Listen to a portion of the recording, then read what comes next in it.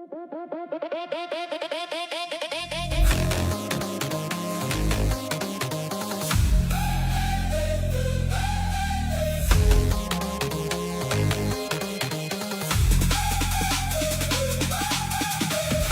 up, pick a lane, one shot, take your place. Eyes up, hands locked in, no fear, let it spin. Countdown, feel that spark. We came here to leave a mark. Fast hands, shot mine, one more round on the climb. Hear it rush, feel it rise. All in now, no disguise. Stay with me, hold the line, hit the edge, cross the line. Go hard now, go hard now.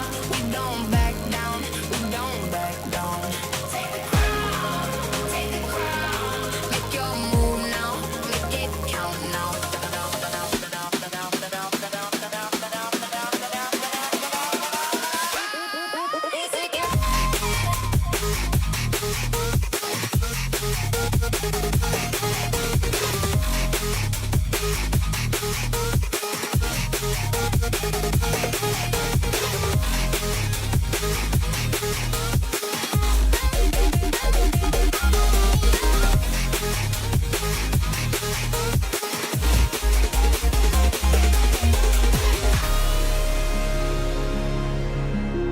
Hear it calling from the dark. Rise again, rise again. I won't break here.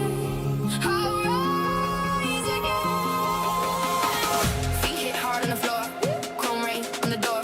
Your eyes ain't one thing more. Come on, come on. Speed up in the dark of the room. Hands up, cut through the bloom. I move like I know the tune. No fear, no fear. Boot up, pick your lane. One shot, take your place. Eyes up, hands locked in. No fear, let it spin. Count down, feel that spark. We came here to leave a mark. Fast hands, sharp mind. One more round on the climb. Hear that rush, feel it rise. All in now, no disguise. Stay with me, hold that line. Hit the edge, cross the line. Go hard now, go hard now. We don't back down, we don't back down. Take the crown, make your move now, make it count now. We don't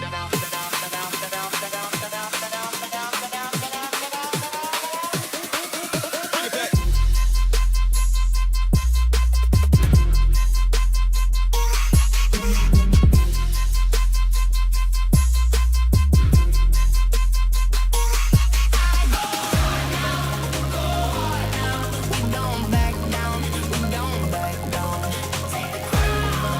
Take the crown, make your move now, make it count now.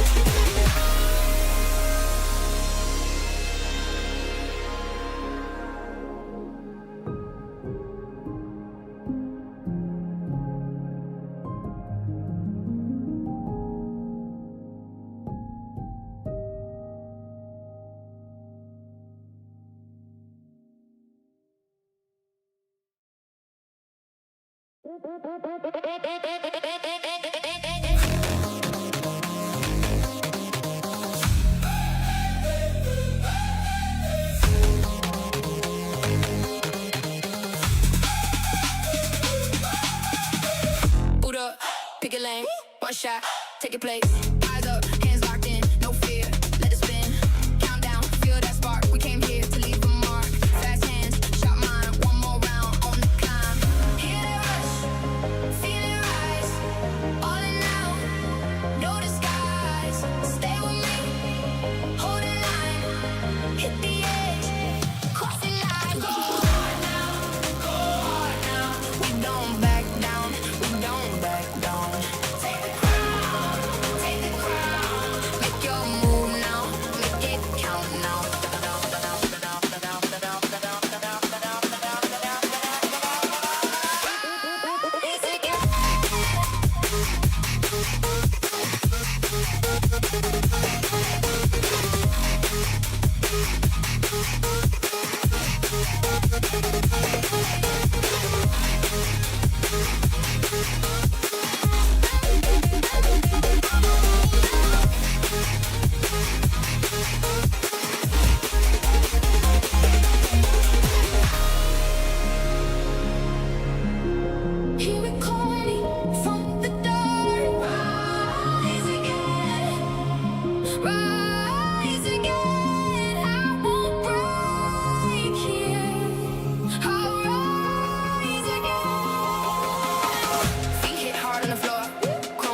from the door.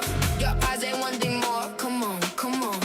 Sit up in the dark of the room. Hands up, cut through the bloom. I move like I know the tune. No fear, no fear. Boot up, pick your lane.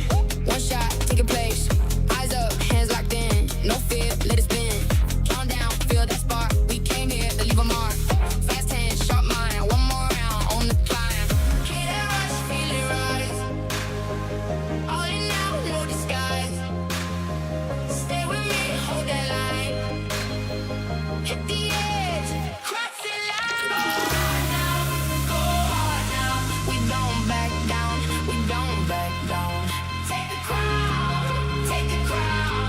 Make your move now, make it count now.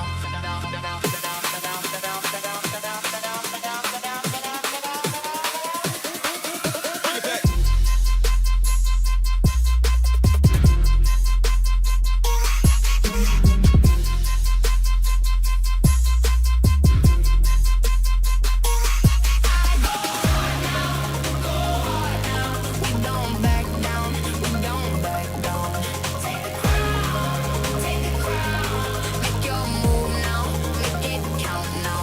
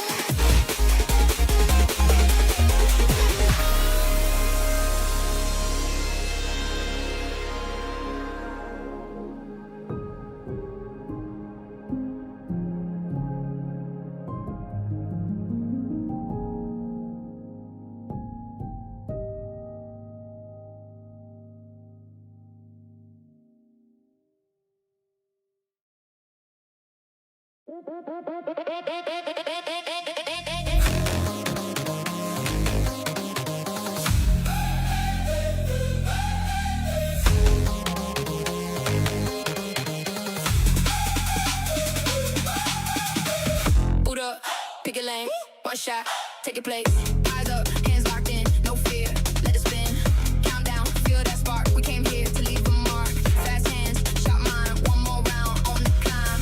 Hear that rush, feel it rise. All in now, no disguise. Stay with me, hold the line. Hit the edge, cross the line. Go hard now, go hard now. We don't back down, we don't back down. Take the crown, take the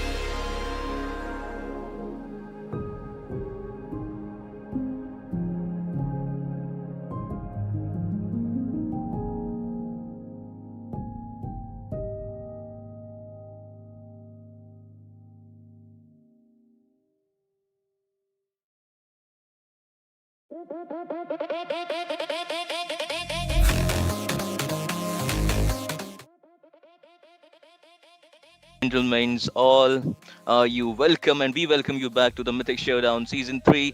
Today is going to be day 4 for the Swiss stage bracket, and we are back with the action. So we will be, first of all, my name is Solski. I will be your caster for the game number 1 of the evening, and joining by my side is my beloved brother, Mr. Ray. And love the background, by the way.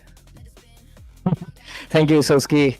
Brother from another mother, right? But yeah, we are going to be looking forward to tonight's matches, especially considering we have a very stacked up schedule. Yesterday, we faced a lot of tremendous issues with by the game servers itself, which obviously delayed a lot of matches, but hopefully we are able to host a few tonight. It does seem like a lot of the major servers like the West Bengal and Mumbai are still under maintenance, so it looks like the players are going to be playing on the Delhi server, which is going to be, I guess, giving a lot of, what do you say? And most of the players are from Bengal server itself, so it's going to be causing a lot of, you get my point, right? The ping spikes are going to be causing them to feel uncomfortable and play in a very bad spot, but hopefully, yeah. Yeah, the game will not feel as smooth as they thought that it could be. But you know what? Yeah. You gotta deal with it because, what we can do. This issue will be resolved so quickly. But before it resolves, we need to conduct our matches. So today game number 1 will be between, you know what, right? You and me have our predictions. So today is going to be between Team Yama Esports versus Team The Curse. So I know that what you have predicted for the first game, so I have gone for the opposite side. So we will be going into the drafting phase real soon, boys. Before that, gotta ask Ray, what are your predictions for this game number 1? I actually haven't really gotten the chance to see the Curse play it out yet. At least, obviously, cast for that game. So, my my opinions on them are going to be very neutral. I'm hoping to see what they can perform. At the same time, Yama Esports, of course, they have gone through a lot of ups and downs. Obviously, they have been rebranded, they have rejoined squads, different things. But since this is Mythic Showdown Season 3, they had to come back together to obviously, because you cannot obviously change your complete roster as a Mythic team. You have to play it with minimum of 3 players from the previous season. So let's see how they're able to, of course, make it this time around. And this is the loser brackets, was it? I believe? Like 0-1.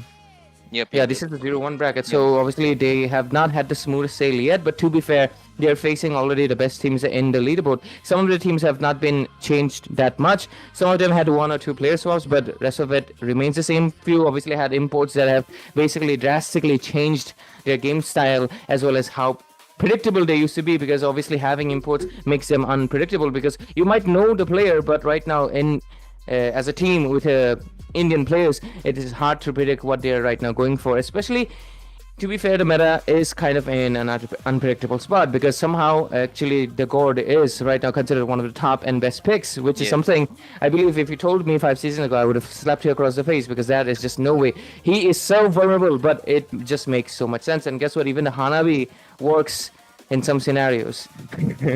I will give you one of my picks. If we're talking about mid lane, so as you mentioned that God is being one of the top, I think he surpassed, I think, your favorite Zushin also. And also, I would like to talk about the God lane. And before that, she's in a different category altogether. yes, I mean, okay. It's called WIFE. Yes. Oh, okay. My bad. I will take my words back, my boy. But you know what? I've got to talk about these losers bracket, as you said, 0-1 bracket. I think Team Yama Esports faced off against Team GodLike, and if I'm not wrong, they got defeated by a very big margin. So I hope the teams learn as they progress through this tournament, as well as the Team Curse as well. I have seen them play not that well of a gameplay, I suppose, but you know what? Sometimes you just can't perform. So we have seen many of the teams that can't perform in the starting season. When the tournament starts, but as the tournament progresses, they start to feel, they start to grip their hands onto their battlefield, grip their hands into this, the momentum and the face and the team, the kind of team they face off against. So I would like to see how these both teams have actually, fabricated themselves for this game number 1 of the evening. Yeah, that is true. Actually, we've seen quite a lot of teams that somehow really struggle to build up a momentum, I guess, because maybe they're starting off at 0. They need to obviously first, I guess, walk and then put their pacing to run, and that's when we obviously get into that smooth sail that they are looking for, or maybe not just sailing, they're going to be racing through the track, and that's what we exactly need. But what was it again? I remember. I feel like I've seen the curse actually play out once before. I might be Yeah. mistaken, but anyways, I'll recheck the roster. Sorry about it. But anyways, hopefully the draft starts as soon as the timer stops. But hey, there might be a few seconds of delay or anything. But until then, yeah. Solsky, nice headsets by the way. It matches with your hairstyle quite a bit. I mean, this is a very good head style, you know. Oh, I think there was some change so in the camera, but yep, There we go. we're back. We are back with the drafting phase, boys. The curse on the first pick, Yama Esports onto the right. We are gonna see the first band that is going. Okay, am I seeing a Mia and a Rafaela band? Hmm.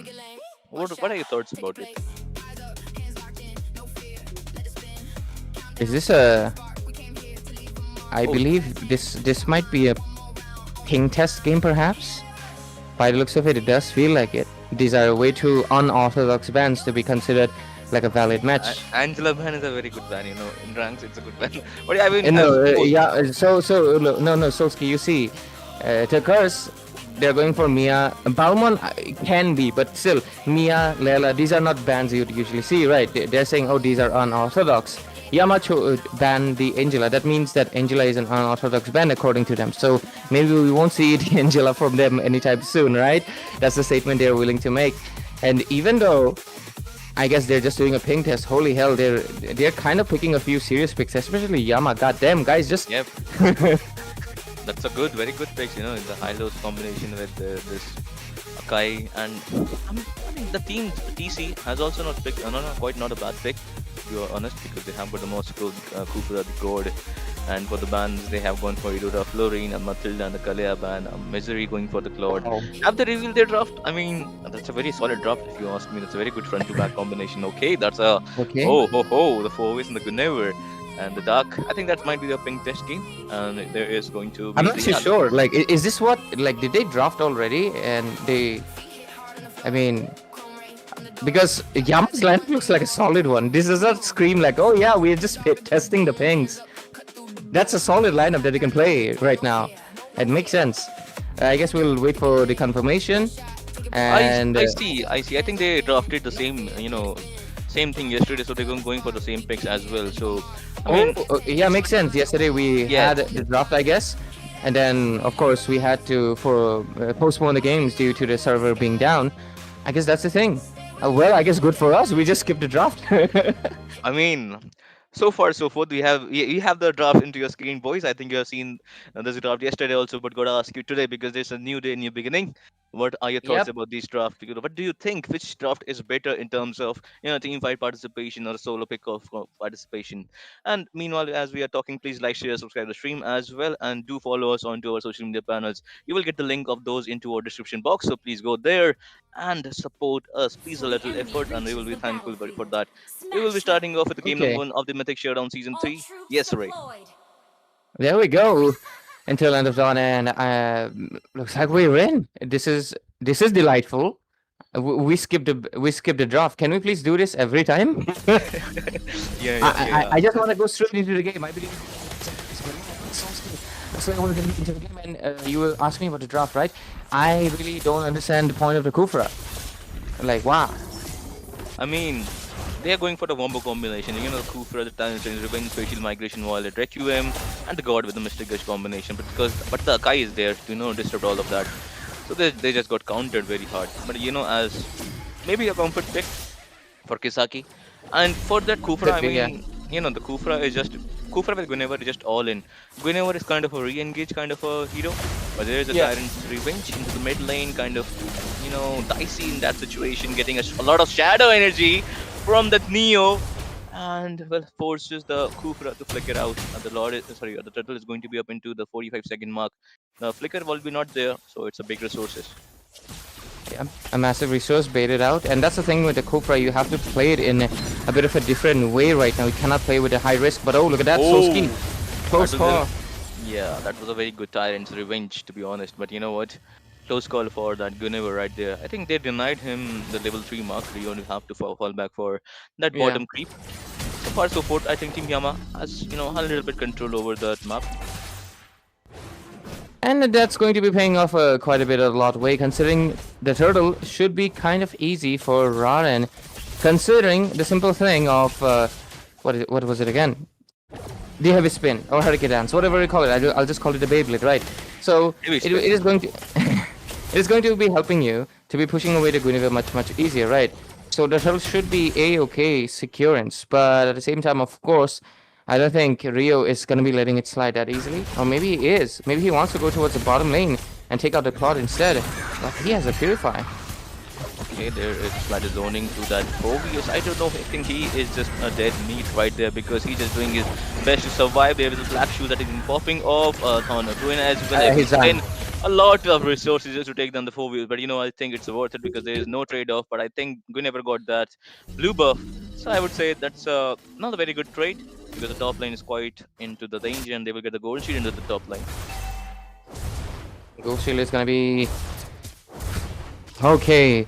So they take out the Phobius and they get the turtle. That already paints a good picture of the fact that Yama Esports have gathered a decent start for them. Is this a head start? I don't think so yet.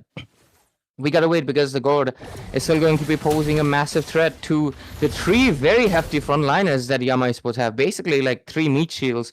God is gonna be shredding through that with the glowing one and the wishing lantern as soon as he gets it, and not to mention the true damage from the Mystic Gust, right? But that's the thing, isn't it? You gotta scale up as soon as possible. And for now, the Kufra is not gonna be able to provide much substantial into the team fight until they, I guess, play for the pickoff. But guess what? That's going to be 2 Purifies on the squishies themselves. So your only option is to, I guess, go for Raden or Dark, or maybe just pick off Papi Shrek because he's going to be the lowest level to the compared to the rest of his team due to being the roamer, and just, I don't know, pick him off. Is that what it is? Yes. I mean, you can use your Wallet Requiem combination to that, high-lows. He will not be using his Glorious Pathway.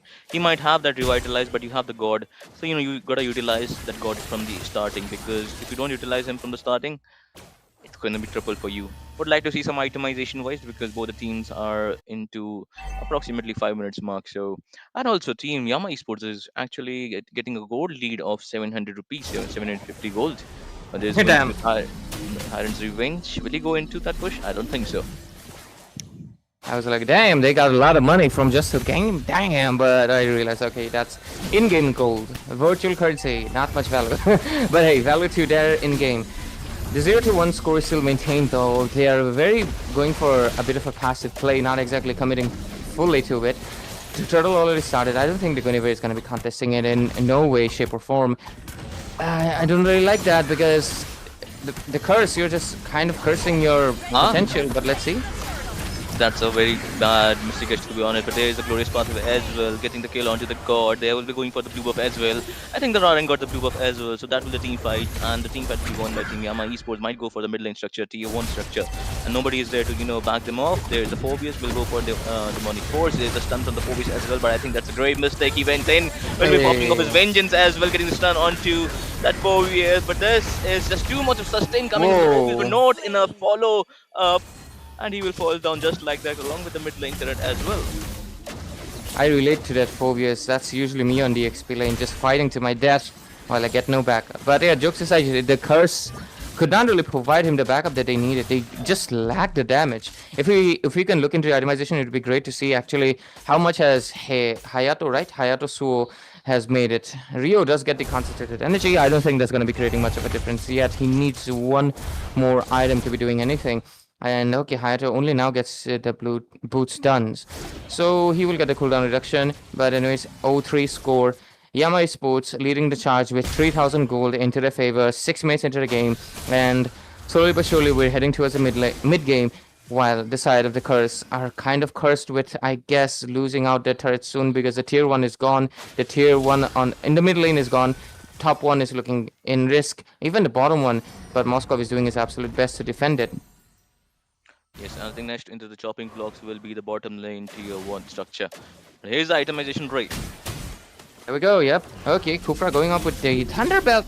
Not a big fan of it. As a roamer, you do not want that item. I mean, you let your team do the damage dealing part. God has gone for, of course, the full CDR. The spam is high, but the damage, it's gonna take a few seconds. On the other side, though, Claude with the DHS done, right now building towards the coach, and I would much prefer the Golden Staff. So yeah, Yama, their goal laner, is much ahead and doing much better. Okay, we're gonna be getting the prediction right now. Looks like I chose Yama, you chose Yama. Okay, Fredo chose the curse, while Ashley actually also went for the Yama. So 3-1. Oh, top. I think that was an off-camera kill, and the first kill will be getting from the side of Team Curse. It will be of the on the dark. But I think they were going for that top lane structure buy, but there is a glorious pathway. Heavy spin, blazing duet, Misery, what a good follow coming into the Misery, but that's a good spatial migration. But I don't think so. He has avoided Requiem to follow up, and I think that GG is for the top lane structure as well. Again, the Team Curse is losing on to the trades. I would say that something is better than nothing, Ray. Yeah, something is better than nothing. Anything you gain from any of the engages is going to be meaningful when you're behind almost a 4,000 goal right now. They are already impacted towards the bottom lane, mid lane, and even the top lane is gone. So just pick up anything you can get.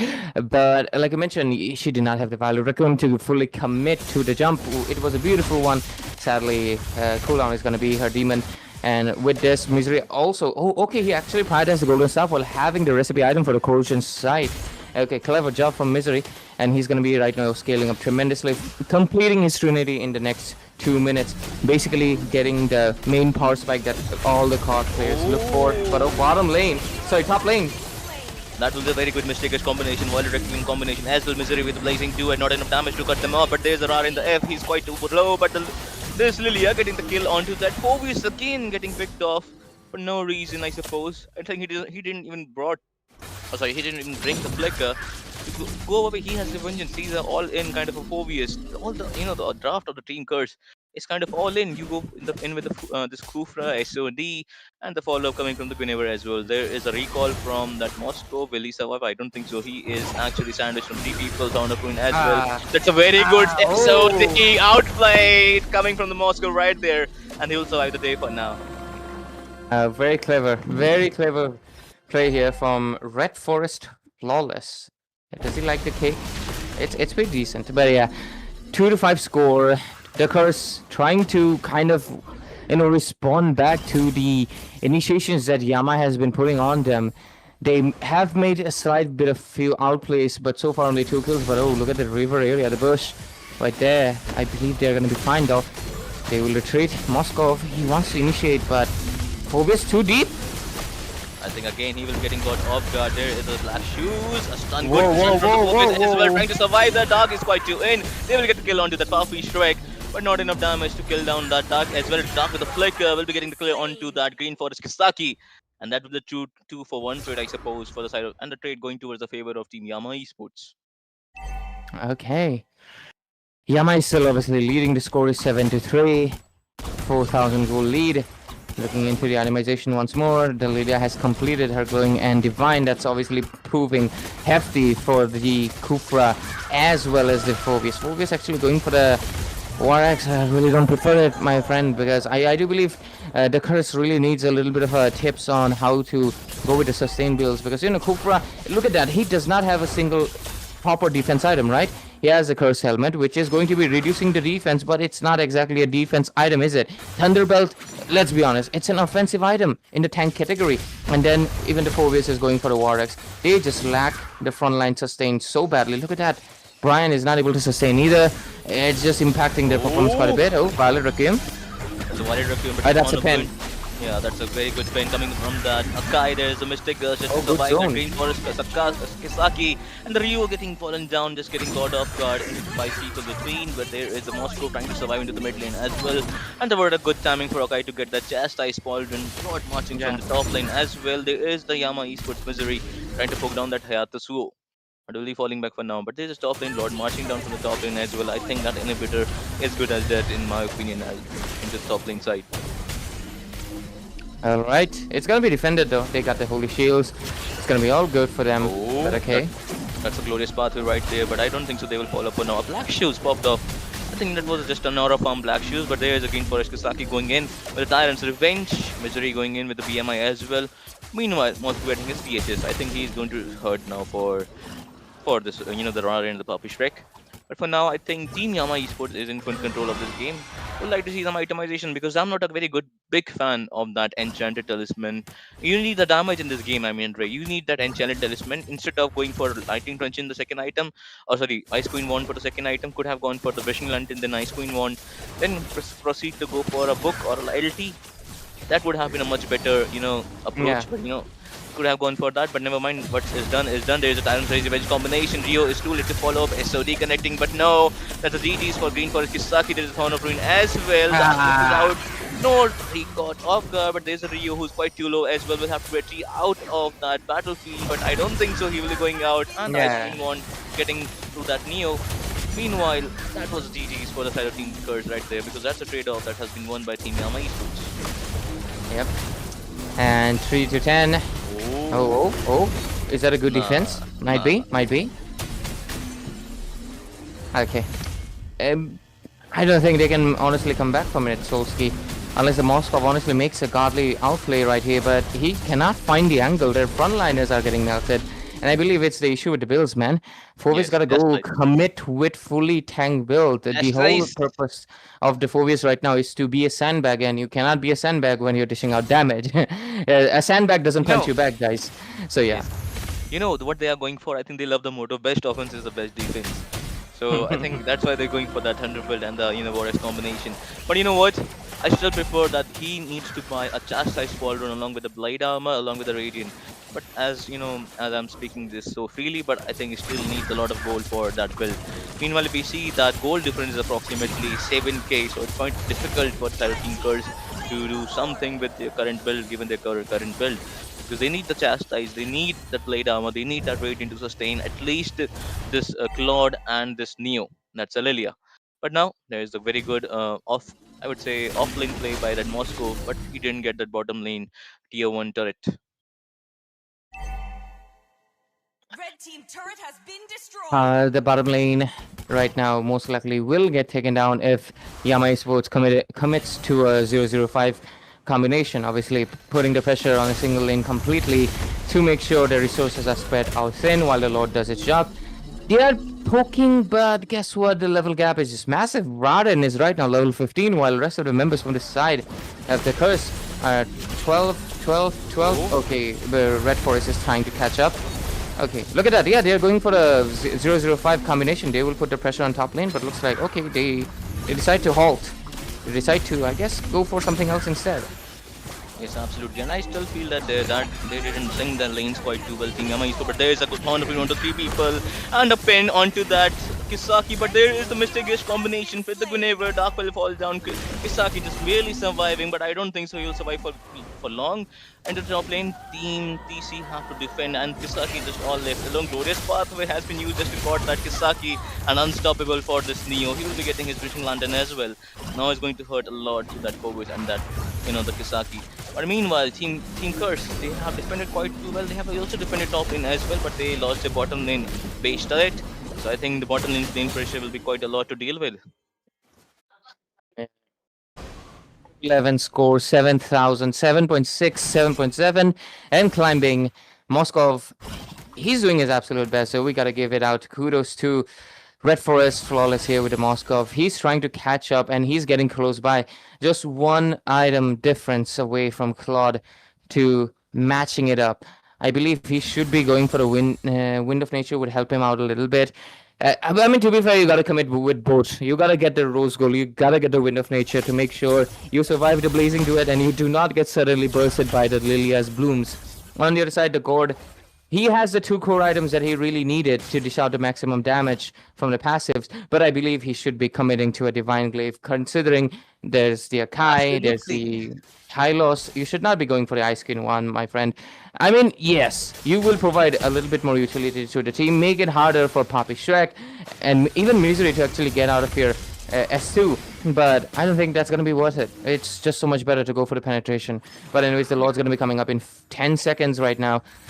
TC are not in any position to combat it, but do they want to actually go for a Hail Mary and just screw it, we're going in?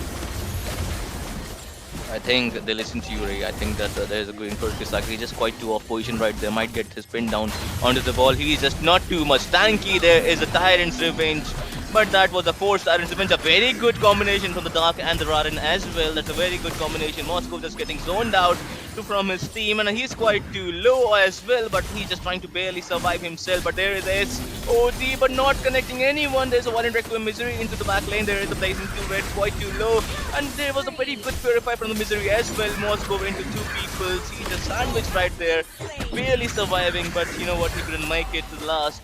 Now 3-for-0 trade by the side of Team Curse and Yama Esports. Yama Esports winning the trade into the top lane side. There's a lot of minions coming in. There is the fire migration combination, but he didn't commit fully. There's a Brian Phillies going through in. He's quite too low. Mega kill for that Misery. And there's a Green Forest Kisagi coming back. There's a Silence Revenge Rage combination. 5 people, but not enough follow-up. And he will fall down for now as well. And there's a pin onto the ball. And I think the base red is always open right there. I think that GG is for the side of Team Curse.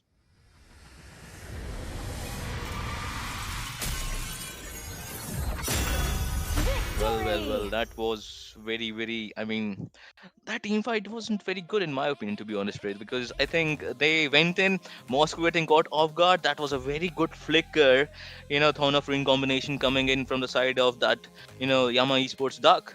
Absolutely well played in the last team fight. I thought that they have some beacon of hope with that Moscow, but how they zoned him out away from his team was just immaculate.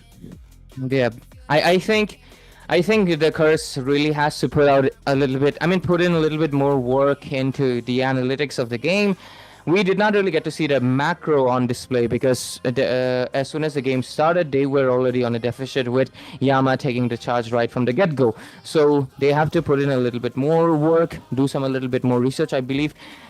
Sometimes teams focus so much on the advanced things like improving their micro or trying to get their rotation set up. They make rookie mistakes at the most basic things. For example, the builds. I hope they can refine them. We're going to be getting the MVP into Neo. Someone obviously new into the mid lane scene because he has been playing the other roles. I have seen in jungle.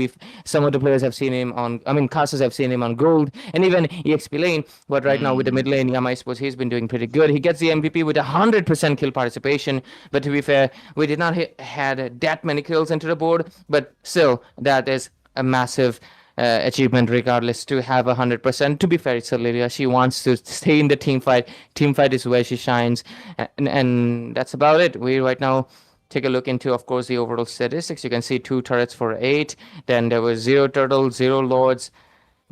Guinevere was catching up to the buff amount. To be fair, it's because Akai is a tank jungle. Tank jungles, they do not like to farm. They like to engage.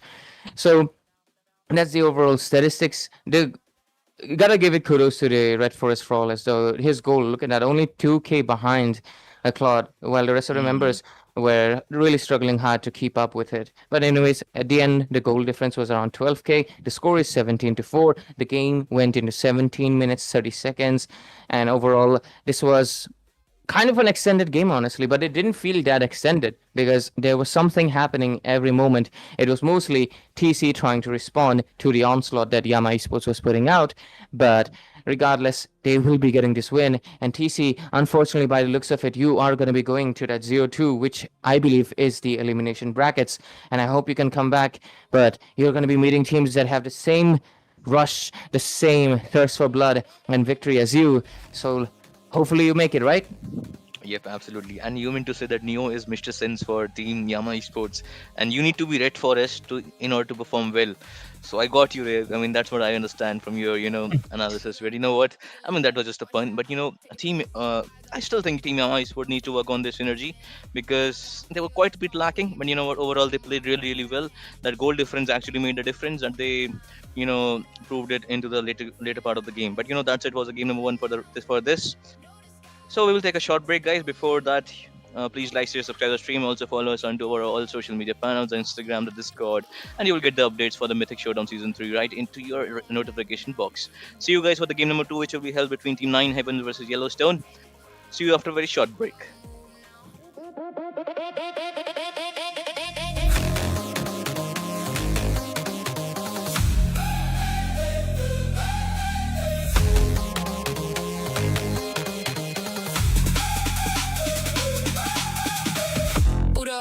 Pick a lane, one shot, take your place.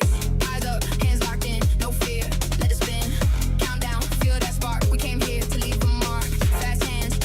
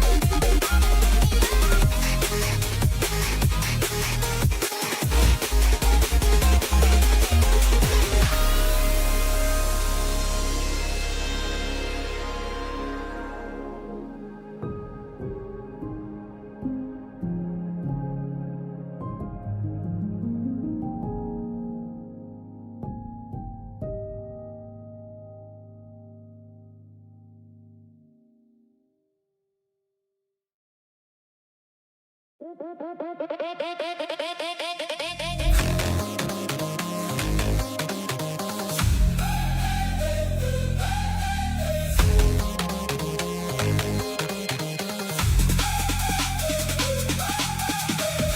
up, pick a lane, one shot, take your place. Eyes up, hands locked in, no fear, let it spin. Countdown, feel that spark. We came here to leave a mark. Fast hands, shot mine, one more round on the climb. Hear that rush, feel it rise. All in now, no disguise. Stay with me, hold the line, hit the edge, cross the line. Go hard now, go hard now. We don't back down, we don't back down. Take the crown, make your move now, make it count now.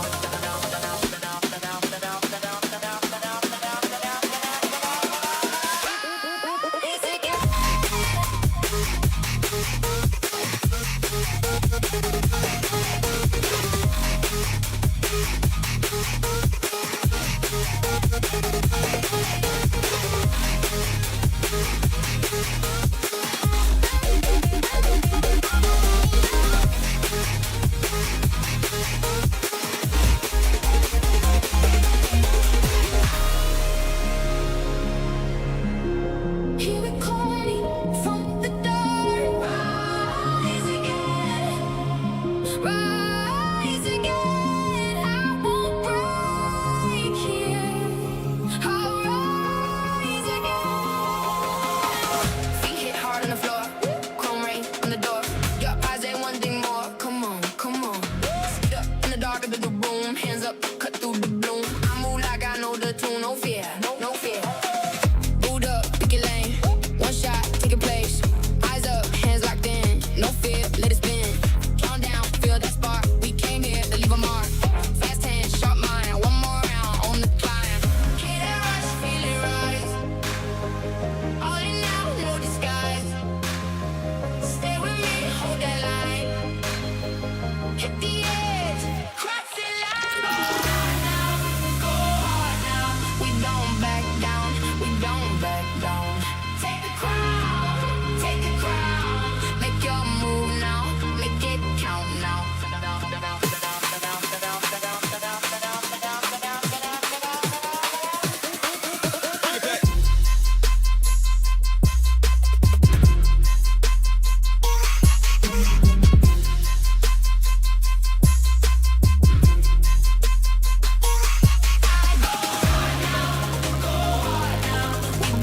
we don't back down. Take the crown, make your move now, make it count now.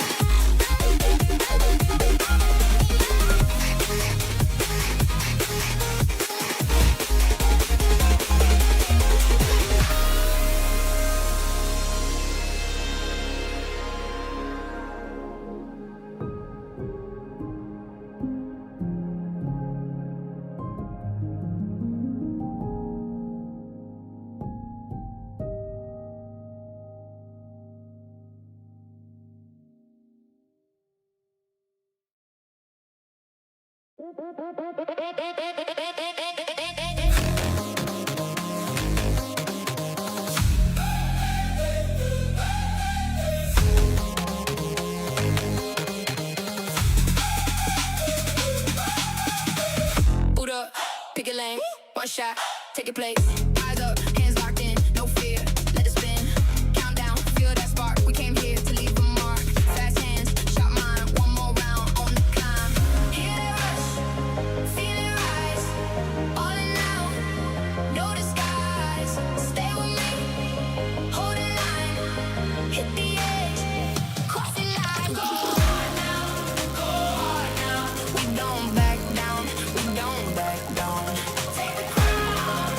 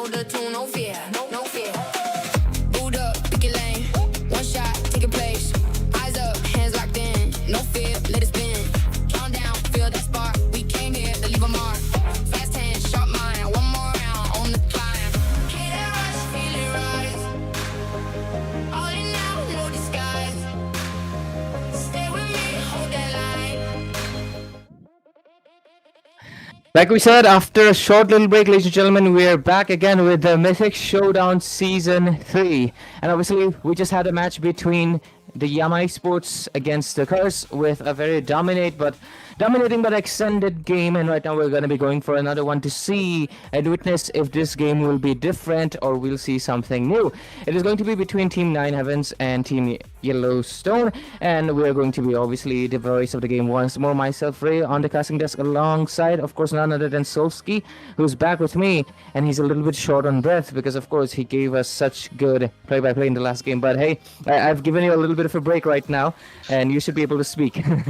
Yep, absolutely, man. Look at me blabbering right now. Thank you, Ray, for that wonderful action. And as you said, we are back with the second game and with a short break as well. And I think um, these both teams that are going to play, and team I've seen Team Yellowstone play, and I haven't seen Team Nine Heavens play, but this is my first game that is going to witness it.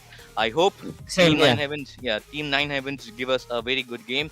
This is going to be the 1-0 bracket. The whoever team loses will go to the 0-2 bracket, and that might be the elimination for them. So that will be the last chance.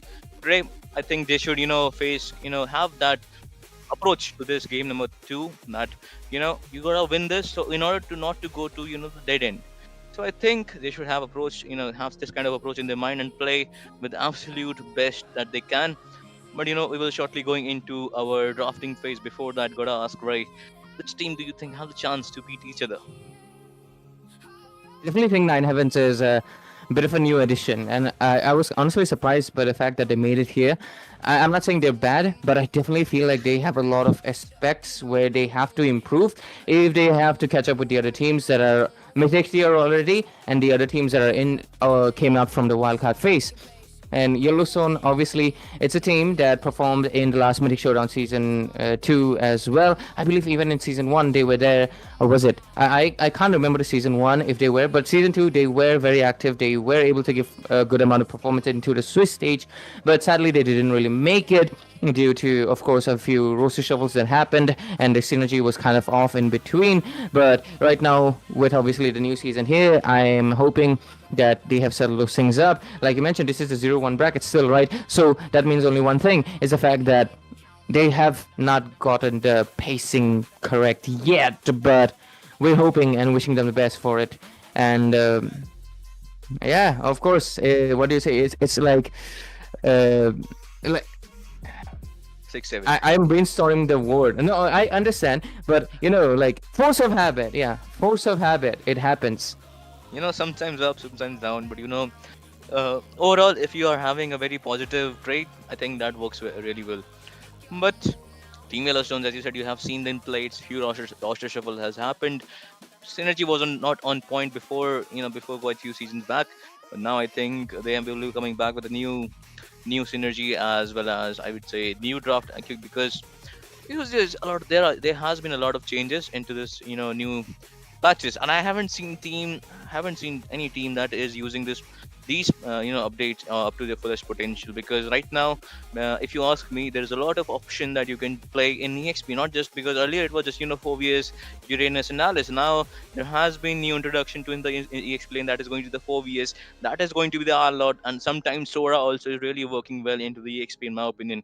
So you have a lot of opportunities to pick any good heroes even into the gold lane. I think you haven't seen a Brody popping off in this tournament, but I still think Brody is such a good hero to work against Claude, because Claude is the only hero that is being into the meta and has been consistent throughout the seasons, that has been into the meta. But I still think the biggest weakness for the Claude is just that burst damage that has been given to you in the form of Brody, as well as that's why people pick Harith against Claude, because he has a burst damage. Moscow, surely it works well into the later part of the game, but early game there's a huge dividend that Claude can provide into the early games, because when he gets farmed up, he has that rotation speed with that with that BMI, with the placing duet, with that rotation possibility that he can go from the turtle lane to from his own lane.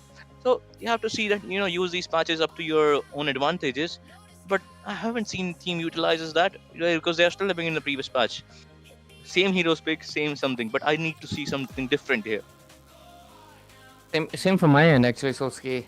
We've been like circling around the same meta picks, and some of the. I mean, I'm not. What do you say? It's not a glaze, but it's. I'm just stating something. Is that a lot of people say like, oh, how do you predict the whole draft like this? Because it's so predictable. These are the same 5 heroes in each lane that you keep circling around and around. Let's go to the XP lane. You have the Yuzhong, Terizla, Alice, and Phobius. There we go. Then into the mid lane, God, Lilia, Zushin, Zetian. Done. Boom. Then go lane, Claude, Moskov. Then who was it again? The Harith. Then we sometimes right now see the new edition, but oh yeah, the carry. There we go. Boom. Done. And then jungle, Suyo. Baxia, Yes. Fredrin, and then you sometimes get the Lancelot and the Fanny. It's just so limited options that it's kind of easy to honestly say what's going to happen. One thing I really like, at least a few adjustments into the last patch has given us a little bit of flexibility. We're slowly getting the few healers back.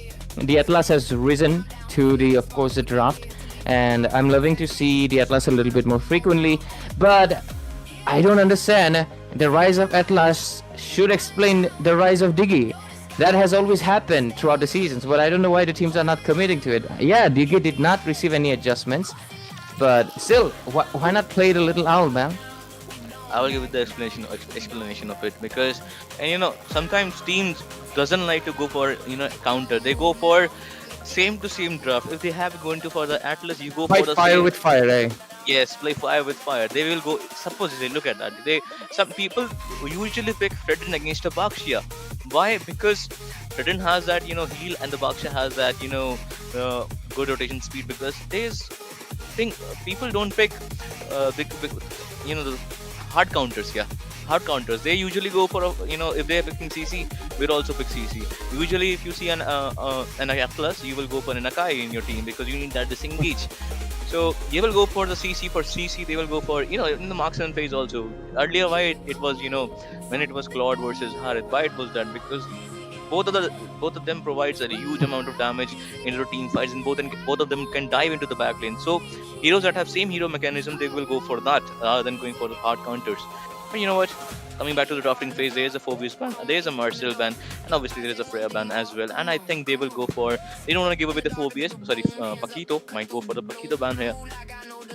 Yeah. Oh yeah, I guess the new edition of being the Paquito as well.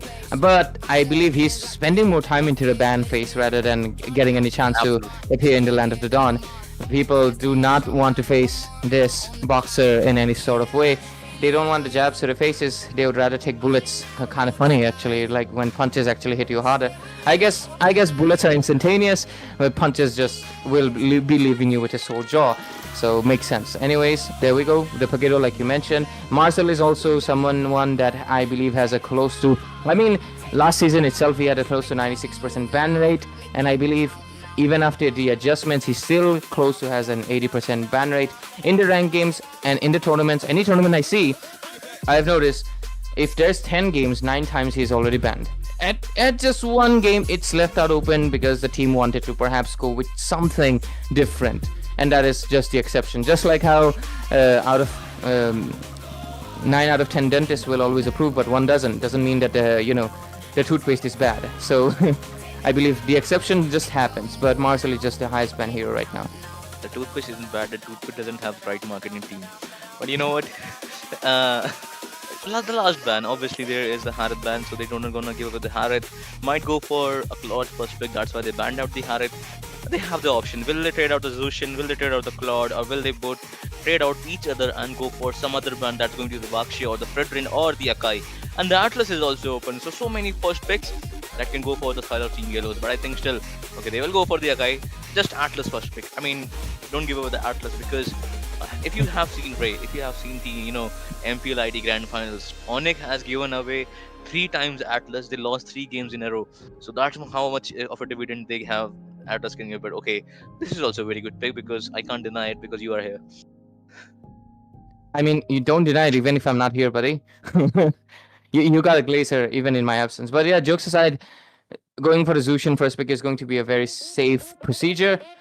And 9 Heavens going with what first pick Fanny in response. I mean, I get it. Fanny's someone that Zushin cannot pick up easily, especially right now with the nerfs. Instead she'll actually be wasting a lot of her resources. But there's still a Moskov, there's still a Kaja, there's still so many options left for the counter of the Fanny. NH, Nine Heavens, why are you committing so early? I think Yellowstone can honestly not fully commit to a Kaja. They can go with the glue and just try to dominate in the mid lane completely. Or they could go for Kalea. I mean, Kalea can easily, kidnap this Fanny from the, mid air. But you know what, Team Yellows have the last two picks for the first picking phase. Have the option for the marksman as well. As you said, Moscow is open, can go for the Moscow, or they can use some other heroes as well into the roaming wise. As you said, Kaja is open. Okay, they will go for the Moscow. Yes, There we obviously go. because Moscow is there. And the last pick might be go for the Paadhaku maybe, or maybe a Kalea, or maybe Kaja. Okay, there's a Yuzhong. Yuzhong too early, I suppose, because could have gone for the All-Lord, because All-Lord can displace Fanny, have very much good potential to re-engage every time with the final slash, have a very good, synergy with that Zushin. I think team, they should just, Superstar should just go All-Lord in my opinion, because he just really works well against the likes of this Zushin and this Moscow. Yeah, the Yuzhong is sitting like a little bit of a sore thumb here. Not sure why Yellowstone committed to this. Like maybe comfort, I guess. Maybe he doesn't want the Yuzhong to be getting banned out. To be fair, Yuzhong will provide you a lot of sustain into the team fights, and guess what? That enhanced Dragon Forms Petrify combination, it can literally pick up 5 people. So that is going to be really important for, really substantial for something like akin to a Zushin with the Crimson Beacon. You can go for a full-on wombo combo. And like you mentioned, if they go with the Paadhaku, it's going to be even more cherry on the cake. So maybe that's the game plan that they're trying to opt for. But like I mentioned, the Atlas is still regardless going to get picked. 100% Purify is going to be coming up into the hands of the Zushin and the Moskov. But I guess forcing it is kind of good as well, because Fanny right now doesn't have to worry about a flicker.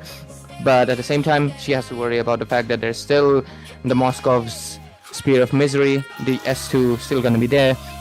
But I believe they will most likely ban out the Kaja and Kalia right here. Yeah, they're going with the Chao. They don't want pick off anymore. And that's the surprising thing, why Yellowstone did not pick up a pick off. I mean, they are playing a mind games, because you have only 2 bans and 1 pick. You can't pick the Kaja or for now, because you have already picked out this Atlas. Again, as you said, 100% Purify rate, but Purify limits your mobility without the flicker, and that's what they want, because they have the Fanny. They want you to go into the Purify. But I just need one more stun. I mean, in the form of Sora or our Lord, because if they can bait out that Purify, I mean that GTs for that the Zushin and the Moscow.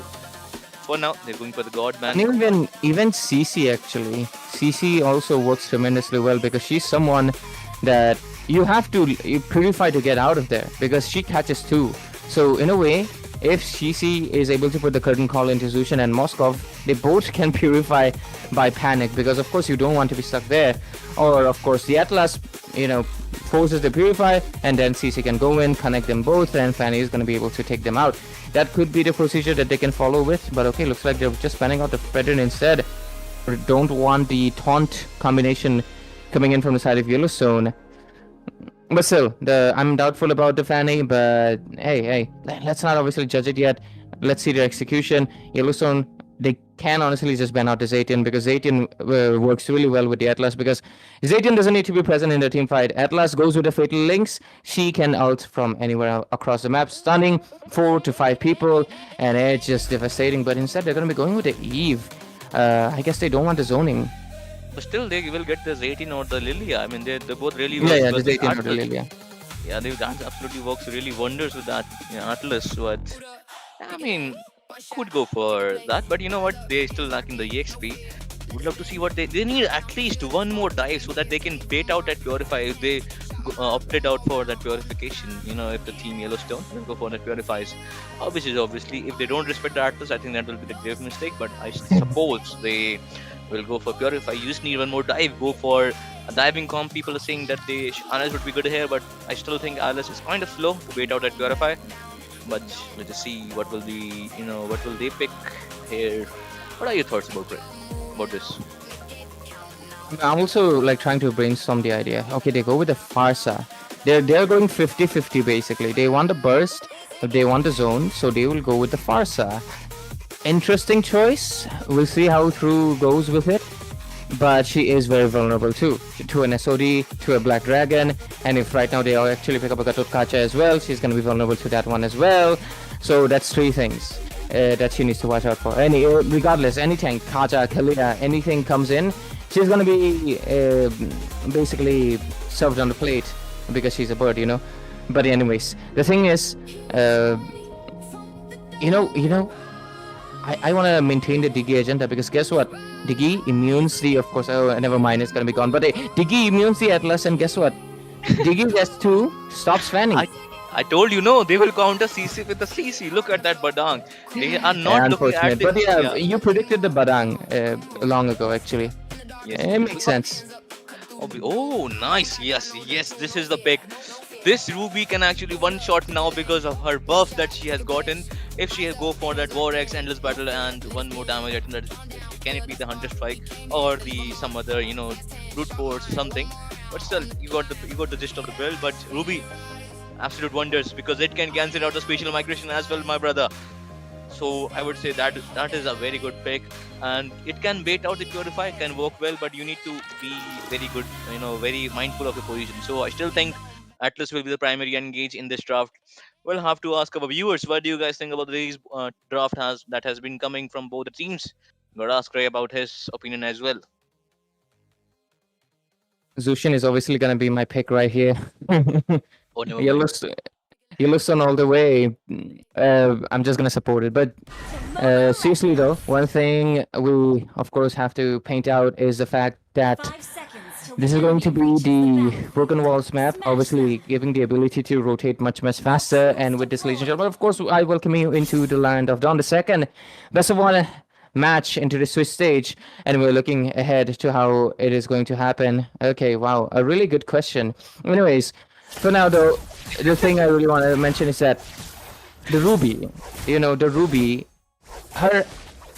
the damage has been buffed for the price of sustain. I am very conflicted. As it just kind of. They're just, as I told you, they will like to go for fire from fire. You got the Yuzhong that is also kind of a damage EXP, and you will go for Ruby that is more of a damage EXP rather than becoming a sustain. But I still think Yuzhong has the upper hand in terms of team fight participation. But the set combination that the 0-2 is gonna give is going to be very better than this Yuzhong. Yuzhong is actually kind of a very all-in kind of hero instead of Ruby. Ruby just can re-engage a lot. She's kind of a lot because she gets her ultimate I am offended. I mean, that's not that I am offended, guys, because the Ruby's ultimate name is I am offended. So she can get her I am offended like 20 seconds or something. So re-engage. No, it's been nerfed. It's 40 seconds right now. That's the thing actually. The Ruby mains hate it. You cannot spam it anymore. Oh, I missed that part. I was reading the patch. I think I missed that part. My bad. But meanwhile, into the top lane, there is I think Carlos will go again. And yes, he will go in again, and that was the cutthroat combination as well. The Petrify just the Petrify just a beacon of hope was there, but no, I don't think so. It will survive now, and then he will be giving the 4+ to the side of Team 9 Heavens. Carlos with the confident pick into his main is going to be obviously capturing the kill into Yuzhong, who's super vulnerable before the level 4. Forcing, of course, Baro mid lane. That Requiem doesn't even connect. I think she didn't even use Purify right there because that's a very good discipline coming from that Farsa. Yeah. You can see in the top there's I'm offended again. Again, the Carlos will go in, but he has got his Black Dragon form and will be having necessary discipline not to panic and will not use a Black Dragon form in the top lane. Yeah. And right now, by the looks of it, the side of 9 Heavens can combat the Turtle, but the Guinevere does have the kind of a better option. But let's see what happens. Zoning is really good. Fanny looking for a window, I believe. There's a fish break crack combination from the Fanny, but a very good retribution right there from the Guinevere as well. That's a good zone coming in from the Black Dragon.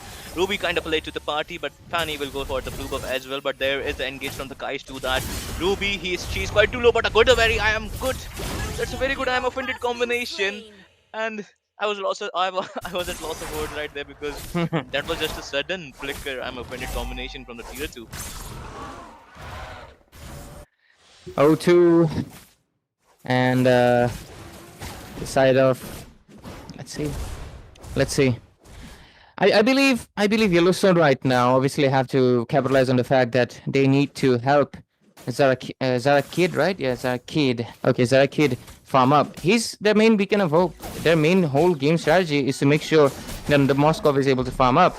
And that's what they're trying to, I guess, believe to do it. But mid lane, There's the Fatal Links combination, Fish Breakdown combination just to, dissipate that. But there's a kill onto that Zushin, placing to it. Beautiful combination coming from the Yellowstones, but no, not enough damage. And they will fall back for now. And that's a very good fly coming in from that Farsa. But again, Kai is quite too low. Will be using BMI just to zone out at Kai's. Again, he will getting the kill onto the Kai's as well. A recall taunt. And this Claude has just got 2 kills into the early games. 1 for 5 scoreline right there. it's not looking good for Yellowstone because honestly the lineup looked like it did have the response, but right now, of course, they're kind of getting dominated by the Fanny quite a bit. And there's a little bit of a taunt coming in from the bottom lane as well. Claude is obviously, yeah, he's just trying to, rage baiting, obviously, trying to force. But anyways, 1-5 score maintained. Turtle's gonna be coming in. Yellowstone, let's see how they respond with this one. Bottom lane, Claude. There is a blazing duet combination just to zone out that Moscow. We can see there is a Lantern player passive rocking out into the mid lane. First crack here, right there. And Leash will have to follow up. But there is a good off-camera kill from that Zara Kid. To that Zara Kid, I mean. And there will be the trade-off for the turtle, I suppose. Fanny will be not reaching to the turtle. And the Claude will be getting his bottom lane shield. And this is the broken walls gang, so I don't think so that Moscow will be able to reach in bottom lane into the right time. If he uses his SOD, I think he might reach it. I think he used his SOD.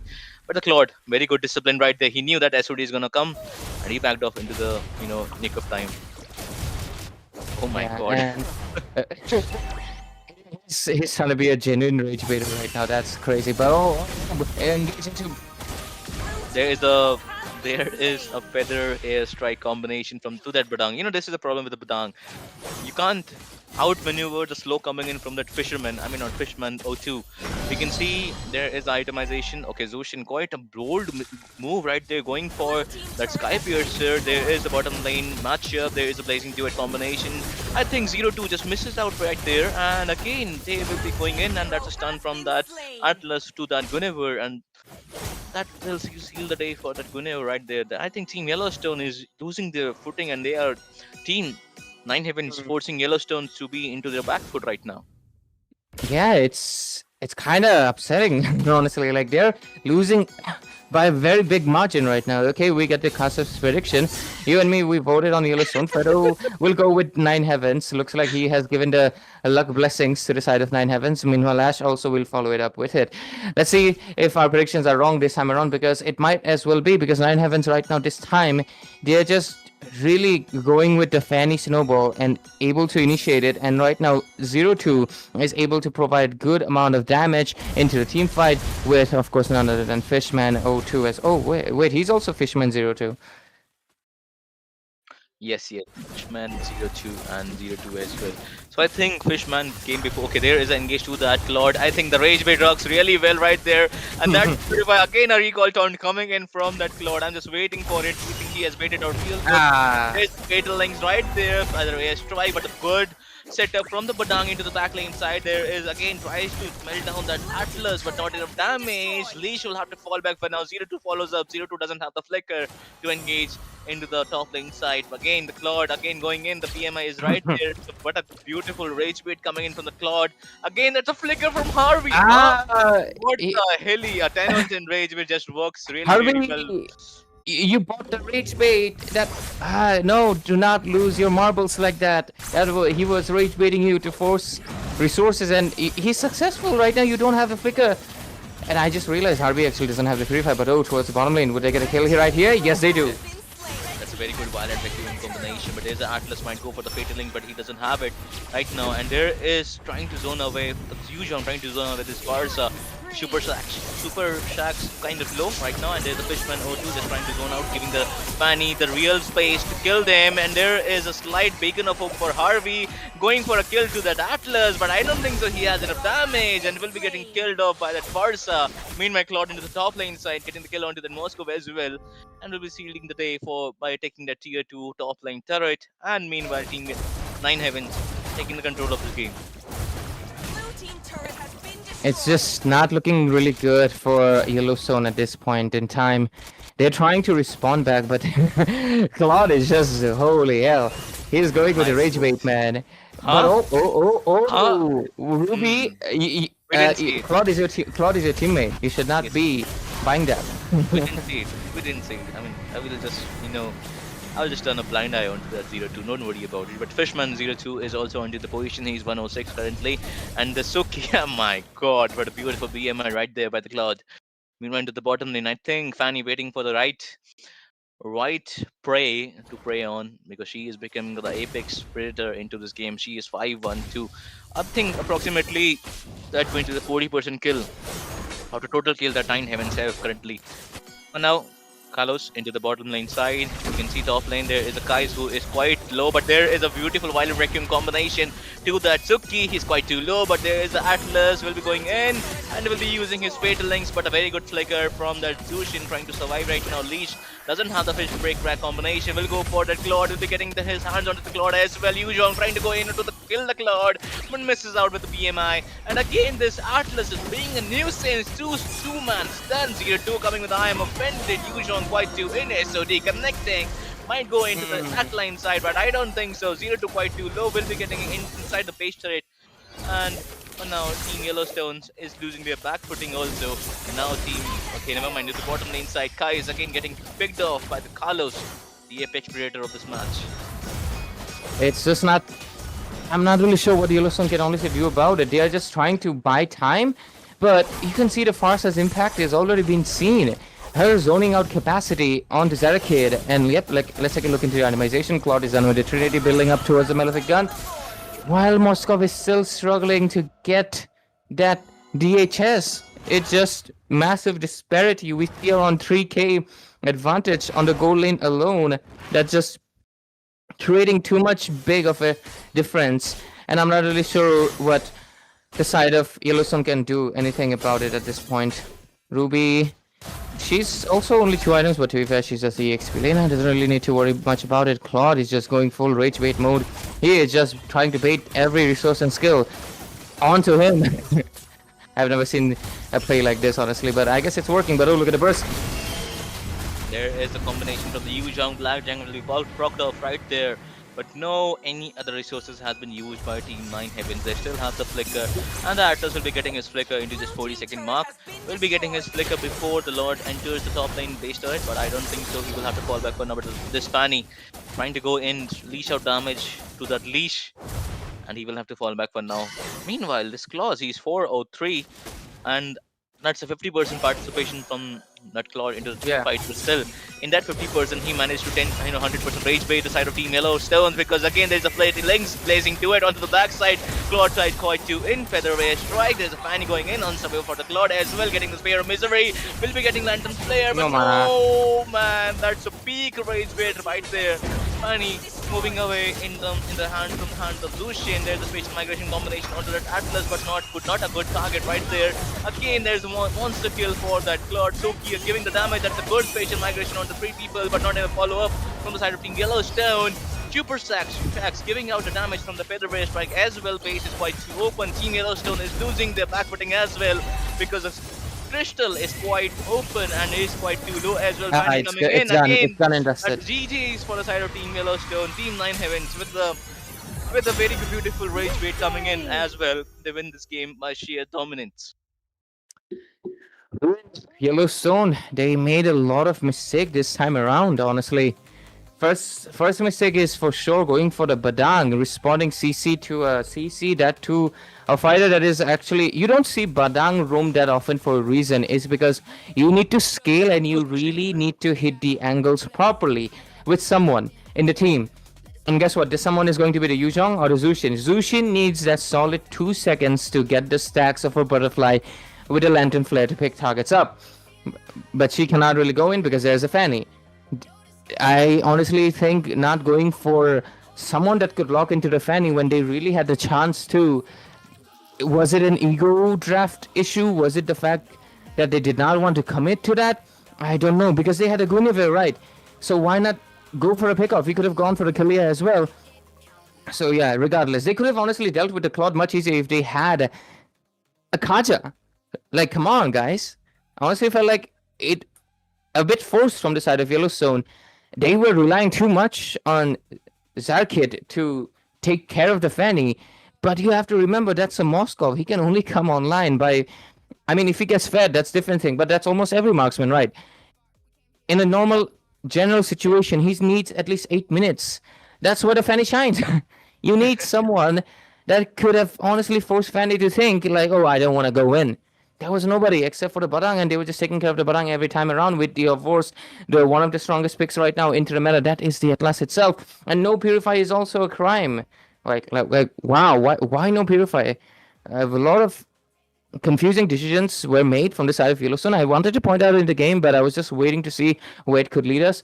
But regardless, the score is 16-3, a pure domination from the side of Nine Heavens. And the side of course, Yellowstone, they are really struggling heavily, and it was a pure one-sided game that ended up really fast in just 12 minutes. If you see into the statistics, there was 0, none, third, second, 8 for the side of NHV. Turtles, though, did go into the favor, but Fanny's someone that does not really care much about objectives in general. She's someone that is more about taking you as an objective. Rest, and the Lord, only one taken. The buffs, not much of a difference, but the goal lead, you can see 10,000 goal difference. We see the damage shells, 36 laid out bare, and the Claude is just way too sky high. He was just rage baiting them completely, and Harvey bought 4 of them. I think they definitely need some refining to do, and it's going to be hurting them quite a bit, and they have to climb back up the harder road now. Absolutely. I think they should add for the Claude one more indicator. There should be rage bait indicator that should be also full for the Claude, because that was a very, very, very good. I mean, that's also that's also very important. If you can rage bait your enemy, they will tend to do mistakes. But you know what? This was the game number 2, guys. Also, before we go, I would like to thank you guys for joining us into this game, and as well as thank you for 20 rupees Senpai, because that you have super chatted us. Shout out to you as well. And also, we don't go anywhere, because we will be back with the game number 3 as well, which will be held between team MKC and team Kon Esports. Don't you think that MKC means that? It means Muniake Club. And you know what, Ray? My one of my good friends is also playing in MKC, so you will also see him playing into action in the game number 3 as guys.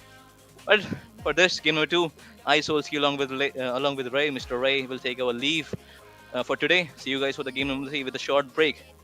And please like, share, subscribe the stream.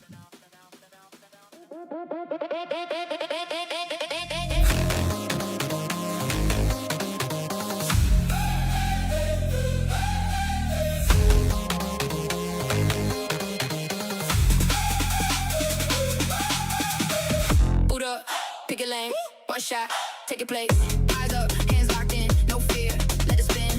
Countdown, feel that spark, we came here to leave a mark. Fast hands, shot mine, one more round on the climb. Hear that rush, feel it rise. All in now, no disguise. Stay with me, hold the line, hit the edge, cross the line. Go hard now, we don't back down, we don't back down. Take the crown, take the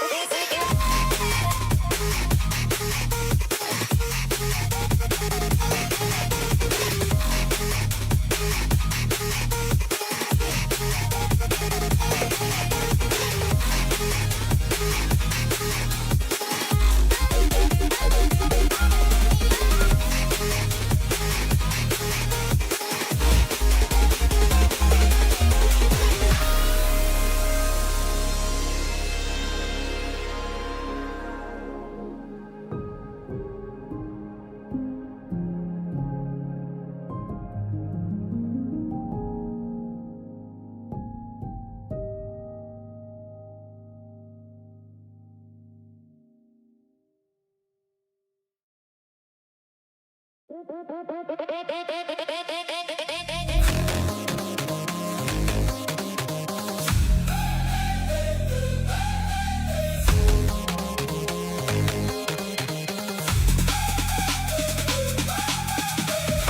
up, pick a lane, one shot, take your place. Eyes up, hands locked in, no fear, let it spin. Countdown, feel that spark. We came here to leave a mark. Fast hands, shot mine, one more round on the climb. Hear that rush, feel it rise. All in now, no disguise. Stay with me, hold the line, hit the edge, cross the line. Go hard now, go hard now. We don't back down, we don't back down. Take the crown, make your move now, make it count now.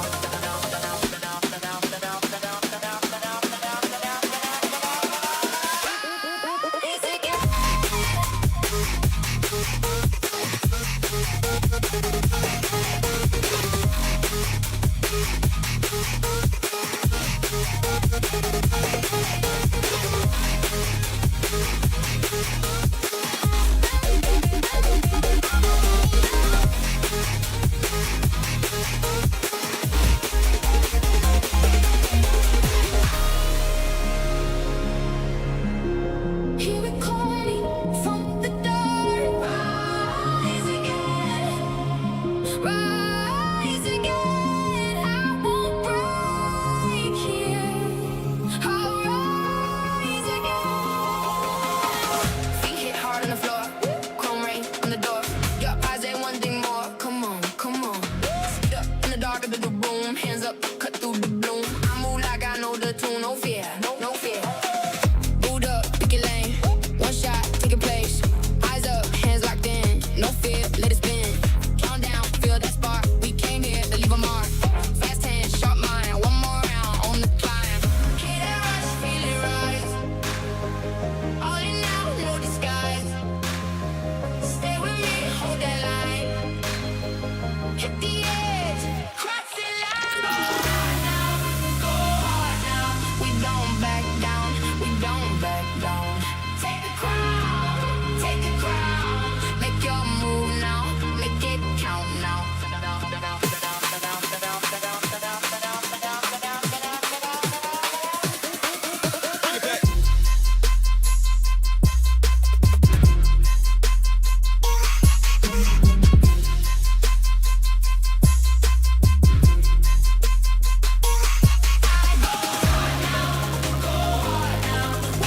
back down, we don't back down.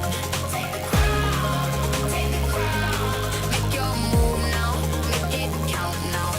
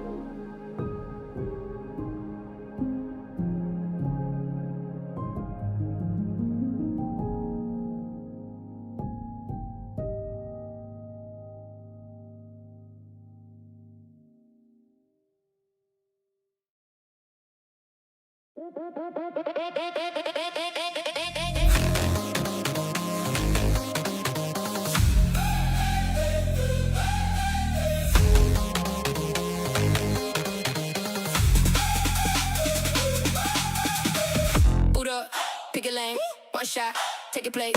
Eyes up, hands locked in, no fear, let it spin. Countdown, feel that spark. We came here to leave a mark. Fast hands, shot mine, one more round on the climb. Hear that rush, feel it rise. All in now, no disguise. Stay with me, hold the line, hit the edge, cross the line. Go hard now, go hard now. We don't back down, we don't back down. Take the crown,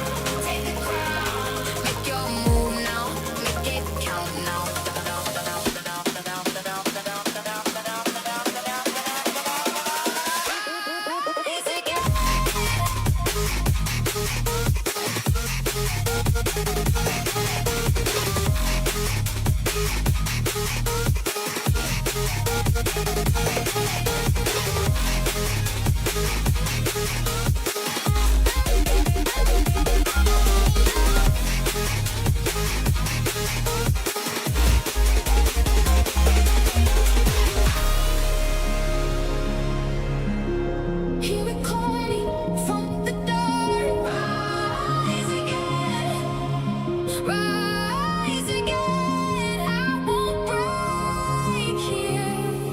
I'll rise again. Feet hit hard on the floor, chrome rain on the door. Your eyes ain't one thing more. Come on, come on. Stuck in the dark of the room, hands up, cut through the bloom. I move like I know the tune, no fear, no fear. Boot up, pick your lane. Hello everyone, welcome back once again to Mythic Showdown Season 3. This is your boy Fredo. Alongside me we have HTZ. And the match that we're going to have now is going to be between Muniaka Club and Kon Esports. Two teams that I'm very unfamiliar about. So HTZ, can you explain something if you know something about them?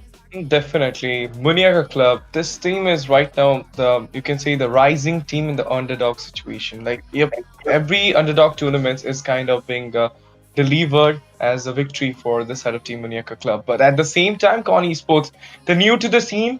They are adapting the styles, and they somehow managed to be in the Mythic Show to a state. So obviously, you can say that, you can feel that they have surpassed already 90 or 92% of the teams of India. So of course, that's why the two of the teams are right now here. But sadly, both of the teams are playing right now the 0-1 bracket. So yeah, they lost their first game. Now they're playing 0-1 bracket, and if they win here, they will proceed towards the 1-1 bracket, and whoever will lose, they're gonna go for a near verse of elimination. You can say 0-2. So yeah. This is right now the battle between the two underdogs teams, and they will prove themselves in this battle forward. But at the same time, I need to know that what strategy Muniaka Club is going to bring here, because so far what I've known about them is, Fredo, like, they love to play aggressive. But what implies this aggressiveness is into their mid trio. Like, the mid trio plays aggressive, but if it fails to deliver, like the last game they played here in the early game of the Swiss stage, they couldn't manage to deliver it, and it was against Team iQOO S8UL. So yeah, they lost from iQOO S8UL to get into this 0-1 bracket, and now they're gonna play against Kon Esports. And if they win here, which I believe, I voted for MKC here because I know, like, they have the temperament set for the wins. Because it was iQOO S8UL, they couldn't manage to do it, but this time I believe they're gonna do something. But I really want to see how Kon going to perform here. Okay, then we have quite an introduction for both of these teams. Like you mentioned, some of them like to play aggressive. Some of them have definitely, went head to head against the big teams like iQOO S8UL. A lot of things to be answered in this coming match. But of course, another thing is both of these teams are probably from the open qualifiers, right? And this time, to everyone's surprise, not even a single elite team was able to qualify from the open qualifiers. As you know, that not all the elite teams are given direct entry at the invite stage. Some of them has to come through the wildcards. So in the wildcard, teams from the open qualifiers were able to defeat the teams from the elite leaderboard, and that's why they have made it here. And right now, even the other teams, like Azalea Bloom is there for one, and the another one is I think Yellowstone, Nine Heavens. So all these teams which have come through the open qualifiers are really, really good, and they have been performing really well. So I think it's high time for the top teams as well to kind of step up their game, because the other teams which are underdogs are already kind of catching up to the gameplay, and they're already providing a tough competition. And I think overall this is a very good sign that our esports ecosystem is kind of growing. The players are definitely increasing in terms of skill and talent, and looking forward, I think things will only become better from here moving forward. But talking about this current matchup, I think Kon Esports, if they can kind of surprise the side of Muniaka MKC. Club. Yeah, Muniaka Club. I think it's going to be a very interesting match. But what do you think? What are some probable bans and picks that we can expect? Are there some players that you know and some of their hero picks that you can think about? I think Muniaka Club gonna ban that Sora for real, because last time Romcom onto that Sora literally gave him a lot of haunted thoughts. The way he played aggressively against MKC, like whatever I've seen from the past tournaments of MKC, I was literally watching them playing aggressive in the early game of the early stage of the game, and then they manage to accumulate it as soon as possible, and then fight back. Not fight back, actually. Goes so easy into the late phase. That's what the strategy, and that strategy just got shattered when they met IQOO SATUL. Of course, like they're the finalist of MS2, so yep, you have to get that much vibe when they're playing against you, definitely, and that's why. But on that day, I believe I was talking with Shinryu. Shinryu was my co-caster.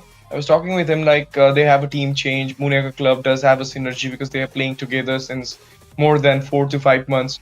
But apart from, like being a new lineup for IQOO SATUL, they somehow managed to defeat MKC. Like this is what experience that they showed against MKC. So I believe MKC had really learned something from the last game because they haven't played against a top team like IQOO SATUL before. Now as they played it, they also featured in the Moba Rising Cup. So I believe all this things gonna help them to achieve more and more in the MS3, and they might gonna qualify in the top 8 league stage. Who knows? Like maybe. But talking about Kon Esports right now, what I've gone through when I've gone through their game yesterday when I was having their casting as well, but somehow something happened yesterday, technical glitches. I couldn't. But now I'm gonna talk about it. They are kind of prioritizing the meta more, the Fedrin, Bakshia, this kind of picks. So maybe we're gonna see some respect ban onto these picks from MKC, so that there will no chance to go for the utility, or maybe they're gonna go for something as a counter like carry, Chushin, which can actually hinder the utility picks. Definitely, Carry and Zushin are good picks to go for. And honestly speaking, this technical issues that we're facing is not something that no one knows about. I mean, everyone knows about it since yesterday. The servers have been acting very weird, especially the Bengal and Mumbai servers, and that's the reason why all the matches today that we're hosting are being hosted right now on the Delhi server. But that's the only one that's okay right now for players to play on. The rest of the servers are very unstable. Some people are not even able to open up their games. So it's a very big headache that's going on for everyone. But even then, of course, the players have agreed to it because, of course, the schedule has already been fixed. We cannot really delay any further, and that's why we're moving ahead. Talking about the draft section, though, the ban section, a lot of fighters getting banned out here, as you can see, Phobius, Guinevere, and on the other side, Paquito and Marcel. Marcel, for some reason, I think it did kind of get nerfed, but it's still very useful if you combine. Very useful, yeah. Heroes. I mean, definitely, Fredo. Like, look at it. Like, even though he is nerfed, his skills are kind of having a little bit more cooldown. But still, like, this guy is taunting each and every time he's starting the game. Like, he is kind of, you can say, gold. If you just neglect the golden hour, he walks like a Hilda in the early phase of the game. He pokes, he zoned out easily, comes in for the safe, for the team safe when you go for the golden hour. So all these things really being, very annoying in the early stage of the game. So for the mid laner and for the goal laner, for the backliners, for the carries, he is kind of an annoying hero. And you can't even catch him up that so easily. So that's why banning it is a proper choice, I'll say. But other than that, they're going to ban that Freya as well. We're going to see the ban onto the Jushin. That's giving the vibe of having a Fedrin or a Bakshia at the jungle. Eve getting prioritized at the first pick. Now I'm maybe a Claude, maybe a Fedrin, or a Bakshia. Bakshia getting picked up here, and along with that, I feel like if you really want to go against the Eve, okay, the Claude does kind of work. Eve is a kind of hero that lacks mobility, and with the kind of mobility Claude has, it can easily mark down the Eve, especially in the team fight after the RWM has been used. At the same time, Bakshia also is very mobile, so I think Kon Esports here are trying to go for a lineup that's team fight at the same time is very mobile as well. So let's see what kind of mid laner they go for. I feel like the mid laner that Kon Esports will go for is probably going to be a Farsa. The Farsa might work really well here, considering Bakshia and Claude already have a lot of mobility on their side. Combine it with the Farsa as well, a lot of mobility that Kon Esports can work around with. Munia on the other hand, are going to have a, they just want to fight head on because Eve and Carry by themselves, they deal a lot of slow because of their skills. At the same time, the damage as well in the late game is going to be very, very high. Especially Eve, right? You don't even notice the kind of damage that she deals in the late game. The Void Blast can actually melt down the tanky frontliners very easily once she gets that pushing turn on herself. So let's see what this mid lane pick Kon Esports are going to go for. Are they going to go for an EXP here? What do you think? Maybe not the EXP, but onto the mid, I believe, because somehow you said about the Farsa, but I think Kimmy or God, and there you go, the God is getting picked up here. I was actually, hoping for this God or a Kimmy because you need something highly burst or a DPS kind of thing into the mid.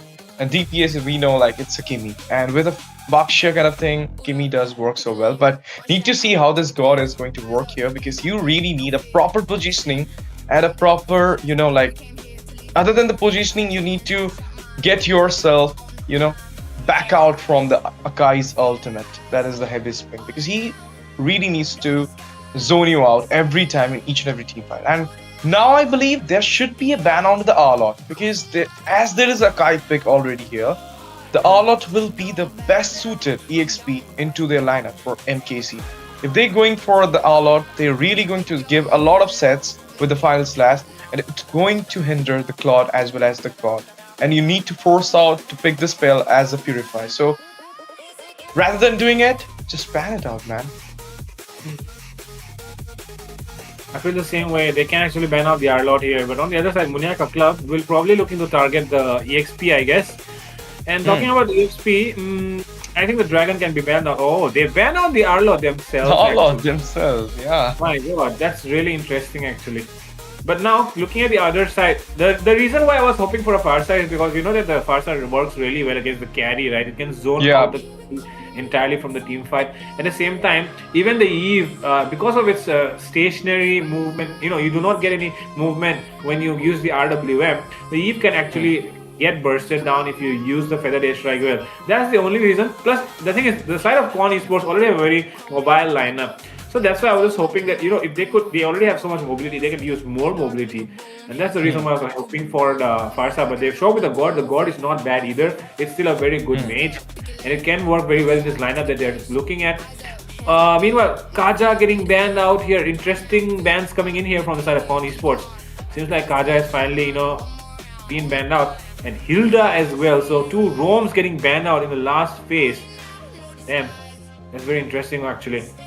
And okay, Dragon and the Claude. Very huge dive coming here from Kon Esports. It's a very, very huge commitment dive lineup that they're looking for. And this is not a thing I need to say it here, but still, Muniaka Club is someone who might gonna go for the EWC as well.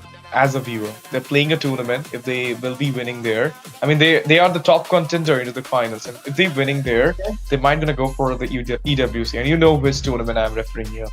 The GodLike tournament. Yeah, yes, that tournament, and they're doing so well there with Shadow Esports along there. Two of the teams are here in the top 16 of Mythic Showdown Season 3, and they're doing so well there as well. But here you are, Sora with the Hylos. I was thinking about the Sora pick. It kind of gave them a nightmare that day. But it was in the hand of Romcom, doesn't matter. But Hylos coming in here is actually having a lot of sustain, and nobody's there to deal the burst against this Hylos other than the God. You need the backline hindrance to reach out the backline. That's why you went for the Sora. And I know that Ziwi as well as, that is Legion. Sorry, not Legion, Great. He does play so well with that Sora. And I was hoping for him to go with the Phobius, as the Phobius was not available. He went for the Sora, but now the glue is also here as the Roam. So what exactly Team Kon Esports is lacking here is, I feel, it is the amount of crowd control. Like, look at the Yuzong. He's going to zone you out, but it's just the double petrify combo he's gonna use as a CC. And if you're gonna talk about the glue, he is there to hinder the backline, but into the team fight, if he gets out, then you're kind of getting a lot of taunts. But look at it. Kon Esports does have so many familiar names: Blade, Skyzen, and Rim, of course, Win, Abstract. So it's kind of a team which is a mix with Zohunt, you can say. A part of Zohunt, yep. Yep. I can understand that. Rem is there, Win is there, Blade is there, Sky's in here from Peak, and Yeah, there's Abstract as well. So I think it's a pretty mixed up lineup of the Zohunt and the Peak to Plummet, you can pick. say. At Yeah. the same time, on the other side, Muniaka Club, like you said, very new but performing very well in the other tournament going on right now, which is called Ground Zero on GodLike, right? So yeah, the other tournament as well, they're performing really well there. If they have made it to the finals, they definitely have not made it there without being a very good contender, right? They definitely have, put up a very A game, and that's the reason why it has been working that way. But here we are, ladies and gentlemen. This is going to be the first game, and of course, the only game that will decide who will move forward into the upper brackets. Muniaka Club versus Kon Esports. And you're watching it live on Mythic Showdown Season 3 on Wardroom Games. And right now, mid lane, already pressure getting built up here. A lot of poke going on here. And look at Zui, he's just trying to push out everyone. But oh my god, I think he's stuck here. They don't want to go for that tortoise positions, but he doesn't have it right now. Look at it, the penetration circle comes in, Revitalize popped up as well. That's a good stun coming in as from Rim, but that will be the retaliation from S Deflorator Oh. as well as Zui. Okay, S Deflorator is actually going a little bit ahead, overcommitting, but he'll be fine. He'll just be fine for now. At the same time, if you think about this carry versus Claude matchup, you know that the carry usually wins it out if you play it well, right? Even if the blazing duet, the Claude usually gets bursted down if the spinning light wheel is on.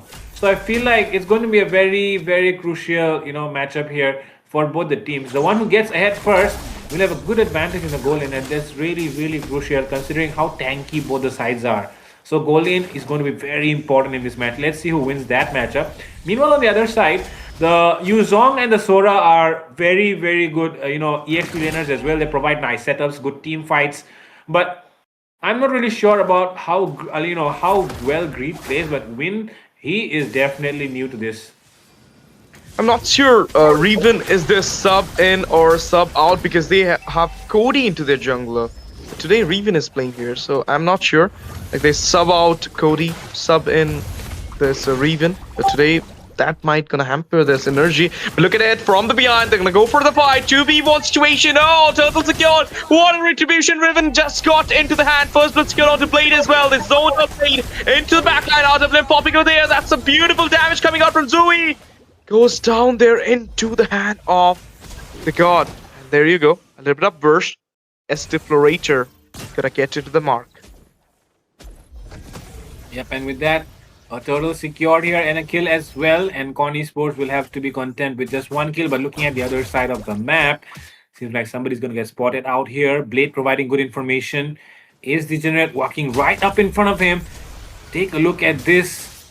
Take a look at this. Ram is going to be in trouble, it seems. Blazing Jewel already popped off into the back line. And here comes the flicker also being used out already as well. Turtle Crescent will be used out. Blade can still run away. Not enough damage on the carry yet.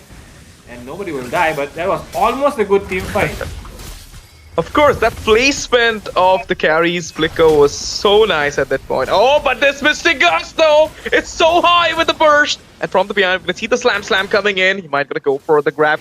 He's already into the level 4 mark. He about to go in there. RWM popped up, slowdown is happening from the behind. We're gonna see the little bit of poke coming out from Skyzen as well. But that will be the retaliation from the side of team Kon Esports. That's I'll say it's a pretty good move. It's a pretty good disciplinary move from Kon Esports because to extend the fight, you need to get into the full health as well. That's why they don't want to bait here those kills. Oh, Blazing Duet doesn't have the flicker this time. He's getting a lot of damage from the behind. You can see the slam coming in as well. Splits with that strike, but the kill will eventually goes into the hand of Remex as he will be giving that final blow to the story of Light. Yeah, that bouncing ball there did its job very well. Oh, win here! The cancel of that Black Dragon form will allow Greed to take that kill onto his counterpart. And now, Kon Esports dealing a lot of damage here. Revitalize being forced out as well. No use. Cannot run away from the Mystic Gush and the punishing trap here done by this glue. Patrick here being very annoying. But right now, Patrick way too deep in the enemy territory. He has to back off as well. There comes the Sora. Greed also back off. Nothing out of this turtle. Nothing out of this turtle except for that turtle soup, which is taken here by Kon Esports. Meanwhile, okay. Light could be in trouble here. The backup still not arriving. Blaze still going in and out. They're looking for an angle. They do not find any, and they'll back off at the right time. They do not have any information on the enemies right now. But it seems like there could be a commitment. There could be a fight breaking out here. But the side of Muniaka Club are playing it safe because they do not have the information yet. And the different thing is, Fredo, second thing about the playing safe is you have a carry onto your side. So you need to take the game, push the game into the late phase so that the carry will get the spy. And then you can manage to melt the glue abstract as well as Blaze Dakshya there. So that's what they want to, render this game forward to more than 16 plus minutes. Then they will get the spike. Oh, there's a little bit of fight going in. Engage. 3v1 situation out of it comes the way. That skill goes into the hand of Raymax. Mega kill secured. And this will be the end. 4-4-2 the score is. They have a huge lead there, but onto the goal, it's kind of equal. It's not that much high. Does have a flicker. Light gonna get back into the safer side. But right now, they might gonna get this structure advantage. Yes, the Florator coming in to clear out the minions, but will get zoned out from Abstract. He is kind of guiding it all the way. Yep, and it seems like Kon Esports are trying to take down the bottom lane. They're trying to force their way through, but seems like MKC's backup will already arrive, and that's why they won't be able to get it. But right here, Skyzen, a little bit of overcommitment will be shown on his part. He will not pay the price for it still, though. But Turtle coming up as well. Let's see what is the side of Munia going to do this time around. Blade as well. Take a look at the side of Kon Esports setting up really well. Oh, Riven already committing here on Abstract. And there comes the Mystic Gush as well, zoning out members. There comes the Revitalize as well, along with the Glorious Pathway. A lot of resources being burned here for nothing on the side of Munia. They do not get any kill out of it. Absolute composer, I'll say, but couldn't manage to finish it off as a proper way. Abstract with a flicker, goes back, split on, Immune goes in. Oh, shifting goes in the way, Retribution at the point, Ran! Gonna get the turtle, goes back safely, but now they're chasing down the dragon here, unstoppable. Can it be a kill for them? Okay, the stride being used, Ardablim coming into the way. Hey, poor member literally managed to taunt him down towards the death, towards the fountain of Kon Esports. Yep, and see, it seems like I'm the only one. Oh, me and Crucifix are supporting the side of Kon Esports here. Meanwhile, Fredo, here. Someone from the viewers said Fredo do likes underdogs. That's why he supports them. Ash TZ and all, they're like, we'll be onto the winning side. Yeah, it's kind of like that. I always supported the underdogs. That's why we also did the Northeast Underdog Tournament, right? But anyways, talk about this round though. Nice fight coming in here. Riven with a nice heavy spin. And it seems like he will be the one in trouble this time around. Backup arriving very, very fast here from the side of Kon Esports. They're still going in. Blazing Duet coming in as well. Oh my god, Skyzen! He's able to get the kill. But on the other side, Muniaka Club as well. Take a look at Light. He's pushing down the towers. He's taking advantage of this team fight. It seems like Kon Esports are going to look for more here. They want to go for the mid lane, and they will try to get that one down as well. Can the side of MKC defend this? I think they have to give it up. They have to give it up, but look at the Black Dragon zoning it out onto the mid-tier. They're gonna go for the fight. Unstoppable for him. He got a kill there, but now from the behind, because there's a retribution coming in as well. Gary, Light will be used, but look at the damage. He managed to eat that win. Robert suddenly falls down there as it will be a strike from Remex. What a play! What an unstoppable and brilliant calculative move is coming out from this Remex. Every time this guy is succeeding in each and every team fight by looking out the exposure to the cooldown of each and every skills from Muniaka Club members. Definitely, the side of Kon Esports playing really well here, showing good synergy. And at the same time, Muniaka Club as well, kind of struggling to find their tempo. But they are still trying. They are still not out of this game. The goal lead is still in favor of Muniaka Club. And that's the reason why it seems like the side of Kon Esports is still having a hard time finding the right tempo as well. But even then, this Lord here is going to be very important. Let's see who will try to take it first. Seems like Muniaka Club are already starting it out, and Kon Esports still not responding. Are they going to give it up for free? Both the teams converging out of the pit, but this will be the retribution coming out from Brain from the behind. We can see the Black Dragon coming in. He's getting a lot of damage to Airborne. Win, but look at it. Blade goes in. Finds the kill on to Zui. Can it be a trap double for them? They're going to try to trade it up more. From the behind, we're going to see the Glod's damage from... Oh, that's a beauty move coming in. So right, a very less health. Green going to goes back. Invasion happening out of the blue buff, but the biggest trade is been snatched away from the hand of Kon Esports. That was the lot, but mid-tier 1 falls down there. Map expansion happening. Remix goes and finds a kill onto Light. This will be a nail-biting game, a roller coaster ride. Every time you feel MKC is getting the mark, Kon Esports is delivering. Oh my god, this is a very, very easy game, it seems like, here for Kon Esports because of the way that they're playing, the way they're toying with their opponents right here, especially Rem here into the backline, nobody marking him down. He is literally farming up his stacks on the Sky Piercer. 40 stacks already, 4 kills on that Sky Piercer, and he's looking for more. And there is literally no one, not the Sora, not the Akai, not the Hylos, nobody that can reach this gourd into the backline.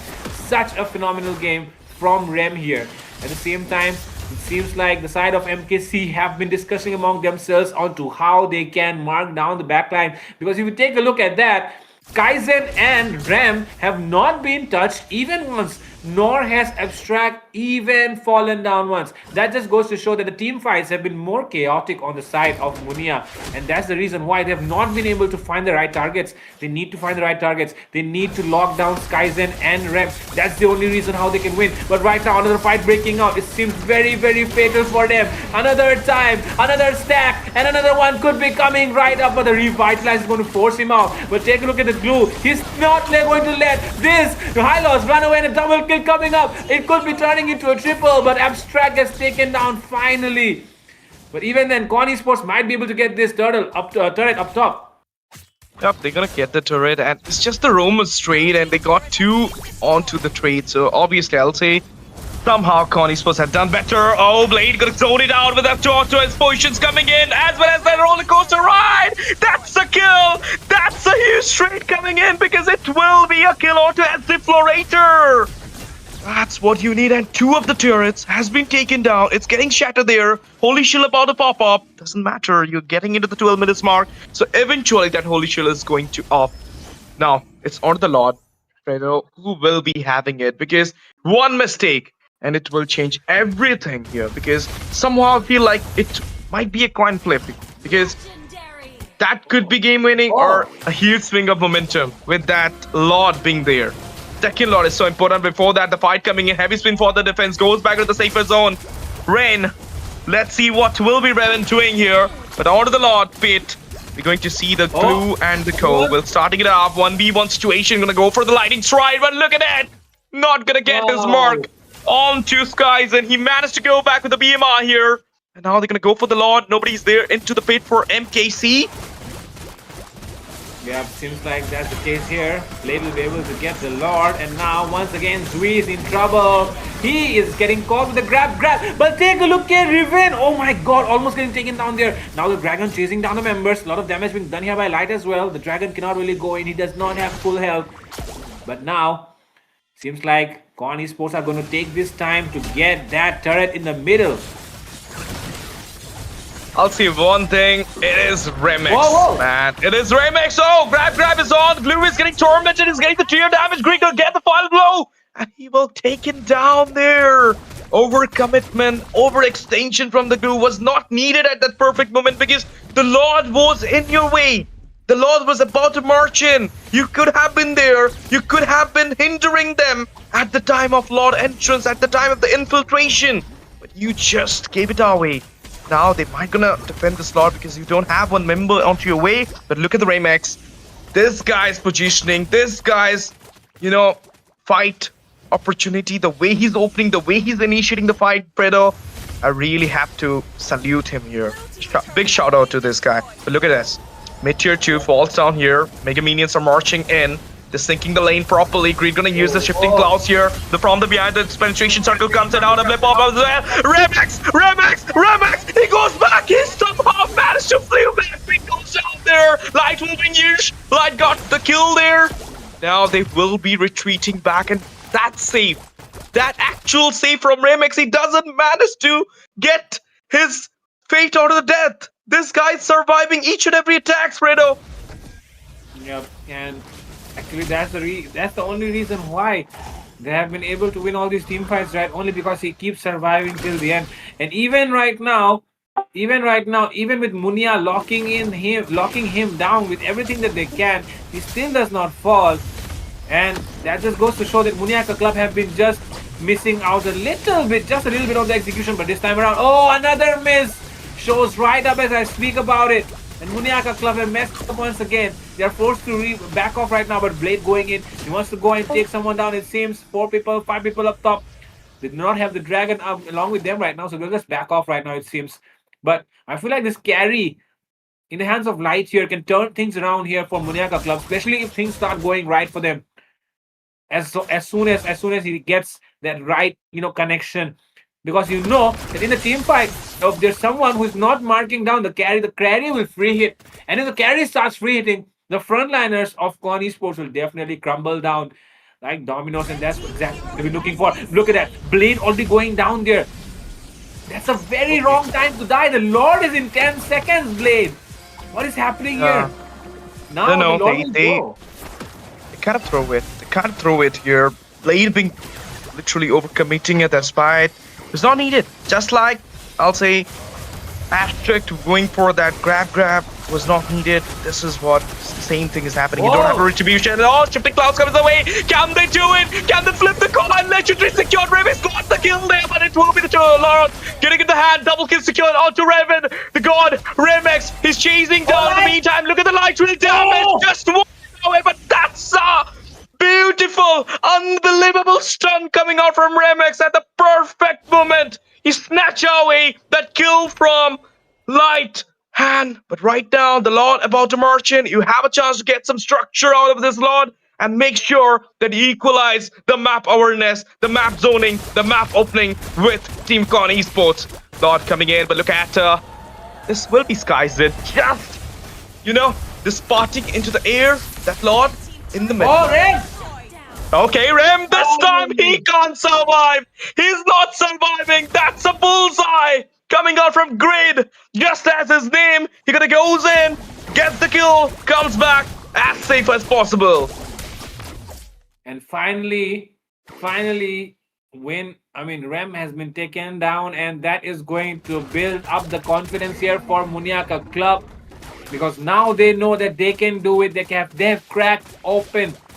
They have cracked open the hole that they've been looking for in this enemy formation that was going way too strong, going totally unbothered by what's being thrown at them. But finally, Rem has been taken down. Skyzen does not seem to be any more invincible either, even though he's on 0 deaths. At the same time, Abstract as well, 3 deaths down already. The side of Kon Esports are not looking invincible anymore, and right now MKC are going to build up the tempo. The carry is online, and they can try to go and take down the members. They can take fights now, and right now Kon Esports is forcing it. Yo, they're gonna go for the fight. Engage happening there. Zui goes down. The Ren striking in. Grabbing on in a very bad position, but double kill secured. S3 he goes down as well. Now the 3 members is getting chased. That's the call still coming in as well as the Flick Blade. But Slam is not gonna get connected onto anybody. The Flicker being twisted as well. Now, let's see. Is the 2 of the Flicker onto the hand of Carry as well as Sora? Can it be able to save them up? Because the minions are kind of synced. They're going in. Okay, they managed to defend it up. 4 of the members, Mr. Gus comes to the way. He's gonna use that shifting claws for the defense at the same time. The Panda is there as well. He doesn't have, he do have the retribution. He could have used it up. And Pipsmith comes to the way as well. Light will be used. But Inhibitor will get shattered. The whole thing has been done out of the Nexus. Lightning Strike doesn't gonna matter. Remix gonna get the kill. Oh! Bibbly bobbly blue, but somehow he managed to save himself from the team fight, and retaliation is being done. But a lot of resources have been burnt down, so now the Lord might get into the hand of Team Kon Esports. But we're gonna see the contest. I'm damn sure MKC is not going to leave it up. Akira Menai, they're not going to giving it up. They're gonna go for the Lord. They're gonna try to snatch it away from Kon Esports. Let's see. It will be the 50-50 smite, Fredo. Definitely, it's going to be very, very crucial here. This Lord is very important. The one who gets this one is going to have a very good chance of ending the game. And right now, Skyzen, he has the immortality and he will still survive. But the Dragon Form coming in as well, along with the wheel of this Bakshia. But take a look at on the other side of the map. Light still fighting in. A lot of damage being done here by the carry. Carry forces the flicker out. And there comes Riven with the heavy spin. A lot of damage being done here by Rem as well. The Sora going in. A lot of damage here. And a shutdown secured here by the side of Munya, and they're looking for more. Immortality getting popped off here. Skyzen with the rose gold as well. Light still going in. He knows he can take everyone down. The side of Kon Esports retreating as fast as they can. They know they cannot afford to die right now. They need to keep this game alive, and they are going to give away this Lord to Munya. First Blade doesn't have the retribution. It's on the cooldown right now, and Pain to have the Panda alive. So Raven gonna get the Lord here, and this slot might change everything for the Kon Esports side. I mean, way out of league, you tried to get everything on the early phase of the game, and now in the late phase where the carry got the spike, when he is online, he is literally eating you raw, deleting each and every sustain at that fight. When Win comes out with the Black Dragon to zone him out there, Light totally pierced him out onto the airborne side. Now, this is a expanding river map, so doesn't matter. You have the speed here, but are you going to give a proper set? Are you going to gamble before the Lord? If you lose, you know you're going to lose this game, and you're going to force out to go into the 0-2 bracket, which will be a near or closer to the mark of elimination. So you need to play safe. You need to strategize something here before the final rush. Lord marching from the bot. The inhibitor is about to crash down. Before that, these mega minions are coming in as well. It's a 20-minute slot, Fredo. It's not that much easy to defend. It's not a Luminous. It's an Infernal Lord right now. It's going to eat you up. But at the same time, they're going to try to defend it up from the top side. We're going to see Greed trying to get some structure lead as well. But they will be defending it in a proper way. Mid tier 2 falls down there. So do the top tier 2. They're trying to take down the inhibitors. Lord being taking down the bot, as well as the mid goes down as well. They're gonna charge up here. The skirmish is about to happen. They're deflecting the Lord away. Lord standing on the pit. They're trying to call down the fight here, but look at it. The zone coming out from Black Dragon. Sora goes for the sifting class of Remax. Remax gonna get the kill. Wind goes down. Light finds the kill there. Slate happen onto Abstract as well. Double kill secured at the Zoe. This will be a nail-biting fight. It's a roller coaster ride. And you're gonna see the slam coming in as well. Look at Light. You're gonna strike again. Motion can secure. Blade goes down. Game I use here. It will be a killing spree. Just one single member is standing strong, and it will be the end. They will shatter the base to get the win and to get the mark into the 1-1 bracket. Team Muniaka Club managed to give the comeback after having a deficit in the early game. What a play! Unbelievable stuff at MS3. Really, really powered up right now. MKC proving up their synergized gameplay. Hold it up for the late phase, Fredo. What do you want to say about it? I really think it was a very neck-to-neck match. I think there were a lot of moments in the match where it felt like either team could win.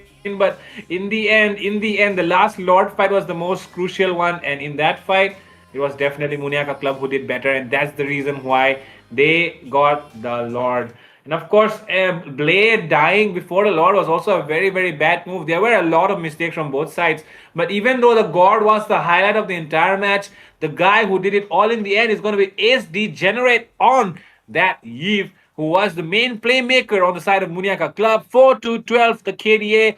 And at the same time, the damage that he was dealing as well, pretty significant, because it was the main source of damage that was able to open up the team fights here from Muniaka Club, and Light was there for the finishes. And along with that, on the other side, Kon Esports, very, very small mistakes towards the ending phase of the game. They should have been able to do more, but I feel like there was some miscommunication. Late game is very, very crucial. You have to be able to communicate with your team what's going on around the map, the state of the minions, the state of the lanes, where are the towers, and that's exactly where things can go wrong. The wrong shot calls can make everything turn around for you. And I think that's exactly what happened with Kon Esports here in the late game. There were probably some calls that were wrong, Blade dying unexpectedly, and then a very, very wrong team fight initiated by Win as well. There were a lot of moments where it felt like they were not on the same page in the late game, and that's exactly where Munia will able to capitalize on, and that's exactly the reason why they were able to take down Blade, get that Lord, and go for the end. And the thing is, they could have they could have done nothing better than what they did with the Lord that they got in the end. Because if you think about it, they were able to take down all the inhibitors. At the same time, the pressure on all the lanes were very, very synced in. And that's the reason why they were able to win. And I'm really impressed with the way they managed the waves, bro. That was a 4 Lord game, man. Really happy for Team MKC winning it, but sad for Remex. He was giving his 120%, I'll say. That guy was totally a fantabulous tonight. I mean, the way he was positioning himself, the way he was channeling those Mystic Gersh, taking out those skills, legendary, and that moment, I'll never forget that moment. The way he flickered out from that RWM at a health of 0.5%, he managed to recall back on the base. So obviously, big shout to Remex. That game was so fabulous, but what can we say? There is always a winner, always a loser, and this time it will be Kon Esports. But I hope you're gonna make it through that 0-2 bracket, comes back stronger here into the Swiss stage again. And I would love to see you fighting against with MKC. With this, me and Fredo will be taking a short break, coming back soon for the game number 4. Don't go anywhere. 7 games in total today. Yup. So there will be a lot more coming in. 4 more. So be there. Stay tuned. You're right now watching MS3 at Wardom Esports. Don't forget to subscribe. Share the stream to your friends, because there is a huge giveaway is going on with 450 concurrent watchers, as well as like, share, subscribe, comment, join our Discord, do everything which is given in the description. Thank you, guys.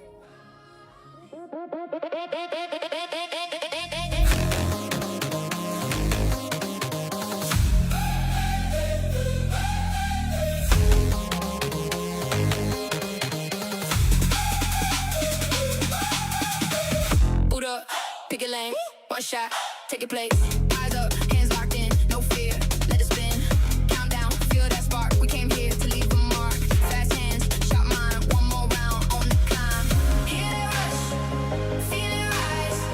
All in now, no disguise. Stay with me, hold the line. Hit the edge, cross the line. Go hard now, we don't back down, we don't back down. Take the crown, make your move now, make it count now.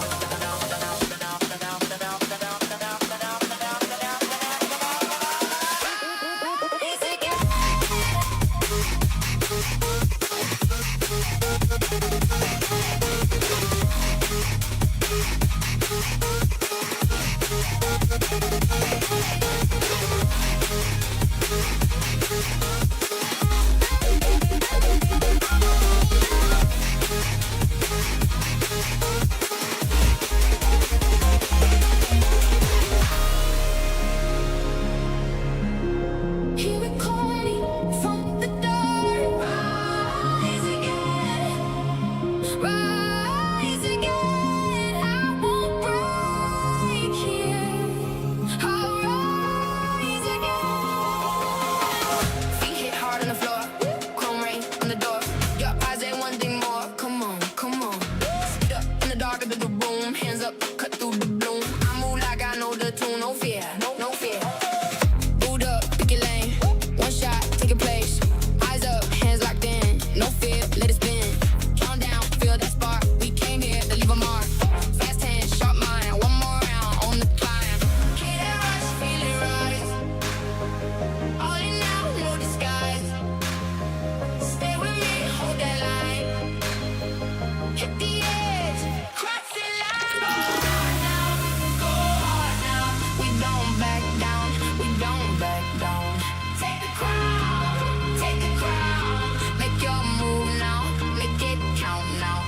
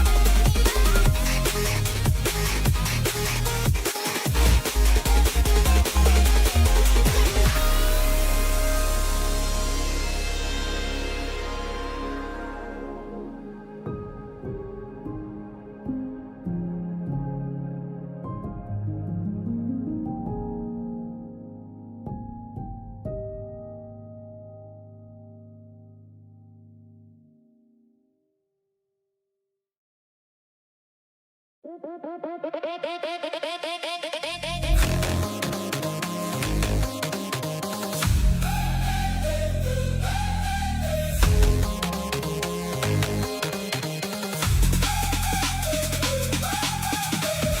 up, pick a lane, one shot, take your place.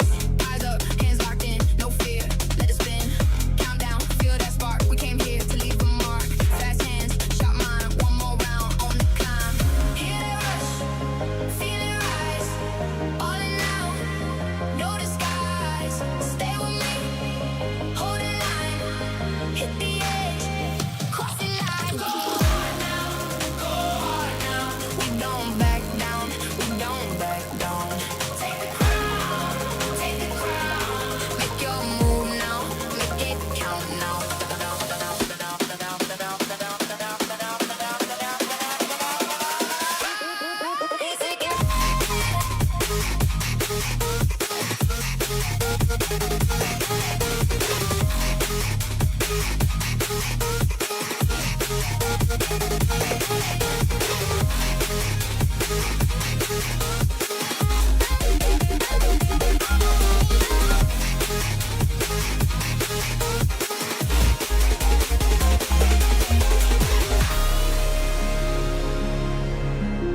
Here we call me from the dark. Rise again, rise again. I won't break here. I'll rise again. Feet hit hard on the floor, chrome rain on the door. Your eyes ain't one thing more. Come on, come on. Sit up in the dark of the room, hands up, cut through the bloom. I move like I know the tune, no fear, no fear. Boot up, pick your lane, one shot, take your place.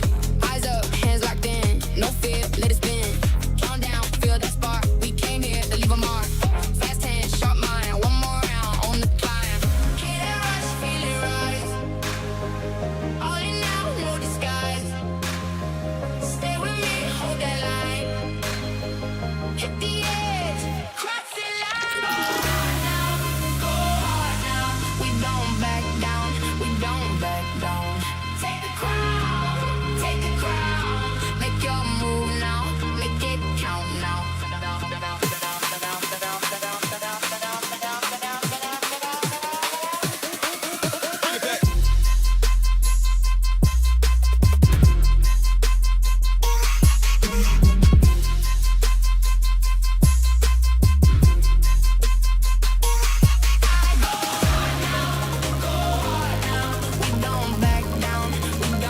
back down.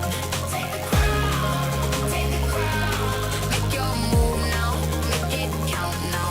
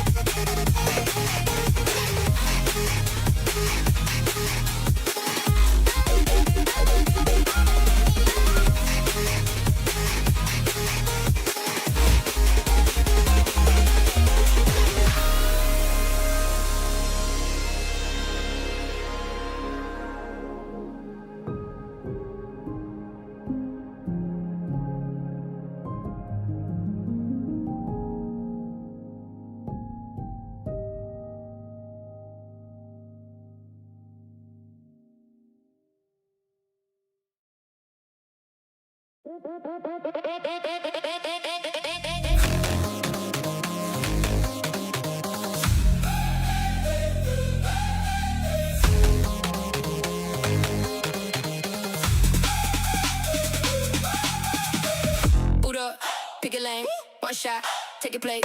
Eyes up, hands locked in, no fear, let it spin. Countdown, feel that spark. We came here to leave a mark. Fast hands, shot mine, one more round on the climb. Hear that rush, feel it rise. All in now, no disguise. Stay with me, hold the line, hit the edge, cross the line. Go hard now, go hard now. We don't back down, we don't back down. Take the crown,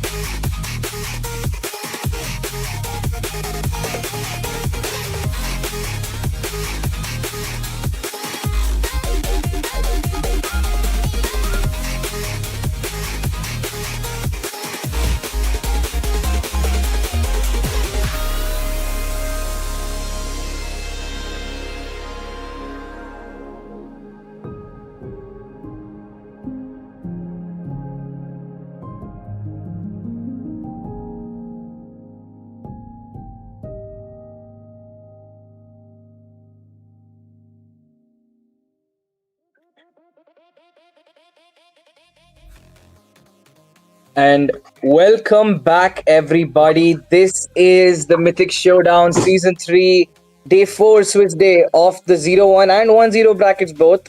And this is War Drum Games. And we're finally in our match 3. It's going to be your IGN versus Paadhaku Sena. And with that, we have our casters here today. It's myself, Baldudu, along with the amazing Crux. So we will be casting today. And we're here to entertain you a little bit. Not much, just a little bit. And yep, this is us. And Crux, what do you think? You're back here. We love the fit. What do you think? Thanks, big man. I'm doing pretty well for myself, but this little bugger here, making sure everything's absolutely destroyed, and then barking when I'm on this casting screen. So I'm not really sure what to say right now because this guy, just a fluff ball of, I don't know, dude. Just ate my glasses. Mad energy. Mad energy. I mean, we've all had that. My dog ate my glasses. I mean, Oh, yeah. okay.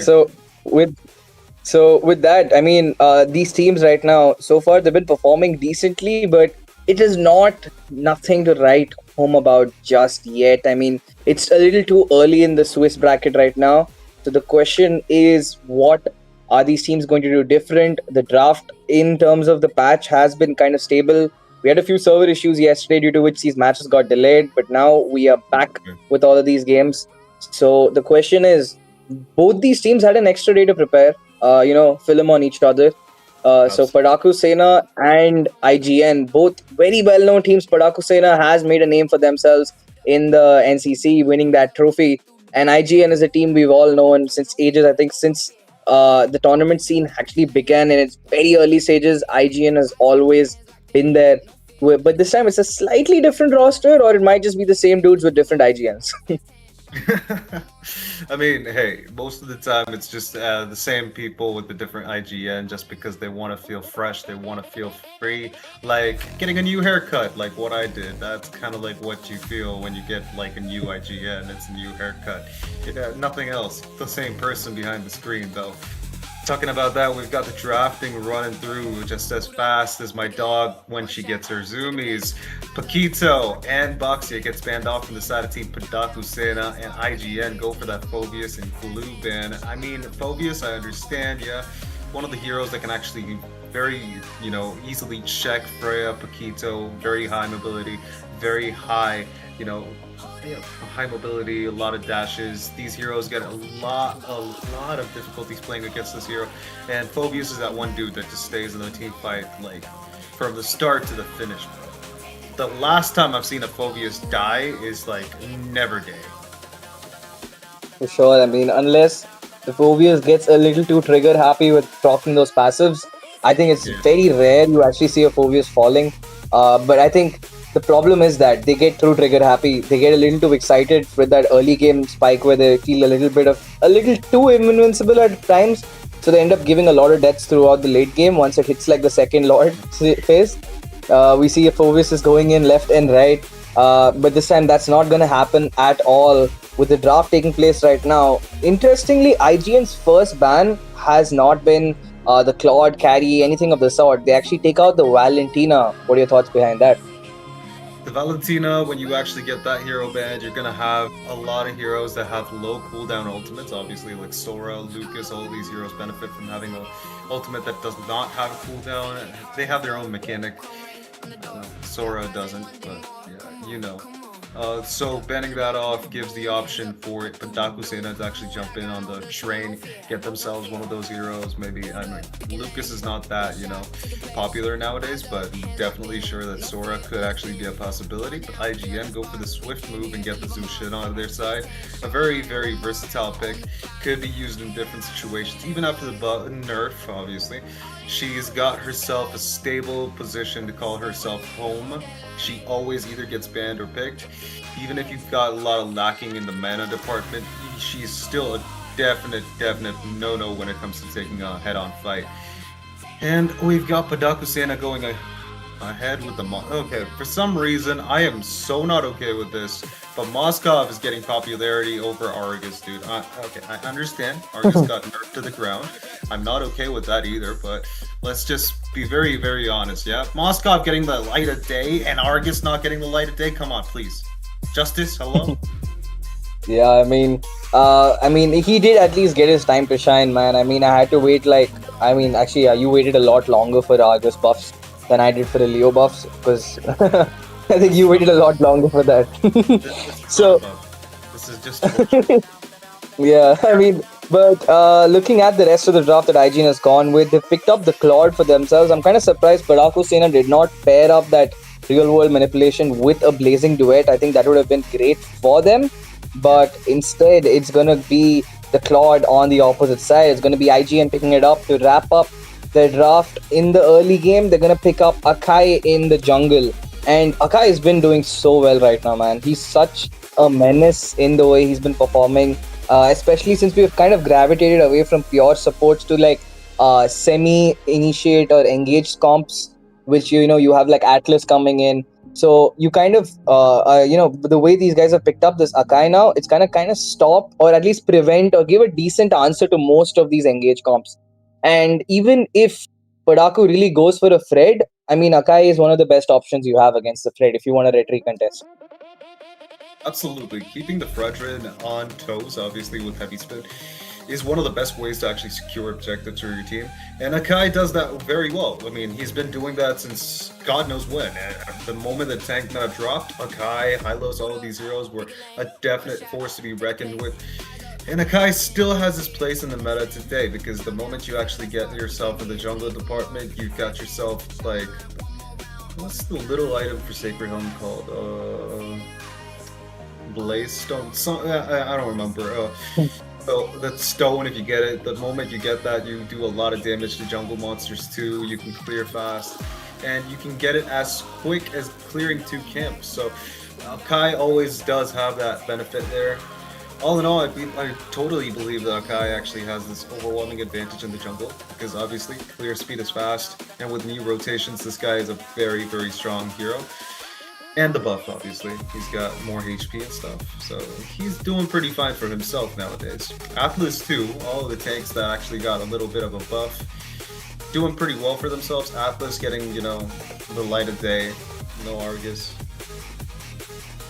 I mean, for sure. But the second phase of bans, interestingly, they take out the Hylos right now, because right now Paadhaku is struggling in that crowd control department. They need something to either stop the flow of IGN, and Hylos would have been such a good answer for them by slowing away that Zuzhin, preventing her from taking full value in that ult. I think the biggest issue you have with the Zuzhin is she just slows you down and keeps disrupting your fights altogether. Hylos on that glorious path would have been an amazing response, so that has been answered. Paadhaku, interestingly, since they know that they can't utilize the Atlas, they just took it out altogether. So now I think we might be seeing a possible Beleric pick, because the Claude is there on the other side. Maybe Paadhaku could be looking at the Beleric. They also took out what is this? I keep forgetting his name. Arlot, yeah, Arlot. I almost said Argus because you said it so many times. They took out the Arlot. I mean, at this point in the XP lane, since Uranus is also out, I think you don't only have like the Alice and maybe your Sora left, which would be really viable for either team. Absolutely. But do you really think that Sora is going to be picked at this point of the game? Because obviously Paadhaku Sena, they're not... Oh, we've got the Marcel getting picked onto the side of Team Paadhaku Sena. And let's just be very honest, with the fact that he can actually now, allow his teammates to target enemies in Golden Hour, that is an absolutely big buff. Even with the slight damage reduction, when the ultimate ends, the Golden Hour, once it ends, you've got only 50% damage incoming to the targets that actually get hit. Even then, dude, you got 2 seconds of absolutely just like demolishing people inside an ultimate where you can do whatever you want. That's unfair. It's like Faceless Void and using Chronosphere on the enemy and then just blasting them with the Mask of Madness and everything. If anyone understood that reference, drop it down in the comment section. I'll actually get you something myself. Yeah, I will. I definitely will. But that aside, what do you think? Do you think the Sora is going to be a possibility? No? Ooh, okay, they're going to go for the Yuzong. I completely forgot. It slipped my mind altogether. How do I forget the most stable XP lane pick in tournaments since like the last 3 years, man? It's going to be the Yuzong, and they wrap it up with a Khalid. I really like the comp that IGN has gone with so far. The draft has been very well rounded. They have engage options, they have disengage options, a lot of mobility over there. Literally anyone from that front three can start a fight for them. You have your Akai with the heavy spin. You have Yuzong in the turtle for the turtle fights, for the fast rotation. Overall, IGN's rotation is looking a lot more interesting, whereas Paadhaku is kind of forced. They can't really do pickoffs as such. For them, they have to go all in or all out. They have to like really full commit every single time they take a fight. At least with the comp they're running so far.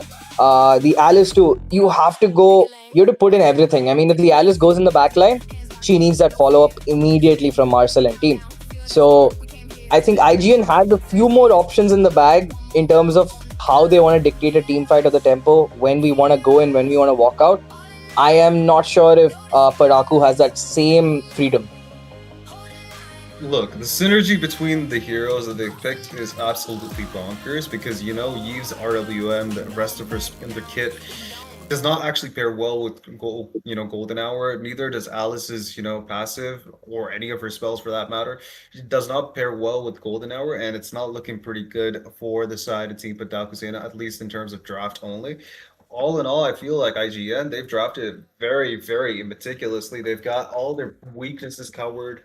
All of their, positions are safe for themselves to actually have all the fun they want. But look at that. We're right now in the Land of Dawn for an exciting match between teams IGN and Team Paadhaku Sena. Who do you think is going to win? Make sure you actually make your predictions down below. Baldu, what do you think? Well, I think we did give up predictions already. I think we're going to have it up in the screen a bit. I think both of us went for IGN, and the draft that they have given has not disappointed us just yet. While Paadhaku does have the Suyo and the Marcel, which is such a strong early game, at the same time, they have such a strong mid pressure. Oh, Joseph was not spotted out while stealing that creep. He wasn't spotted out. So that is a good, that's actually a really good start for them because see, now Marcel has already thought that he's zoned away and given vision on that creep. So that's 2 creeps taken away. So now I don't tank, bro, which is an interesting name considering you're playing the jungle. Oh no, he's gone in quite deep. But it's actually Array who's going to take in a lot of damage over there. And nothing coming out of this fight just yet. Witch and Sir Lags-a-Lot are just going to duke it out in the mid lane for some control. And that is all she wrote. Dude, the fact of the matter is right now, Suyu does not have neither the Fire Beetle, neither the Lava Golem, or Ricky, as most people love to call it. Props to Shinmen Takuza. Oh, look at that. Mid lane, we've got a lot of slashes coming in for Khalid, doing a lot of damage to the Eve. For now, at least he's going to be alive. The Regent Spell doing the work for him. And look at that, another connection. We've got Zushin jumping in, making sure they actually get the full advantage here. Oh, that beautiful, beautiful platinum snap keeps Marcel alive. Well timed, I think. But, well, it's an autumn mechanic. It's not actually triggerable, so you can't really give them props for that. Yep, and looking at the situation right now, there's not really much happening. But I think that's about to change with this first turtle spawning. Papu with that slight snap over there is not going to get anything right now. He just wants to put pressure on that Zushin, delay her level 4. Did not really succeed in doing that. But is Paadhaku not going for that buff? I feel like they're just ignoring the turtle. No. They are coming back for it. Suyo thought he had enough time to actually take the blue. But the second he saw Joseph near that turtle, he had to back off. But I know Witch getting taken down a little bit. There is the Black Dragon form used up. They dive into the back line. Will the Eve survive? I think the answer to that is definitely going to be no. As a first blood secured, Array nearly gets taken down, but he flickers out in time. Can they get the second kill? It's going to be, yes it is. They get the kill. Will they also get the turtle? Yes, they do. Which makes it 3, and that's a 3-0 trade very early in the game. IGN starting off strong. They've got the Trinity of Trinities. They've got 3 kills. They've got map control in terms of mid, top, and jungle. They even made sure that they can't actually give the EXP laner a hard time because Alice does not have that, presence, at least early on. Look at that, dude. Joseph making a name for himself, but it's going to be Suyu that's going to secure that red buff. too much is a little too much, I guess, for IGN to Paadhaku Sena not going to actually stand and let them do whatever they want. But again, in the end of the day, look at that. Bot lane's getting harassed pretty hard. Sphere of Misery not being, much of any use there. But for now, at least Moscow is going to stay alive. Look at that, Khalid jumping in, getting that damage in. And is forced to go back. Platinum Snap now. Oh, Golden Hour too. But Tsuyu was not able to take that buff. Raging Sandstorm into the face of Marcel, even though the Golden Hour was placed right next to it. He missed, and that led to a death for the side of Team Paadhaku Sena. Not looking good. Papu absolutely not, in the right headspace, at least for now. And I think a lot of this is, I think there's too much pressure onto that Eve and Marcel, man. I mean, there's so much they have to do right now. He is the primary engage, and he's not as tanky. And, while he has a lot of options to escape, he has to choose either to escape or commit.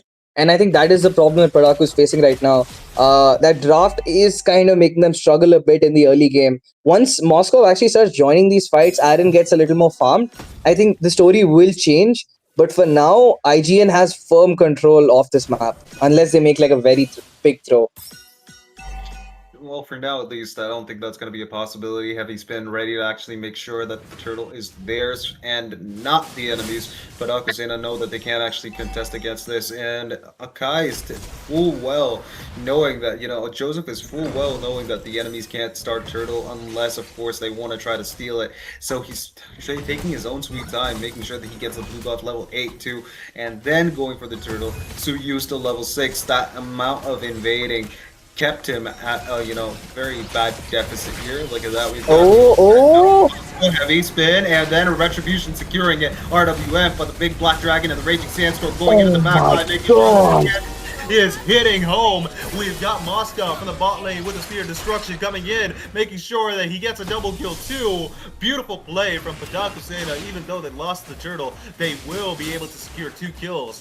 And that's actually half of the kills that IGN have, but that's a big throw if you ask me. And that's 2 very important, crucial kills, not just to change the tempo of the game, it's to actually get Aaron online. And I'm really confused, why did they not get their Claude into those fights too? I mean, they had enough space, they already cleared the wave, there was nothing much for Claude to really do there. The gold shield was also taken down.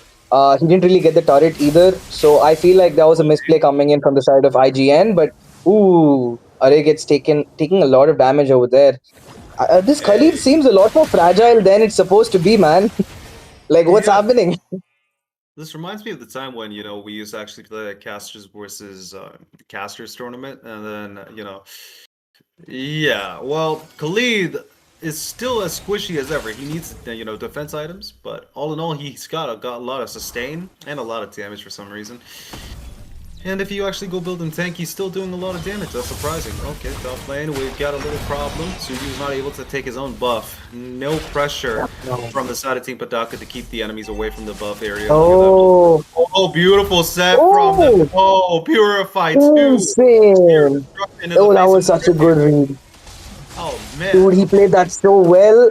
And he's gonna walk back to his turret to clear the wave. Yeah, amazing. He doesn't have. I mean, I would think. So. Yeah, that's true, but they did bait out the Raging Sandstorm, which is good considering they really do need a turtle to get their Suyo active, because the longer this Suyo is going to be at a level deficit, the less value you're going to get from him in the late, because he's not exactly that late game hero pick for you as a fighter jungle. He's more of a chase down and he needs gold for that. But this turtle is also very comfortably going to go in the hands of Joseph and team. They will try to get a catch onto Papu, but he is moving way too fast to get a catch on. Hey, to be fair though, I have a question, yeah? The moment you use Golden Hour, can you actually Retribution the turtle that if at all you connect onto the turtle? Okay, I earned the creator and a I think you're completely frozen if I'm not wrong. I don't think you can do anything. But right now, whoa, massive blazing duet! They get the kill, they take down Papu along with it. The gold laner and the roamer for Paadhaku will fall. And right now they need to study up, because this is massive coming in from IGN. Aaron was the one guy who was playing really stable so far. And once he gets marked down, that is a big net loss for Paadhaku Sena coming in. They're sieging down this mid lane quite a bit. They might just get the turret this time unless Paadhaku has something to say for it. They're going to hold on for now, but it is not looking good. Look at that goal lead, Crux. That's 4,000 to the side of Team IGN. I mean, who wasn't surprised after seeing that draft that IGN's going to dominate? All in all, though, bot lane, Moskov, Aaron the Creator was stuck between a rock and a hard place. He didn't have any options of escape. He didn't have the Purify. The enemies knew that. They called on it, and then they made the appearance of the bot lane. 4 people at a time. Moskov did not have the resources, neither the ultimate, neither the Purify. So he couldn't do anything there. He got taken down pretty quickly. That's, like you said, a big loss for the side of Team Paadhaku Sena, who, Aaron the Creator being the only one, like you said, was the stable guy who's farming up slowly but not actually making a lot of mistakes. That was not considered a mistake any way, but still, dude, getting caught like that is like the one thing that you can't be affording to do. Oh, look at that. We've got an ultimate, the heavy spin, and the golden hour too. Wow, that's a lot of... Oh, okay. Oh my god. What am I supposed to Dude, he disappeared. Insane, dude. The amount of damage and the amount of spells that actually appeared in that golden hour, and that's led to IGN winning that team fight. Phew. That's 5 people, a wipeout. That's insane. Dude, they disappeared off the map. The second that golden hour ended, they were gone. And they have this one minion. They might just get the first inhib without even the first lord. They've cleaned up the mid tier without having to use that early lord, and now in fact they could just be patient and wait it out for the minute 12 and actually get a stronger buffed up lord to siege, because they don't need the outer turrets to get cleaned up. It's gonna happen anyway with the inhibitor pressure they've gotten, and Joseph is denying this jungle so bad. Like, while the level gap has gone down to just 1, it is still too much. Oh, he really gets the red, but not gonna happen. Joseph has his eye on these people. My god, dude. My goodness, you can't really see any possibility for Paadhaku Sena to actually make a comeback. Their own, game changer ultimate, the golden hour, was used against them, and IGN know that they are, on the, upper foot here. They know that they can actually take full advantage of the side of Team Paadhaku Sena's, inability to take a fight, at least for now. So they can start the turtle if they want to, but Paadhaku Sena, they don't really want to give it for free. They might incur some losses here or there, but I don't think they're gonna compete. No, they're not gonna contest this. Huh? Spear of Destruction? Ooh, okay. Okay. We've got to follow through. But... Yeah, that was a confusing read. That previous team fight, I couldn't see anything that happened, dude. But I did notice that, Moscow Spear of Destruction connected, but that eventually ended up with his own death and a lot of other things. But Paadhaku Sena, they're not utilizing their resources right. I don't think that the side of Team Paadhaku Sena could actually defend against this Lord without actually incurring even more losses than they actually needed in normal situations. I mean, it's too difficult, and the goal lead is not in their favor at all unless Marcel gives us the play of the day. That's not happening over there. They're going to take down the next inhibitor in bot lane. It gets chunked out while they do defend the Lord. They're paying such a heavy price each time, and now they have nothing. And the problem is, since their heroes are not as mobile, only Aaron could really go in for a lane clear, and even he is not safe there because of the Khalid. And Yuzong right now with the Black Dragon form. There's the heavy spin locking down the Moskov. They don't even want to take the fight right now. I don't know why they're in so deep when their team is actually pushing the inhibitors. They're going to have their players chunked down. But Claude is there in the back line. I don't think he's going to survive unless Yuzong has something to say. Yes, he does. But Doom right now really low. Corey with the play zoning away. But he's going to fall. But he makes sure at least 2 of his teammates back off. Very big throw coming in by IGN. I'm not sure what they had in mind while going in for the heavy spin. I think Aaron being zoned out was enough. You did not need to do all of that to get that inhibitor. Well, I mean, I agree with you, but Aaron being that one guy that can actually make or break a team fight, he's known for that. Oh, look at that. We've got the ultimate, the Blazing Duet used up. But that beautiful time, the golden hour keeps him in bay. Khalid not able to actually follow through, and that Chastise Pauldron on Papu actually keeps him alive for a little longer, and then we've got the ultimate from the Eve. I don't think bro gets the kill on the enemy mage. We've got to follow through. Aaron the Creator getting a kill and a double kill, following through and making sure that he gets more damage in on the Akai before sending him away. That's an absolute win for the side of Team Paadhaku Sena. They're slowly but eventually carrying up the losses that they had in the early game and making sure they actually make a possible comeback. It's a situation that you believe that it's there. The comeback is a possibility. But IGN, do you think they're gonna fumble this much more in the upcoming team fights? If they do, they're definitely gonna lose. How do you throw 11k goal lead in under 1 minute, man? I mean, I don't know what to say for that. That was genuinely one of the stupidest throws I've seen coming in, because you have the better draft, you have the better potential to dictate these team fights, you have all sorts of options to dive and disengage, and yet you chose the worst place to take a fight against a Eve.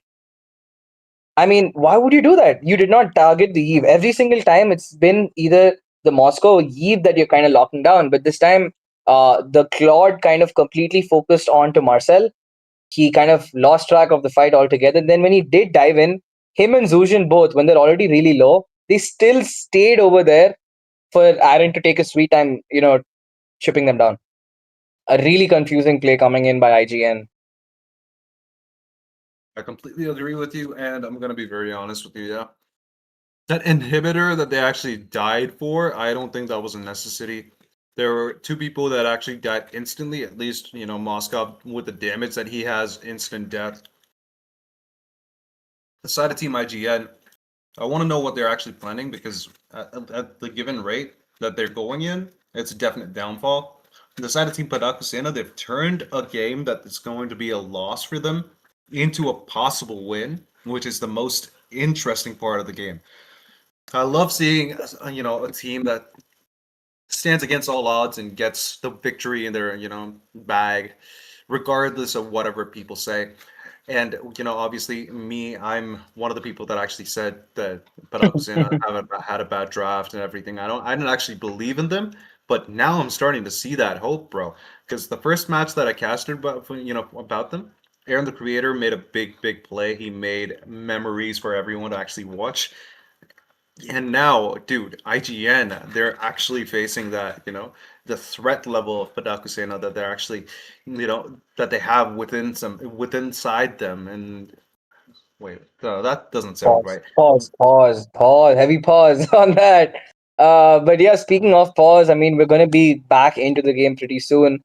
And I feel like we wouldn't be having this conversation in the first place if IGN just, played it a little smart. I mean, you don't have to play it smart. You just had to play it the way you've already been playing.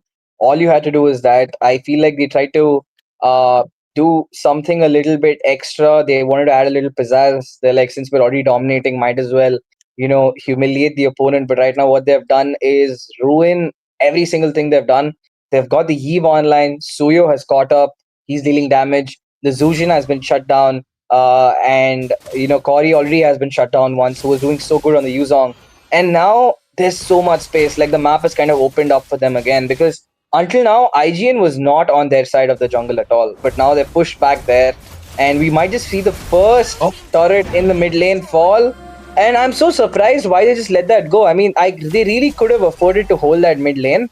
But with that mid going down, that's so much more space for Paadhaku to actually rotate, which is great for them. Absolutely. And hey, look at that. We've got a connection.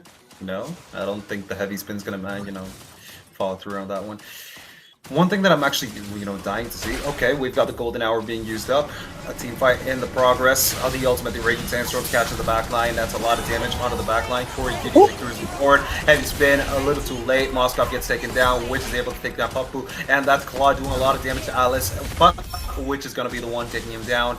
Well, following that, obviously. Oh, the Eve. Making sure that he actually goes right into Khalid's face. It's done. He needs a lot of sand into it.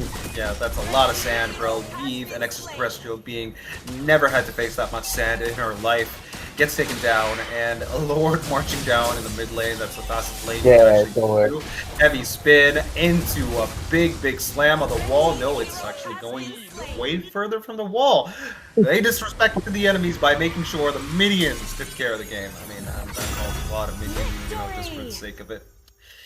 Yeah. But yeah, I mean, I feel like that last fight was not necessary. I feel like the Suyo pick has been a big disappointment for the potential that it actually could pull off. Like none of this ults were on time. None of the ults were with the team. I feel like there was a major miscommunication between the teammates of Paadhaku Sena, especially between I think Alice and Marcel. I think we didn't see a single link up coming from the two of them because normally you wait for the Alice to clump them up, or you wait for Marcel to bait them into a particular position, and then one of these guys are gonna give you the follow up. I think it was only the Yves who kind of still had an idea as to what the plot was. But looking at the plot, it's going to be the Claude taking home that MVP with amazing performance coming in, a lot of damage taken. And if that's the actual damage dealt stats, I think this guy's the real tank for their team because that's insane. He's done everything. He made sure he gets the MVP. Dude, he's just farming MVP stats, bro. 4-1-10 too.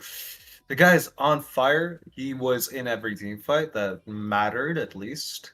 Yeah, even the ones that they actually ended up losing pretty horrendously. Paadhaku Sena, though, I would say that, Moskov did a pretty good effort in making a valiant, entrance, at least in the middle stages of the game. Absolutely amazing gameplay from them. IGN, though, crowned victors, no doubt about it. They had the best standing. The draft was there. I think they lost a little bit on the middle part of the game when they actually made a few risky plays, which didn't work out in their favor, even though they had the farm advantage. Decided Team Paadhaku Sena, though.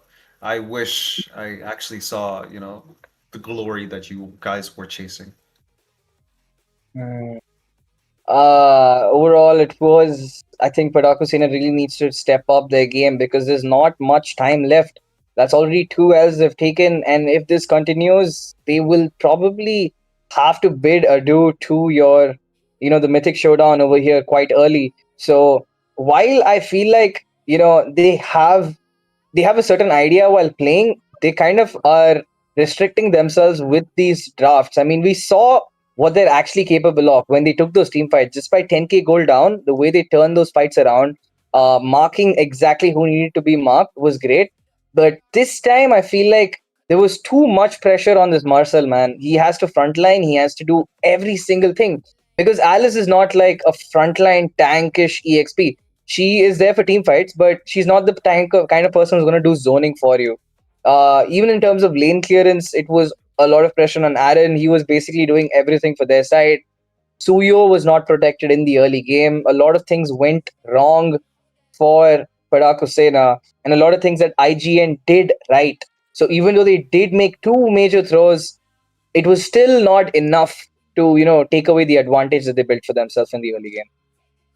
Absolutely. And I think I have an opinion here. I think this draft could have been better if, Minotaur was added instead of Marcel, because obviously that would have actually made a little bit of a more killboxy kind of vibe there. You got Minotaur's Minnow and Fury that can actually bypass heavy spin with the Kai, be kind of disabled. You could actually use that momentum to take the turtle or some objectives. Or you could actually pair that Minnow and Fury with the RWM. Make sure you have a good play set for your team like Alice and Moskov to actually play around. And so you could actually be there for cleanup, maybe even Moskov for cleanup if you really wanted to put him in there. But I think Aaron the Creator would actually enjoy jumping into the fight head first and then trying to play with the enemies until they actually end up dying eventually. I think that would have been the better play here, but I didn't see the possibility of a Marcel working in this draft anyway, because Yves ultimate and all of her spells don't pair well with Marcel. It is considered continuous. It doesn't stop. Again, Alice too. Most of her spells are considered continuous. It continues even during this thing. What do you call it? Marcel's ultimate does not have good synergy with the team, so it definitely showed in the game. So that's probably why they ended up losing, but they could, try swapping a hero or two just to actually test the waters, I guess. I mean, lot of things for that Paadhaku has to go back and look at. And I think I could say the same for IGN too, because you can't afford to make that mistake once. I mean, the fact that you made the mistake not once but twice, that is not like a one-time thing. That is a major systemic issue that they're having with their team fights. They have to work on that, overconfidence, over aggression, whatever you'd like to call it. That is a major flaw that will be focused on by the other teams. Because one thing, viewers, you have to remember that we are playing on stream. So everything you do, from the draft to every play, misplay, is going to be taken note of. And you have a lot of amazing coaches who are putting in efforts, analyzing this footage in the background. So they will latch on to this. And if IGN does not do something about this quick, they're going to be punished for it for sure. Because that losing a trade that bad with that kind of lead means there's like a major error. So imagine if you were on the same goal level, they would have just lost that game then and there. If Paadhaku had a few more turrets on their side. I completely agree with you. I think IGN could have played those team fights way, way better. All in all, you can't really be, put up against them. They ended up winning anyways. So I guess all's good, all's well that ends well. Yeah, I think that's the... Yeah, it is all's well that ends well. IGN gets the win, and they're happy about it. Paadhaku Sena, they've got a lot to learn about, how they want to play this game, at least against the professionals. That's what I call IGN, all of them. They know what they're doing, yeah? They spend every waking moment on making sure they actually improve in every given aspect of the game.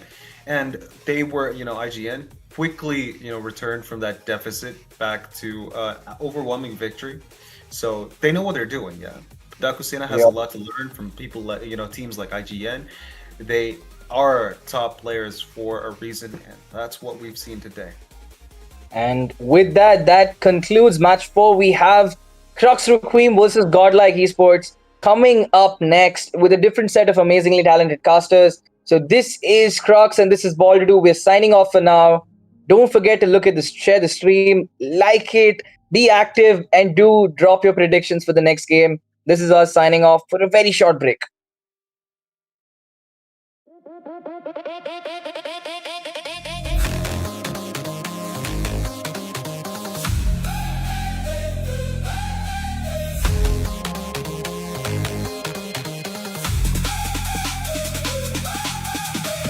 Boot up, pick a lane, one shot, take a place.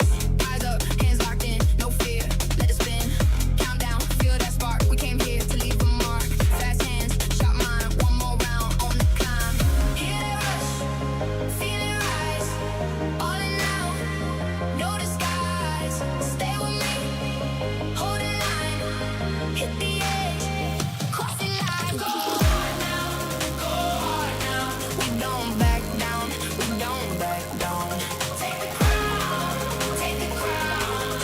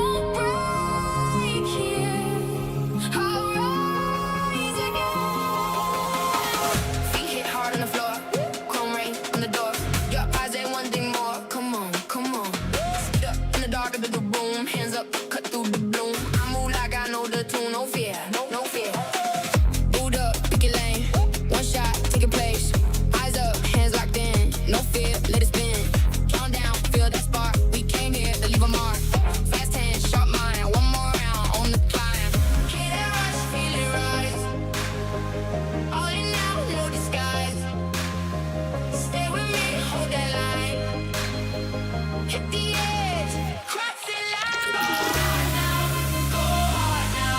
We don't back down, we don't back down. Take the crown, make your move now, make it count now.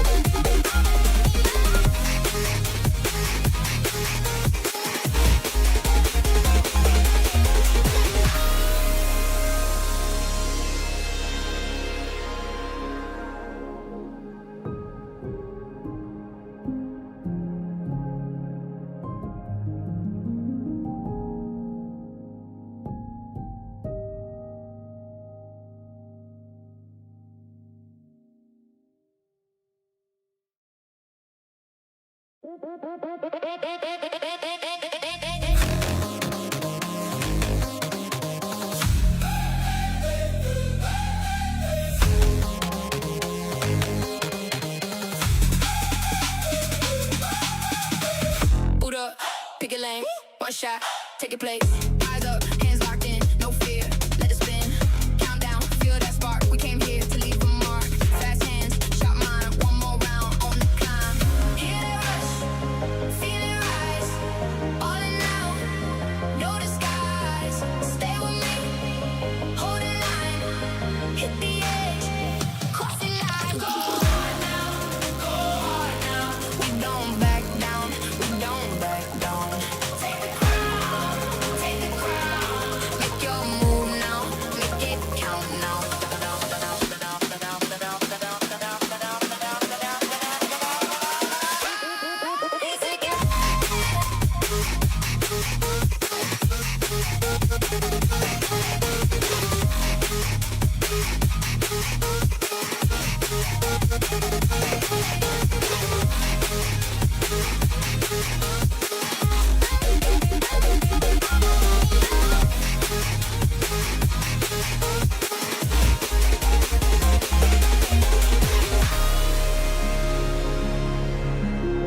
Hear it calling from the dark.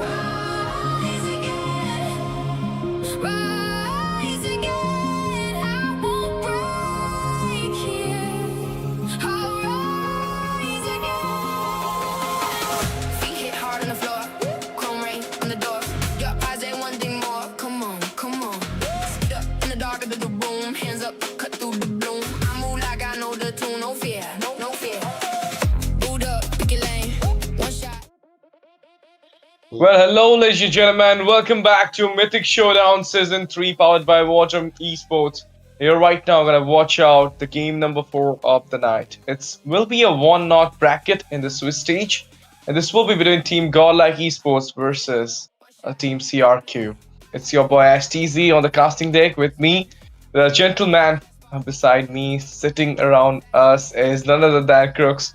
We'll be casting another game. Hello, Crucifix. It's been a long time, bro. Like, seriously, long time. I've been with you again at the same casting desk, but different teams to cast. Well, I mean, to be fair, bro, I kind of do feel bad that we haven't casted together in a long time. Yeah. You are one of the most, energetic, the most exciting casters to be with. So, props to that. Props to you, brother. Again, casting with you is my honor. So it's good to be here. I hope everyone in the chat too feels the same. I hope everyone's excited to have you on the caster desk too. Like you on the caster desk and me too. So let's just hope that everyone's actually gonna enjoy this. Let's go, and let's talk about the teams, Chris. I mean, there is certain change in CRQ team right now. I mean, 27, he kind of migrated to a CRQ Prime. They hired their new AXP. They have a little bit change onto the mid lane as well. And talking about GodLike, same thing goes as well. They have a big change after the MLMS season 1 because somewhat rom-com bit they went to S8UL, whereas Van Satoro is not being there into the jungle. They hired 2 new players into the EXP as well as into the jungle, and I'll say Lanaya, this guy who's who's the jungler of GodLike Esports. He's literally doing so well. Yep. What did you say the jungler's name was? Lanaya. My God, Templar Assassin. Yeah. Understood that reference. So there's this character called Templar Assassin in Dota 2. So her name is Lanaya, one of the most amazing marksman type heroes. Okay. Yeah, it feels good to actually have Dota 2 references here and there. It's really yeah. nice.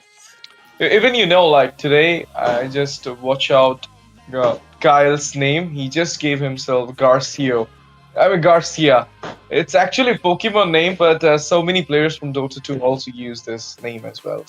Yeah, I mean, after all, we're casting out a MOBA game, so Dota 2 is kind of father of MOBA, all those MOBA games, and it's so hard as well to learn. But talking about MOBA 5v fight right now here at this Mythic Showdown Season 3 GodLike Esports, as I was mentioning you, 2 of the new players addition to the jungle as well as to the EXP. They are doing so great at this point. Actually, the EXP laner, he got the MVP last time when GodLike fought, and he's played so well. So do Lanaya with that Ling. I mean, I'm not sure. Is it the connection between the assassin heroes, as you mentioned, the Templar Assassin and all? I don't know. Is it because of that he gave his name? But still, Lanaya is cooking with that Ling. Talking about it, Senju got added into this team as well. Meta Ninja Senju, he just got transferred here. So all this rosters being changed right now. Do you think there will be some impact onto the game? Because this 2 team had fought during MLMS, but today they have new lineups, new players, new names, but some same experienced players as well of the community. Well, these new players, if they actually synergize well with their pre-existing team, I think that's going to be the biggest possibility where they actually get that easy win. The synergy is what actually matters the most, and I'm going to be very honest with you, with all these roster changes and all these new elements being added in, it could actually hamper them more than benefit them in any way. That's at least my opinion. But again, just one thing I wanted to put this out there. The biggest reason why I glaze Argus so much, not many people know about this, but I started playing Warcraft 3 The Frozen Throne when I was in 6th, 7th grade. My uncle had given it to me. So there was this Dota mod in that, where originally how Dota started was as a mod in Warcraft 3. So that's where Dota started, and I started with Abaddon. Abaddon is one of those heroes that has immortality similar to Arcus, and the kit is sort of similar, but he's a support-based hero that has immortality. So when I shifted over to mobile ML, I realized that I wanted to be a support here too. So that's how I started picking up with Estus in the first few seasons. And then when Argus dropped in, I was like, yo, this guy has a slow like Abaddon, he's got a stun like Abaddon. No, not stun per se, but you get the idea. Yeah. He's got immortality too. I might as well try him, and that's how I got my first Savage. I think Karina was my first Savage, but bro, the same pitch, man. I also got my first Savage with Karina. I mean, the old Karina. The new one, the new guys want to say new one is better. Bro, have you ever played with the old one? I always ask this. Yeah, and no, dude, you cannot compare the old Karina to the new one. Yeah. Old is always gold. Gold. Let's just face it, bro. I got a Savage inside the enemy Hamilton, and that's what got me into Argus. Yeah. So the whole 10 plus years of Dota, my 7,000 MMR, and me dropping it for Mobile Legends, Then coming here and then seeing a hero like Argus, this is exactly why I love that hero and why I can't really let go of him. Anyways, back to the draft. I think reminiscing over the past is a little too much for now. Marcel, Phobius, and Glue gets banned off from the side of Team GodLike, and Crux, Requiem, they go ahead and get themselves the Valentina, Harriet, and the Zushin get banned off. With the Phobius being banned, I think Freya is a very outstanding pick, and Crux, Requiem, they've got some heroes being picked in on their side. What do you think about it? Paquito is into the meta right now, and for the damage EXP also, you're going to see one thing here. Last time Narashi, he went for this Freya, he got the MVP with it, and I believe the same thing is going to happen in this game as well. I mean, it is looking like a flex for everybody. It might be Fate onto the Freya, but no bro, it is Narashi, it's a big trap. Fate might gonna actually go for a Claude or maybe the Moscow here, I believe. They banned the Phobius for that reason. And if not the Moscow, not the Claude, then maybe the carry is coming in here because you need some true damage to, delete that Baksha as well as that Paquito. But no, that will be the card as well as the veteran coming in, Lanaya. But this guy was playing Ling last time, but today he is on to this veteran. I'm really going to watch out how he's going to utilize this hero because I was hoping for a Joy. Because last time even we saw the same Joy pick from J-Ho of IQOO S8UL, so I was hoping a Joy pick here against Bakshin does work. The magic penetration does work. But now into the last pick here, maybe into the gold, maybe they're gonna go for a mid lane pick as well. The Valentina is open, they can try the Valentina, but at the same time they can also try the God. It's banned. Oh, okay, sorry, yeah, Valentina is banned, so God. I believe God or maybe Eve. Yeah, I mean, Eve is a good possibility, but Gord, why? Obviously, dude, like you said, Gord gets picked onto their side. Gord's got true damage. He's got a lot of utility with the spells. Surprisingly, I cannot actually come over the fact that this guy has so much utility in his kit. He's got slows, he's got true damage, he's got a stun, and he's got an ultimate that actually devastates team fights. But he's not mobile at all. The side of Team GodLike, anytime jump him and then just take him out for the count. You've got Freya with the Valkyrie's Ascent, the Blazing Duet, EMI, and Fredrin. Anytime this guy could just pop out of a bush and then taunt the living crap out of Gord, and will just lead to his death. So, okay, yeah, Gord gets banned. Gord gets picked and his student gets banned. Very poetic. Good job for us, Requiem. I can't believe, yeah. I mean, obviously, look at it. Like the way they're right now cooking the draft here, if they will actually go for a Gatotkacha and a Valir, it will work so well for them. Veteran is there, they have a damage EXP, they got a claw into the hand as well. So you need some crowd control, initiation, and then slow down. Valir will be the best. But apart from Valir, the Lilia is open, so it can come up here. I mean, Lilia is actually the student of that same institute where God and Eudora are the teachers, so of course it might be Lilia as well. So it can be a pick, but Moscow ban into the way. So to the Lilia ban. Okay, that's what they want to go for. Senju. I really want to see what Senju going to prioritize here. Eve is open. Might gonna go for the Eve or maybe the Lunox, but other than these two picks, he can also try the Forza if he wants. He's a good Forza user. But his 3 ace picks has been taken out. The Valentina, the Lilia, as well as the Valid, which could have given a lot of follow-ups towards this lineup being cooking up by GodLike Esports. But onto the roam, what do you feel are gonna use here, Crux? I think that with Grok being open, that could be a possibility.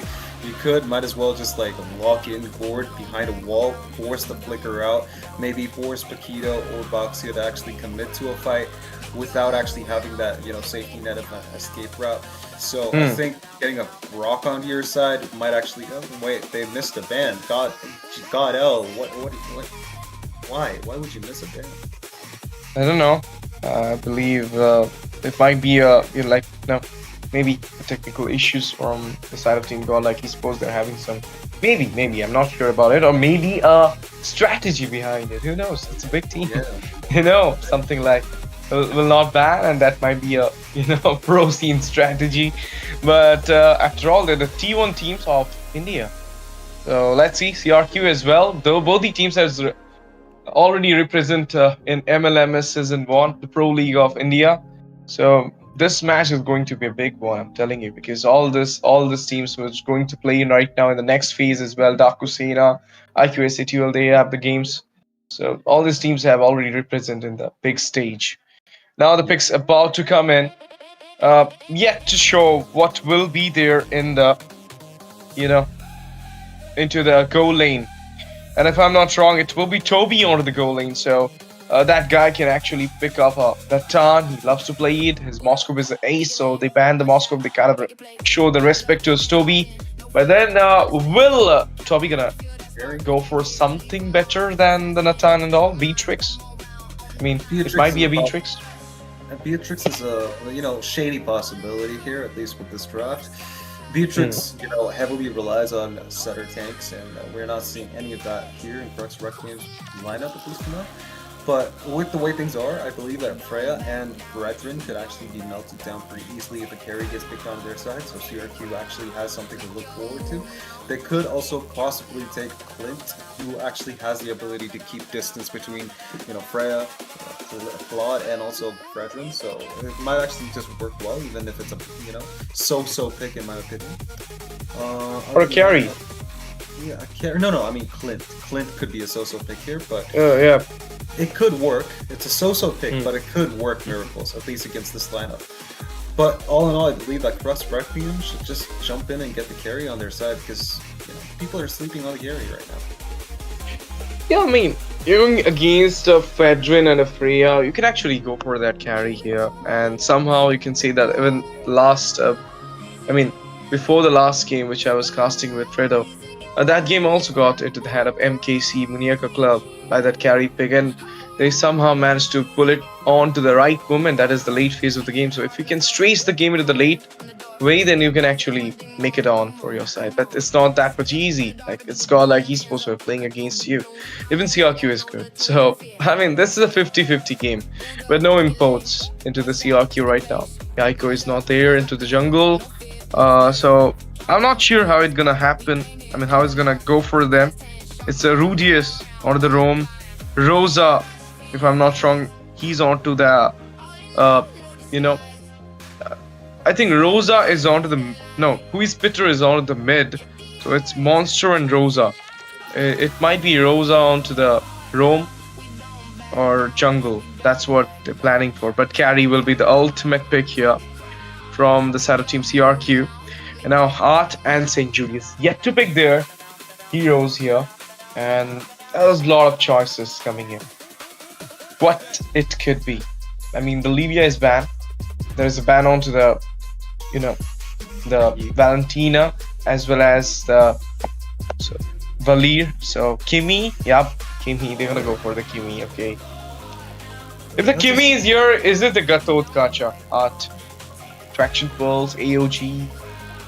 It could be a possibility, but again, if the Traction Pulse actually doesn't connect, and the AOG will be wasted. Oh, instead we get the Atlas getting picked by the side of Team GL. I mean, Atlas has been rising in popularity, even though he was always a good hero. The moment that he actually gets a HP-based buff, people suddenly think that he's busted now, and now everyone's starting to use him. He's more viable now because people have opened their hearts to the squid, just like how the squid comes out of his chest. It's weird. It's super weird anyways. I think the Atlas has finally seen the light of day. Argus, please. Do something about Argus, please. Yeah. Thanks. Let's see. Toby onto the goal, Rosa onto the mid, Rosa onto the jungle, Monster onto the mid. Now Rudius is yet to pick his last one. Bellaric? No, it's a Matilda. Support meta after the buff, the recent patch kind of, sulking around those support heroes, but we're not watching out it more in the competitive scene. They're gonna go for this Matilda, and Matilda does have that special ability to make you out from any bad scenario, any bad situation you're kind of farming in. So I believe gliding will be a much good skill here in this game, but at the same time, if she will get taunted by the veteran, then it will be a little bit risky. It's kind of a double-edged sword right now. You're lacking the sustain because Paquito will be onto the damage. So to the carry. God, Matilda, everybody is not the sustain here. It is just the Bakshia. You want something healed for the utility, that's why you went for the Matilda, but at the same time, you're lacking the sustain. Survivability-wise, it is GodL doing greater here. Ladies and gentlemen, welcome back to the Mythic Showdown Season 3, game number 4 of the night. It will be Team GodLike Esports versus Crux Requiem. Actually, game number 5, sorry. Yep. It's all in the bag, I believe. The side of Team Crux Requiem, they have a passive early game. Late game, they might actually stand a chance, but early game for GodL is very strong. Look at the wave clear for them already. They might actually just be rotating to the top side of the map. We've got top a lot, you know, not that much of a problem. I think Boxia is trying to make an early rotation, make sure that Freya is actually pressured. That's going to be a free, you know, crab for the side of Team Crux Requiem, I believe. GodL won't be able to take it. Little Wanderer gets taken down by GodL too. Oh, no, it's going to be Crux Requiem that gets the Little Wanderer. Nice. Okay. I mean, a trade is a trade, even if it is Lethal Wanderer. And nowadays, you know, like the recent patch thing, it's not the buff who does have more EXP, it's the side grips. So obviously, like, yep. So you got a little macro trade, I'll say. A little one, not a big one, but it's matter. Now into the turtle side, let's see. We'll be having the, you know, first turtle. And do you think like it will be GodLike who'll get the first blood?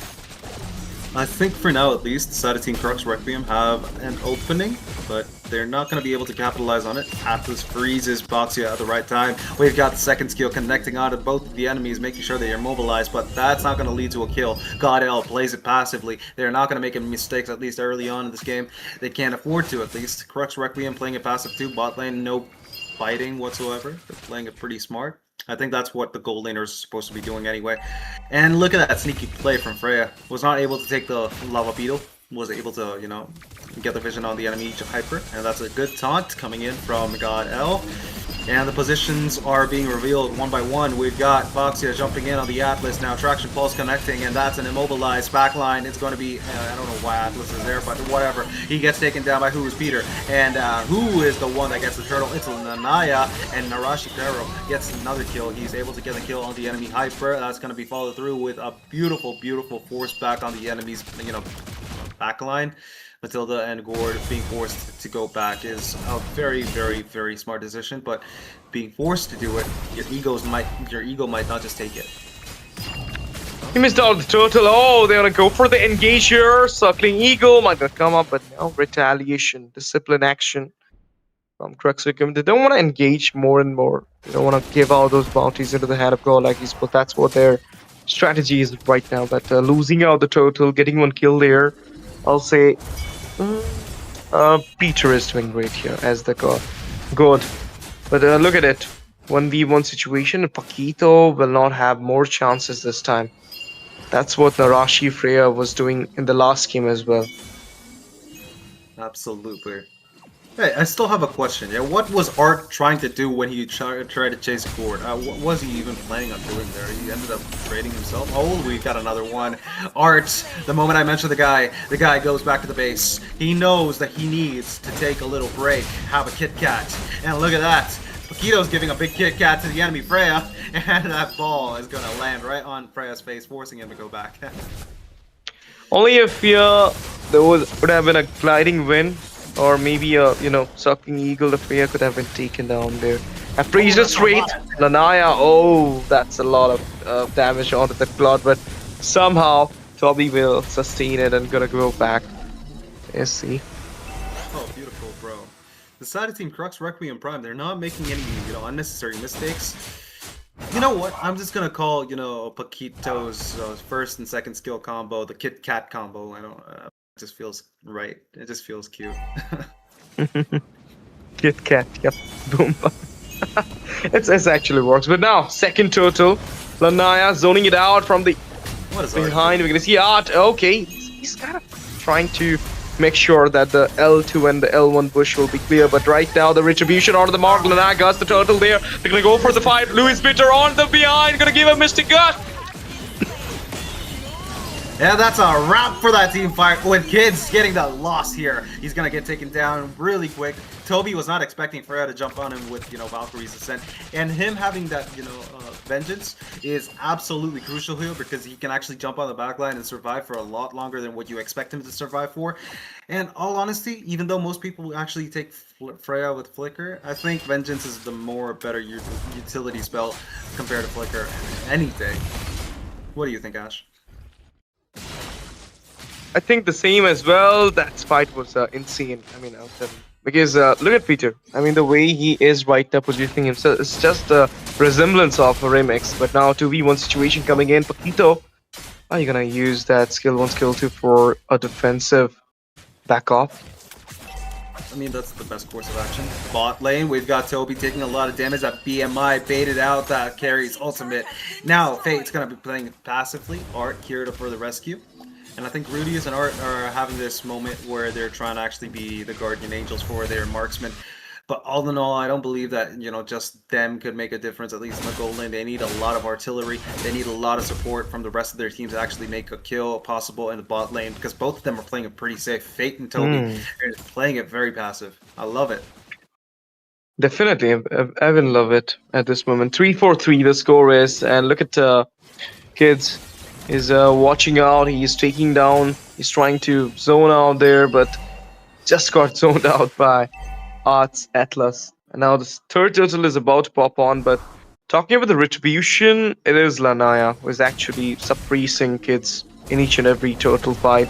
He's kind of taking it out, but after that, the fights is being getting won by Peter. Who is Peter? You need to kind of zone out who is Peter, or maybe kind of gonna taunt him down there if you don't want to lose the fight. But now turtle got reset. They're gonna go for the gliding wind with the circling eagle, but that's a back off from Matilda. But look at the Fatal Link, 3-member caught the way. That's a heavy scuffling going on from the behind. It will be out, getting down with the Mystic Gust coming out from previous Peter. Narashi chasing down with Peter there. Double kill secure. Rudius goes down. Might be a triple. Let the monster will be fleeing away, but from behind, that's a Buckshire coming in there, but you're not going to get any trade. Total. GodLike.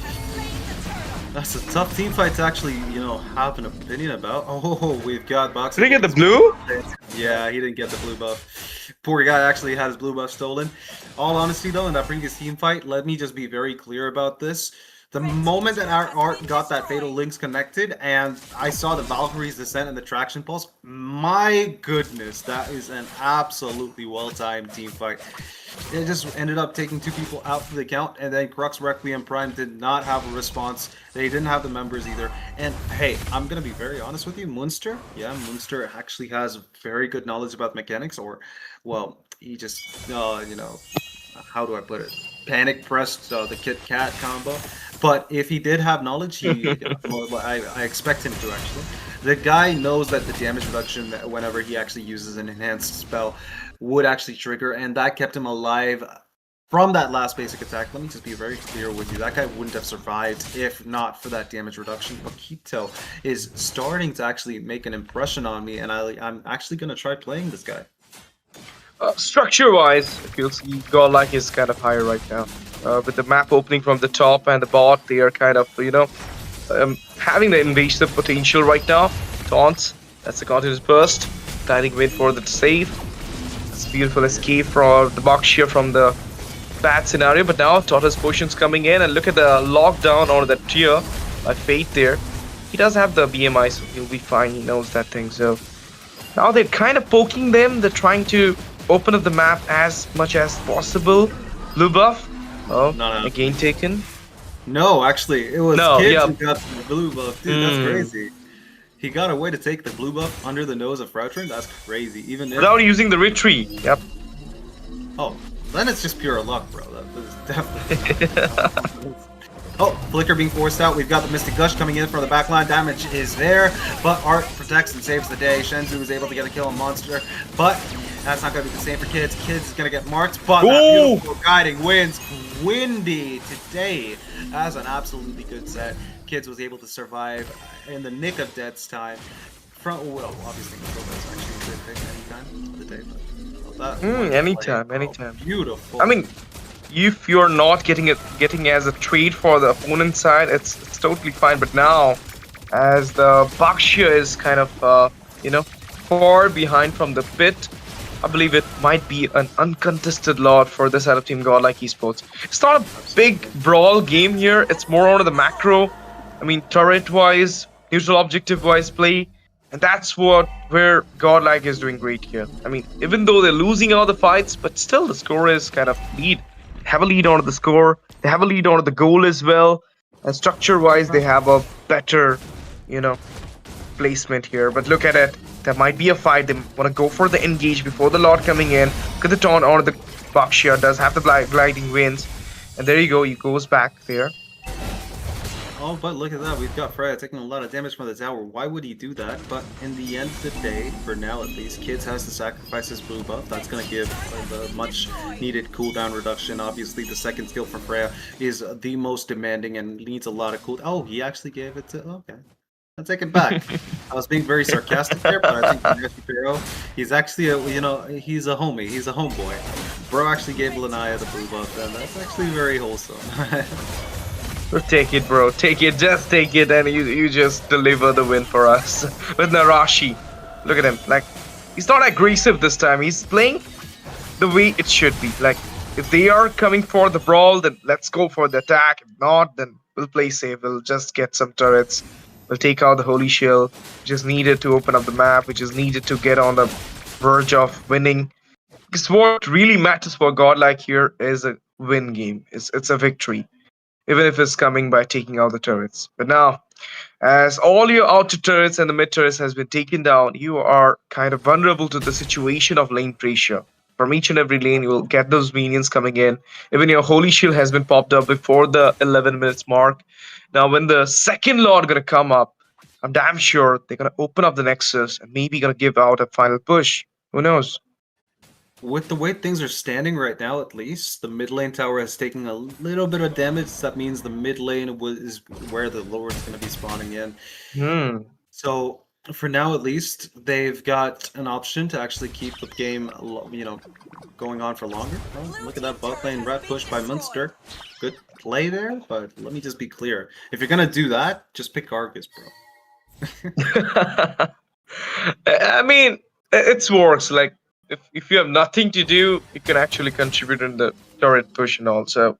Monster was like that, but currently the Paquito pick is kind of getting west out. He might gonna go for the engage here, but not gonna use the battlings. It will just be the way for taunting out or maybe to bait out the resources from the Kids Bakshia, but somehow Kids managed to, pull it out there. Now there is a fight coming in. BMI for Fate goes back there, and we're gonna see Narashi clearing out the lanes. Same, not the same, but somehow cross map play. Okay, Kit Kat for the defense.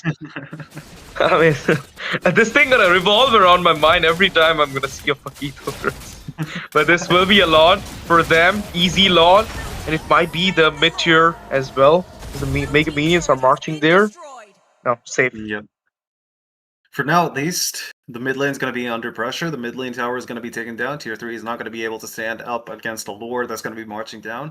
But will they be able to sync the lanes? GodLike needs to sync the lanes as quickly as they can. And Paquito seems to be the only one person that could actually threaten the synced lane strategy that GodLike wants. Because this guy, you know what? This Munster guy should just pick Argus, dude. I can teach him Argus. He should play the goal lane as well. But Toby does know how to go for a split push with the Moscow, but sadly his Moscow got respected there. But on the top side, look at it. Monster versus Narashi. Monster gonna hide in there. I'm gonna go for the ultimate here. Okay, that's a good set though. He pulled him inside the tier, but now it might be execution, it might be elimination. But look at the Valkyrie reason coming in. Look at that reason, or the Freya. It might be the elimination. 1v1. He got a lot of tier damage, but all the time mid tier got secured, and this will be the opening of the window to the Nexus. Will it be the end? No, defense, successful defense comes to the way.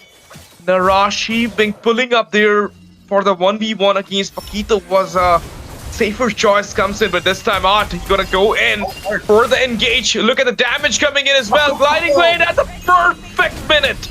At the perfect minute, the Gliding Vane just got taken out. Bad positioning of Bakshia. Bro, right now, at least in my head, how that actually, played out. Kids just moonwalked away from them, and all of them, and then just said, hee hee, and then just like slid back to the base. Bro, that's absolutely crazy, dude. Call him Michael Jackson. Who is this guy? He's not kids no more. He's Michael Jackson. He's doing all the smooth. You know what? Smooth criminal. Yep. Definitely. I don't know who is the Billie Jean here for kids. But let's see. I think Billie Jean is Shenzu, bro. Shenzu, 100%. Let's see, guys. It's just the bot. Oh, Mr. Gasmere! That's a feature strategy. He went for the flicker there, but no, that mid tier as well as the bot tier will just get shattered in front of the eyes of each and every member of Crux Requiem. This might be the end with this lot. They're gonna try it out because all those inhibitors has been taken down here. It's just the base. And there is a hefty amount of goal lead. 10.3k from GodLike Esports. Look at the score. It's 6-4. It's same from the very last 7 minutes. But the gold, it is getting rise and rise for GodL. That's why they're getting more items right now. They will have more damage. Will it be the end of sustain? We're going to watch out from Crux. I think Crux Requiem don't have an opportunity to take the Lord. They have a big deficit on their money department. This is not looking good. 10,000 is not something that you can actually contest in the fight for. The moment that Brethren taunts, it's going to be end game for kids. Unless, of course, Michael Jackson actually comes in and, and takes over. And all of a sudden, that was crazy. Oh, look at that. Grayson's Wrath, that's a lot of damage. No opportunity. Oh, Kids still manages to actually go out of harm's way. Lord is going to be marked down again, but it got reset, so, they need to actually invest all of their members and all the damage to actually take the Lord now. Good plays from the side of Team GodL. They are playing it pretty smart. And the fact is, Bakshia is able to do this because he's tanky. If he was not a tanky jungler, if he was just an assassin, he would not have been able to survive against all of that crowd control and then use the guiding winds to actually, escape from Death's claws. At this time too, they can't sing the lane properly, and this might be a difference as well because they do have a carry to lead this lot, and it will be to the pit or to the crown. But let's see, is yet to come. Might be a final push from them. The Lord marching in there. So do Art as well. They're gonna go for the engaged gliding winds. It's not even there, but look at the knock-on coming in from the behind. Gonna go in there. Got a kill. Mega kill secured. Double kill onto Kids. They're locking down the base. It might be the end here. Okay, shutdown happened. Triple secured by none other than S8UL, the prodigy, onto the bait. And this will be the end. GodLike Esports gonna get into the 2-0 bracket of Swiss Sage with a proper win against Team Crux. The game goes a little bit far, but in the end, GodLike Esports managed to sweep it up for them. That was a heavy lead that they had in the early game too, and that actually, translated to a very, very good late game too. They didn't make the same mistakes that IGN did. They didn't overcommit. They didn't actually overextend either. They played it pretty smart. They ended up, only taking fights that they could. Matilda not being able to use the guiding winds. Art's decision to actually go for that, target that instead of the usual marking Kids and trying to hope for the best. That didn't work. Michael Jackson's not going to be taken down that easily. We know that. This Kids didn't have the escape route, so he was taken down by the Appraiser's Wrath. But look at that. Claude, again, another MVP for that hero and his monkey. Yeah, I mean, the monkey business is real, guys. This guy is something special. I'll say this game was totally a macro game, man. I mean, I love to see this kind of game coming into the Indian server for sure, because I mean, we always see like heavy scoreboard, high scoreboard kind of game, but today it's normal start. Like, we're gonna get so many trades just into the turtle fight. We'll try to take out Kids, but he's not managed to being taken out because of that Matilda pick. But somehow they managed to take out Toby. Peacher was playing so safe.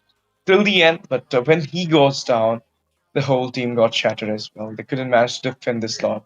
And I believe the main problem was not getting the initiation for the fight, not having enough sustain. I mean, the Bakshi was there, but it couldn't manage to give it like a high loss or like a Gatot Kacha. Anything would have been better, but we cannot deny the Matilda pick because so many times the Matilda really managed to pick out the Bakshia, Peter, or the God from the bad positioning, from the bad scenario when they were about to get trapped down. So obviously the Matilda pick was onto the mark, but not to the execution part. Like they were not aggressive for the whole time, and kind of you're gonna see that GodLike used this trick to make out those turrets from them.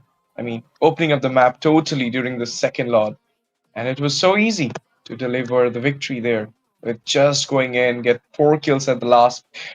They totally patiently wait for that cooldown, for the perfect moment to barge in, so that they will just go and go for a triple skill like Senju. He got aggressive in the very last minute of the game. That's what I'm saying.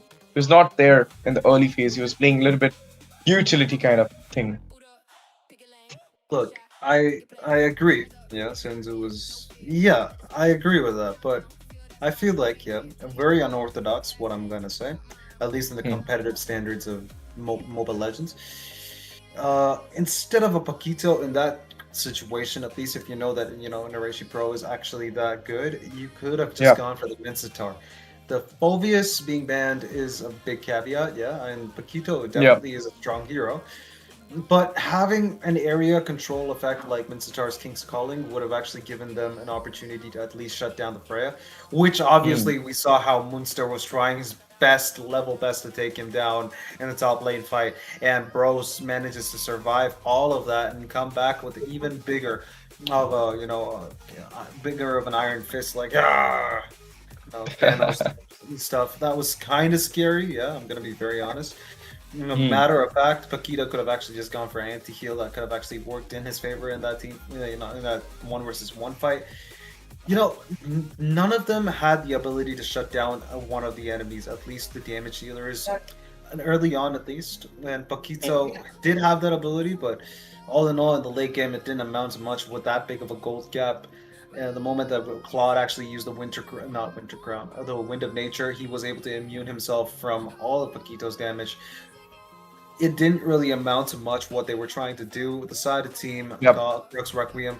They did have a good draft, in my opinion. It was a very balanced draft, but balanced drafts don't win you the game. Execution wins you the game, and I think God L absolutely demolished that with execution, dude.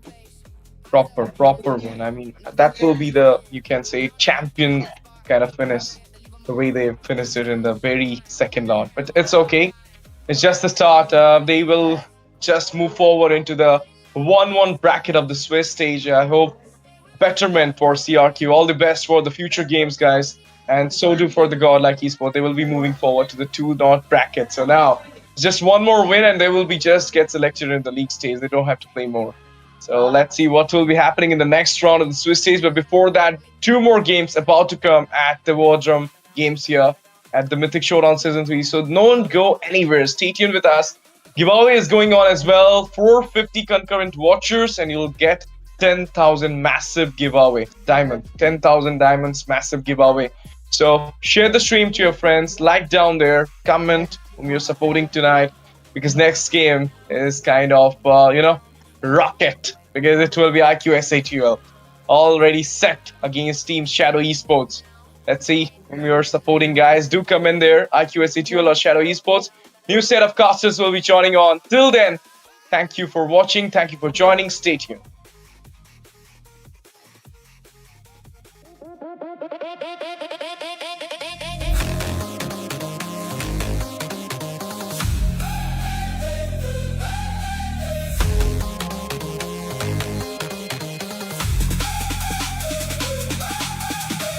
Boot up, pick a lane, one shot, take your place. Eyes up, hands locked in, no fear, let it spin. Countdown, feel that spark. We came here to leave a mark. Fast hands, shot mine, one more round on the climb. Hear it rush, feel it rise. All in now,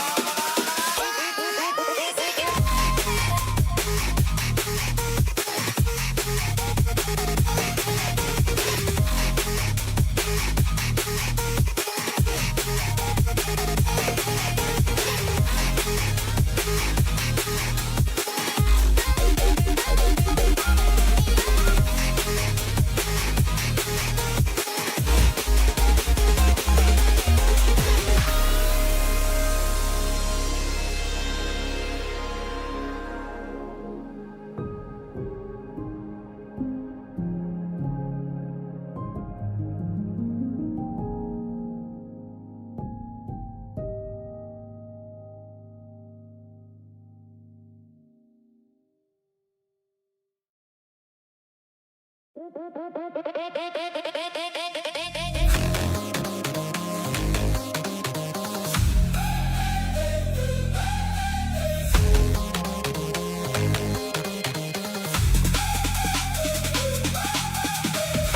up, pick a lane, one shot, take a place.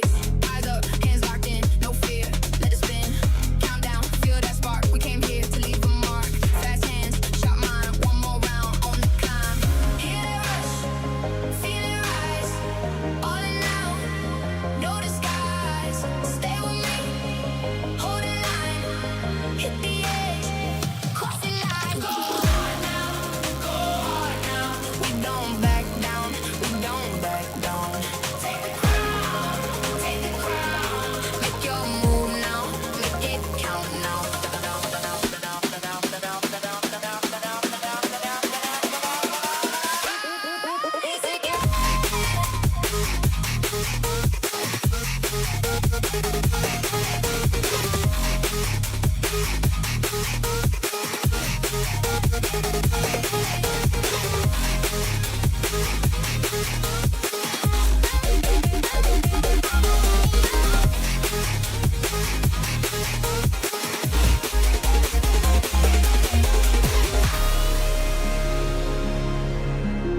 Here we calling from the dark. Rise again, rise again. I won't break here. I'll rise again. Feet hit hard on the floor, chrome rain on the door. Your eyes ain't one thing more. Come on, come on. Sit up in the dark of the room, hands up, cut through the bloom. I move like I know the tune, no fear, no fear. Boot up, pick your lane, one shot, take a place. Eyes up, hands locked in, no fear, let it spin. Calm down, feel that spark. We came here to leave a mark. Fast hands, sharp mind, one more round on the climb. Hear that rush, feel it rise. All in now, no disguise. Stay with me, hold that line. Hit the edge, cross the line. Go hard now, go hard now. We don't back down, we don't back down. Take the crown, make your move now, make it count now. We don't back down, we don't back down.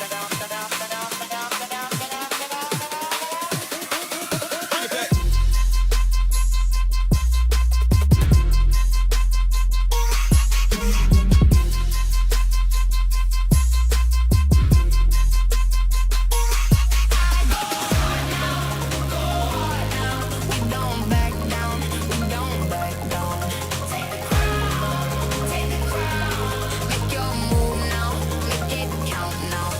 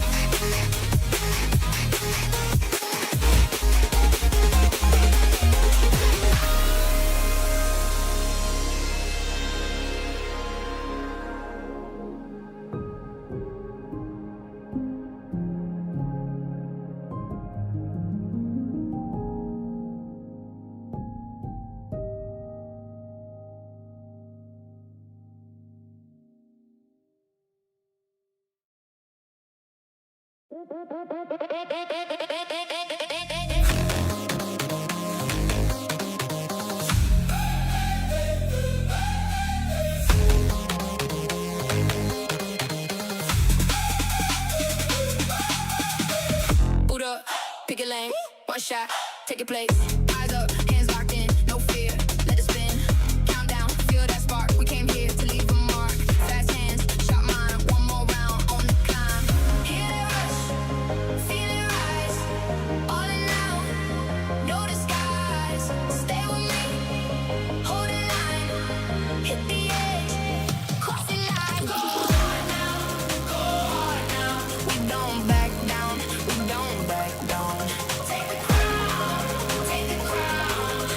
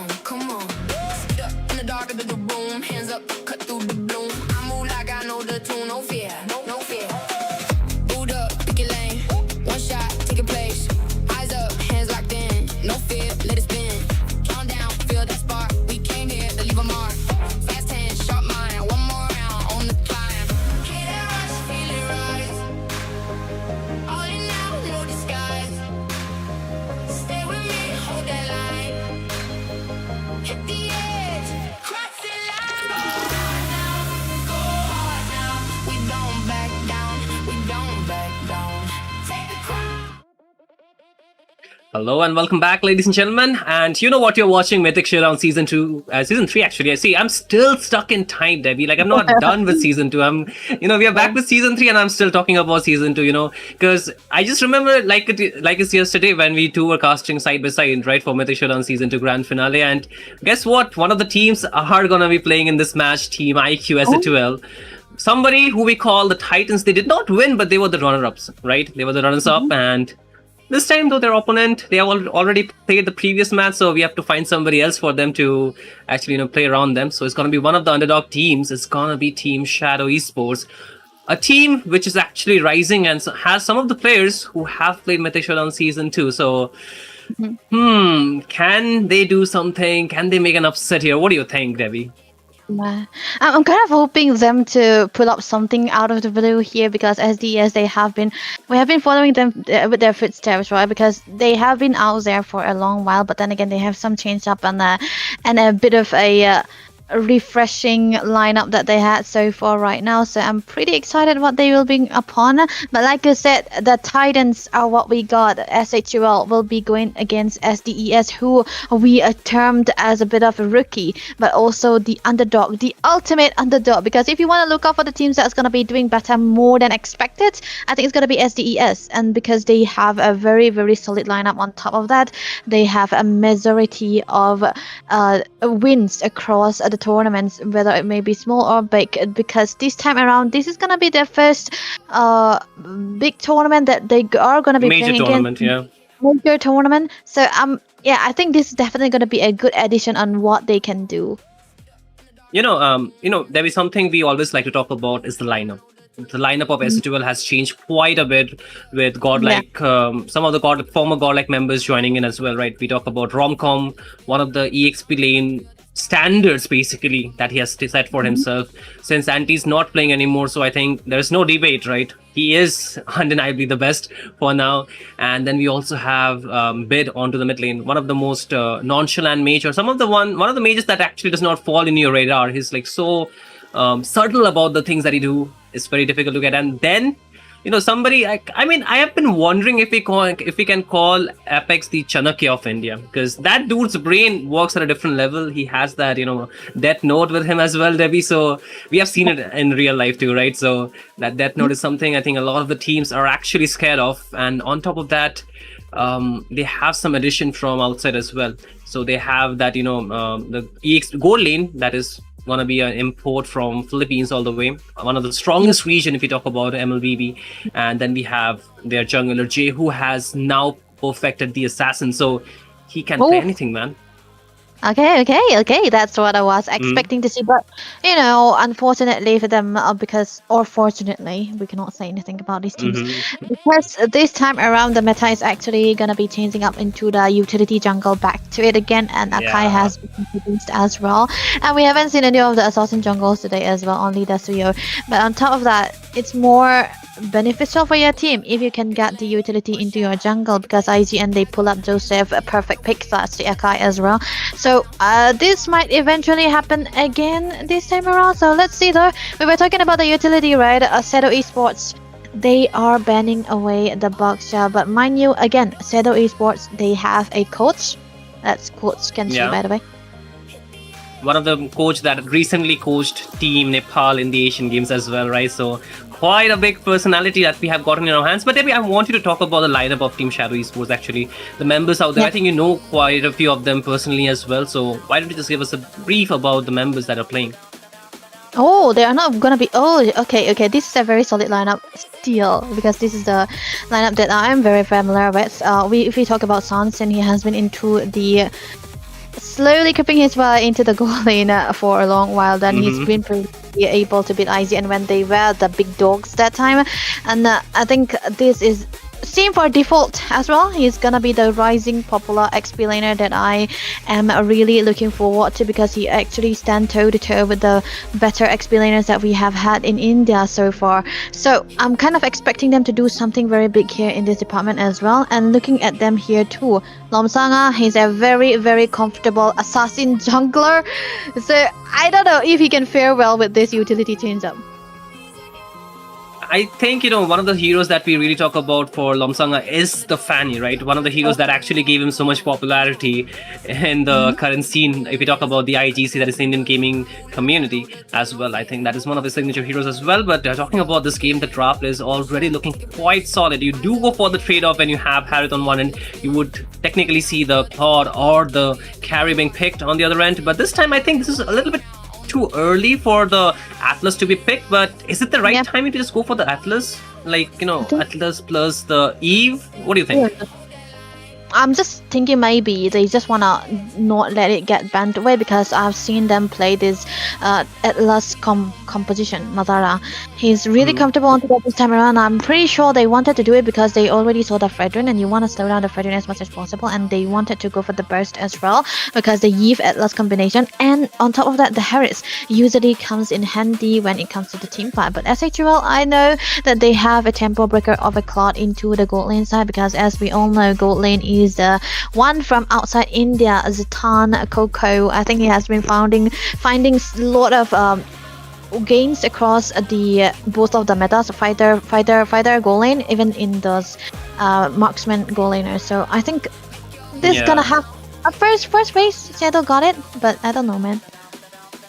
I just think, Apex with the Marcel is quite annoying to deal with. Like, you will see him running across the map, being that annoying factor. And especially if you have heroes that would like to play with the space, like to play with, a little bit more tempo that you need to, have for these heroes, especially for the Harith as well as the Eve, to just, get the game rolling for your end.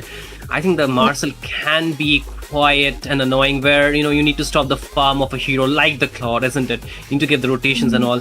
The mid duo might be in a little bit of trouble giving that rotation that the sides need here for Team Shadow. However, I think that can change considerably after we look at the EXP as well as the jungle for Team Shadow Esports. If they go for an assassin especially, I think that can work as a countermeasure, because Marcel is very good against the tankier heroes, against the heroes that do not have too many dashes. But against the assassin, I think the Marcel too could be vulnerable quite a few times. Yeah, that's what. It's usually not really that commendable for the Marcel to get picked off time and again because of the exquisite, but it's also very mobile if you talk about it, so it's very understandable. But look at that. I know the plans that S8UL are going for.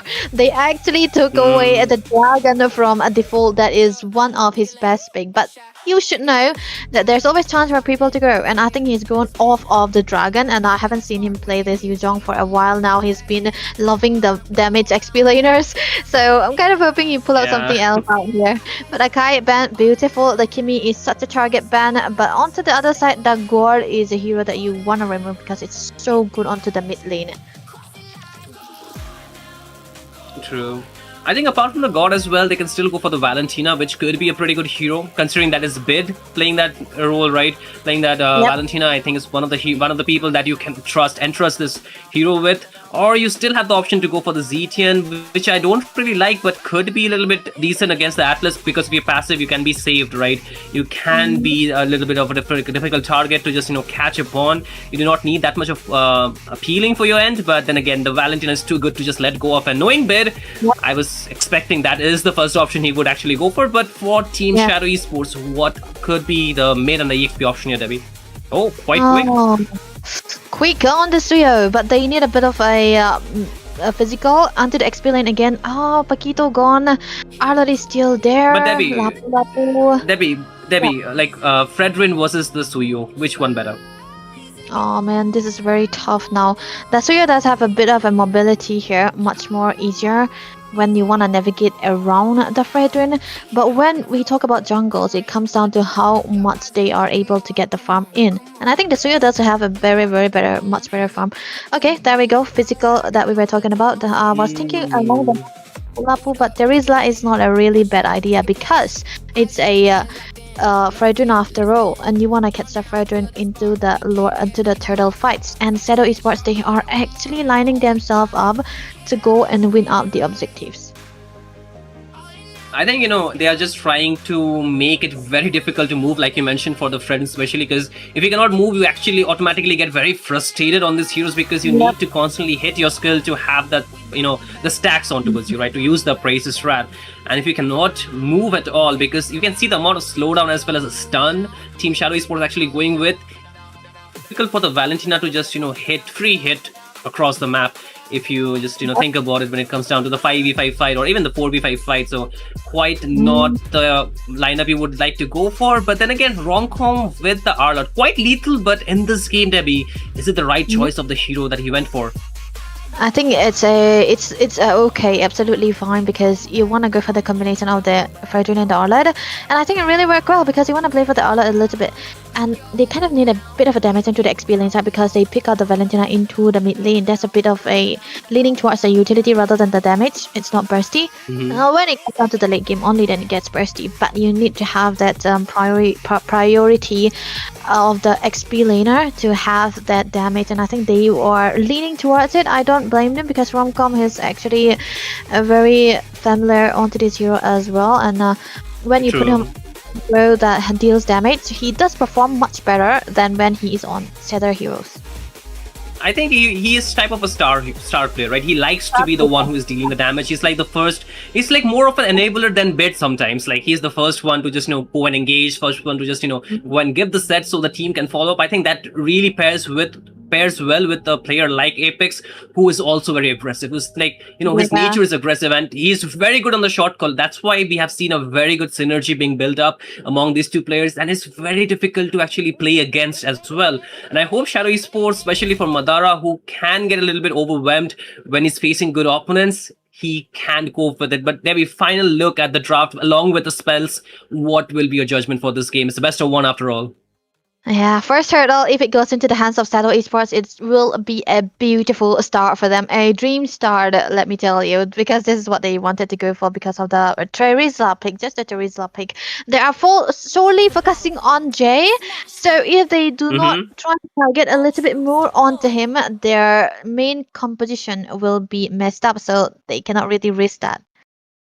Yeah, but ladies and gentlemen, boys and girls, we welcome you into the land of town for this best of one. And this is between Team Shadow Esports versus IQOO S8UL. Two of the teams really looking forward to move to the 2-0 bracket actually. And it will be fun to watch. But again, Debbie, mid lane, this Valentina, for some reason, she hurts a lot, especially against Atlas, was quite squishy. But top lane, look at Romcom, already losing a lot of HP.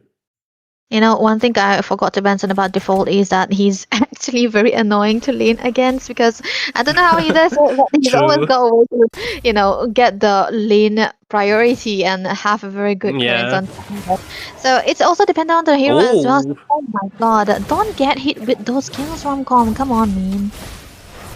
That's quite a bully already, but looking at the mid lane, things are quite not the same, right? Madara getting quite of his HP chipped down. He might have to force the flicker if it's not careful enough. Apex trying to chase him bot lane though.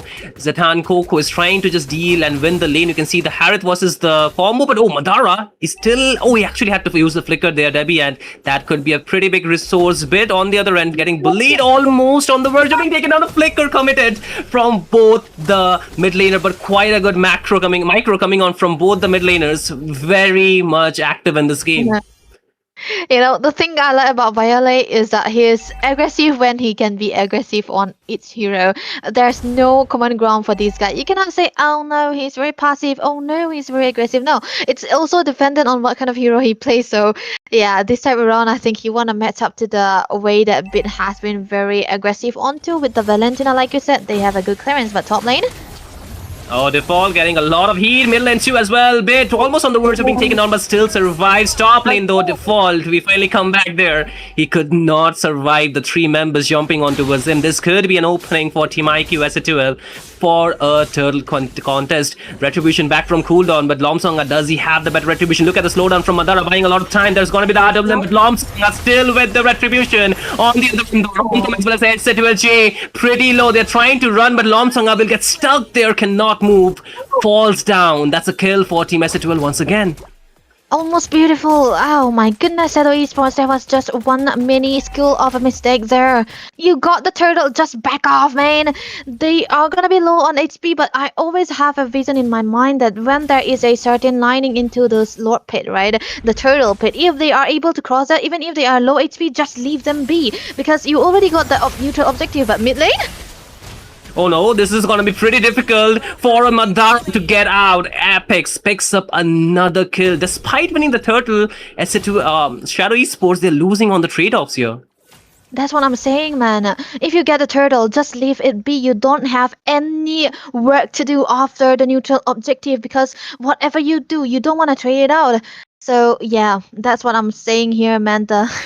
This is The predictions. that kind of distracted me because the previous prediction it was for GodLike. Yeah, I did. Mine was for GodLike. It won, but oh man, that's not. At least you're right, Debbie. At least you're right. Your prediction is right. I know you want to support your son. I know you want to support your son at the end of the day, but it's like, you have to be right as well. So as a caster, you have to let that professionalism be out of there. But again, top lane, you can see already pretty aggressive position. Lomsanga is going to be diving in. Romcom losing his HP already to half a bit. There is going to be the penalty zone as well. Most on the watch being taken down. Flicker out from Romcom, but Jay does not have a flicker, so he gets stuck, taken down out there. Shadow Esports finally finds one kill on the board, but do they want to chase? The Fatal Link is still there, but bot lane San Sin versus Zitan Coco. San Sin still have the advantage. Coco needs to run away. Top lane, we come back there, but no more trades off. Apex has a pretty good positioning, but the team is not ready. Turtle in 2 seconds, they need to make way for that. Yeah, they need to. For S8UL, it's actually good for them to set up the turtle here because Lomsanga decided to go rotate up on top lane because this is what he usually do, right? He's give him something of a very immobile. Oh wait, mid. Oh, Default has to burn that flicker. Oof, it could be pretty ugly out there, but now he is out of the spell. No ultimate as well. So do they contest because the jungler is on the top lane? I think this is iQOO S8UL's turtle to take. This is definitely going to be free. Default without the penalties and cannot really do anything about it, but he doesn't have to overstay his welcome, man. Look at that. Oh no, Default does not have the flicker, needs to be careful. Fatal Link from connect to his mother. He wants to go for the engage, but does not have the Fatal Link activated. He needs to run away from now. Flicker again baited out. San Sendo gets stunned up. There is gonna be the golden hour. The damage, does it come through is the question, but look at Coco, is pretty low as well, but they will be able to hold on to the bot. Romcom is there as well. There comes the RWM. No more flicker from Romcom. He might get stuck there. Default, he picks up the kill, and now iQOO S8UL, they might want to live. Like you said, they should not be overstaying their welcome, and that's what they do. Oh man, these are the mistakes I don't really wish to see, especially in Mythic Showdown, because your jungler is up on top lane. You don't have flicker, you don't have penalty drone. Your wave for contesting onto the turtle is all gone. Just leave it. Try to trade it down to the bottom lane side so that you'll be able to find a pick off. But this time around, S8UL will be actually advancing onto that department, and they will be able to get that turtle. But still, Shadow Esports hold the gold lead because I think most of the goal is into the hands of Sansin. He got the Starlim side already, which is definitely not enough to go let him into the team fight just yet. So they gotta wait just a little bit for it. And T-Hill already built a way for the Violet as well, so he's definitely gonna be trying to stay into the team fight as much as possible. Yeah, for now, I think it's much more important to get the items, right? A lot of the heroes, they depends on the items. So before they have the needed item, they should not be fighting around. But then again, what can you do with the pressure being built up across the map with the front line from Team S8UL? They're already annoying to deal with. And even if you do not want to take the engage, sometimes, Debbie, you are forced to use your spells, your resources, isn't it? Because you're pairing against a Nathan, you're pairing against a Fredrin, and these two of the heroes are quite punishing heroes. And I think with the next turtle coming up, we might just see another contest. Or Shadow Esports, should they just give it up? It could be dependent on the way that they position themselves, because this time around Default have the flicker. You also have the the penalty zone on top of that. It's gonna be so easy for the Teresa to have a good locked on onto Fredrin, that is Zay, so they can eventually try it out. But first of all, they have to clear out onto the mid lane side, have a very good positioning into the lane as well, into the bushes rather, and then maybe just Nadara can find something of a pickup because their combination is so good here. It is good, but it depends upon the retribution as well. But Lomsanga is not really looking to contest for the turtle. He's going on the bot lane unless they want to do something. There's the final slash being used up by Romcom, but the cooldown is still decently low, so he can still go for again. But Romcom, look at the Zetan Coop, is pretty low, forces on the flicker as well, and Lomsanga, he gets the kill, and now this is a clear sign for Team S8UL to take the turtle for themselves. Romcom still survives through it all, and again they want to go for the re-engage here, knowing the fact they still have the numbers. They want to take this fight. You can see the golden hour connecting, but they are not yet diving. Madara still has the flicker, but he falls while he gets taken down from the Princess Wrath, but he will get the kill as well too. And now there's going to be the fatal link from but it catches nothing except for Natalia on the map. So for now, it is okay. With an amazing flank rotation, takes down Bid, and this is a sign for Team S8UL to just run out because they're getting chased away. They will take down one member here, Madara, but still they cannot survive for the rest of them. They take down Romcom as well as Apex. Shadow Esports with an amazing play there. Wow, that was actually very amazing, but it was more of S8UL overstaying their welcome rather than Shadow Esports being, perfect on time. But they were also perfect on time though, so we cannot take that away from them. But what is with these two teams and then their ability to go for the fights when they already got a neutral objective? Because it doesn't really it wasn't really necessary for S8UL to go for the fight again. They got the turtle. They trade out with their goal laner. Go back to your places. Try to reset, man. And now they are losing more than they could because this is really not worth it. Everyone getting taken down, especially onto the part of Lomsanga, the jungler, right? It's not really worth it, man. True. And Sui is one of the heroes that can rotate pretty fast on the map, so you should not be just overstaying your welcome. I do get the fact that you want to get those kills, you want to pressure the jungle after you have won it, you want to get those turrets, but was it the really right choice of action from Team S8UL? Being the experienced one, I think it's not there because you should not be expecting this kind of mistakes coming in. But look at the final slash purified out from Sansang Singh. The timing was impeccable, ladies and gentlemen. But was it a wasted resource is what I want to ask you there, because I think that cooldown might be something that they will play better for S8UL because the Lord is on the table and they will not want to just give away the Lord that easily if you're Team Shadow Esports. Oh wait, Apex though, he gets jumped upon but he still survives with the lantern here. You can already see, he survives but not for too long. That is with an amazing clutch. Whoa, my goodness, perfect match connecting out there. And again, Lomsang goes back and picks up the double that he was looking for, and this Suyu is already on a 6 kill spree here, and this Lord is for Team Shadow Esports to take. Nothing that Team S8UL can do about this. There we go. You got your answer. It doesn't really matter if you don't have your Purify or not. If you are able to take them down, it's definitely going to be free allotment. As Shadow Esports, they are doing everything into the right path. And the way that they are holding on to stuff, right? The neutral objective, because they know that if Lomsanga is not available, he's able to return time. This is what I was saying, right? A bit of a mobility into the hands of Lomsanga, then he's gonna be creating havoc onto the other lanes. He has been doing this since the start of the gameplay that I've seen him on, but they have been making a minuscule of mistakes here and there, but now they are really onto the lead. They have the first Lord of the game, and they are able to set up for the lanes as well, because these might eventually help them take out the outer inhibitor into the top lane, because it's already close for Sansin to get home. Oh my god, you already see the damage out there, right? The Holy Crystal might just be knocking the door any time of the day. But I would want to say something, but before that, he goes in! And he takes GodLike against Team S8UL. This time, the Golden Hour knocking them down. The Fatal Link connects, but if not, will give the result that they're looking for. Default getting stuck under that Golden Hour will finally fall, but Madara next on the chopping block should be getting out of the harm's way for now. But then again, S8UL he takes too much damage from Sin. He gets taken down. Upon the 3 members to just defend this push. The Purify being used up, but Romcom still want to go for the kill, but there's a Diamond Force available from Sin. Romcom falls, and now it all comes down to the 2 members. Coco will be finally back up. The minions needs to get cleared up. Bed is trying his best to do the work, but Team Shadow Esports, they shouldn't.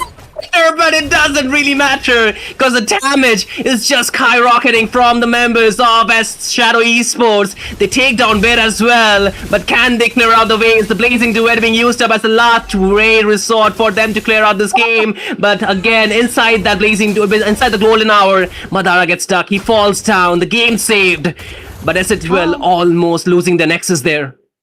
Oh my god, this is still gonna be a very good lead for the side of Shadow Esports. 7k is very notable here. 14-7 of the score that we had so far right now, but amazing defense coming through from the side of S8UL, but it was more of an overstaying coming through from the side of Shadow Esports. And I think it's, sometimes when you get too excited and you see that the enemies are all down, you want to force the Nexus there, and I don't blame them for that, but if they repeat that mistake again, I think it's gonna be a good time for Coco to bring up his big guns, right? Because he's already close to getting his items fully stacked. So you don't really want that. But this time around, S8UL will be having a much better time than the few minutes ago, where they have a good mistakes here and there. So they are trying to play for their Claude now. So they are sticking to the way that they are really good at, right? Playing for their goal laner. And Yeah. maybe they might try to find something of a pick-off. I think so. Like that could be the idea, but hey, is it just me or I feel like Shadow Esports are playing much more disciplined compared to Team S8UL in this game? Because I see a lot of over-aggressive nature right from S8UL where they should not be doing that. And for time and again, it's not just once; it's had been more than I think 3 times by now where they have taken unnecessary engage or unnecessary aggressive pathing, which actually led them to lose their inhibitors this early, just 12 minutes under the game, and they do not have the inhibitors anymore. And when the Lord is marching along the mid lane, it's going to be already difficult for you to defend because you do not have that best of a wave clear with the Valentina or with the R-Lord as well, right, Debbie? Yep, that's what, man. They're gonna have to focus a bit onto the inhibitor here, onto the top lane side, so that they'll be able to expose the turret here still. But yeah, this is not an involved lord with the Claw. They will be able to defend it, but still, surely Apex wanna do something. Look at that. Oh, they use the RWM for now, but mid lane though, again, the Lord does get clear. Romcom taking a lot of damage. The final slash connects on towards 2 members. They still want to go. The blazing duet comes in, but it does not take anybody down. Amazing golden hour from Apex. It locks down few members and they take down Default. Do they want to chase more? The Bracer Strap drop down, but Lomsanga still have that damage reduction, so he survives for now. But Apex, he wants to go back in, but something is hitting like a truck. Romcom, he falls down. The top inhibitor too low on in his HP, should just get taken down, and it has been walked upon, gets taken down. Wily, he takes down Bit 2, but now it's gonna be pretty difficult of a defense to make. Look at Coco, he cannot survive. Lomsanga gets the 10th kill of this match, make it 11 because he gets a double out there. Sansan Singh taken down, but what about the game? How will you defend that? There's a fatal link onto his Apex, and he gets taken down too. The minions should be there, and this could be the biggest upset of this series by far. And the 0-1 bracket might be something, not the 0-1 bracket, but the 1-1 bracket, something that S8UL were not expecting to head. But Team Shadow Esports, they get the victory against the Titans, the underdog, finally with the upset here, Debbie. Wow, that was beautiful maneuver coming through from SDS. I was having a bit of a doubt when they weren't able to get that top lane. But wow, Apex, I think it was uncharacteristic of him to try to go for the fight when they know that they have a very big chunky lord that they needed to defend. Because if they had a bit of more time, then they could have defended it. But man, what a beautiful game coming through from the side of SDS. They are playing for Lomsanga there. They're waiting for him to come through. They are very patient. And I think I want to say that it was more of them being patient than less of them being disciplined, because it comes toe to toe. But I think the patience is what it's gonna make them have that discipline, right? Because when you see their neutral objective team fights, there's always them waiting for Lomsanga and talking about the man of the match. That's definitely gonna be Lomsanga onto the Suyo. Definitely his comfort man. Who cares about Fanny when he can play the Suyo like this, right? Yeah, I think this is something we were not expecting, right? I did ask you in the beginning of the game, is the Suyo the best option to go here against the Fredrin?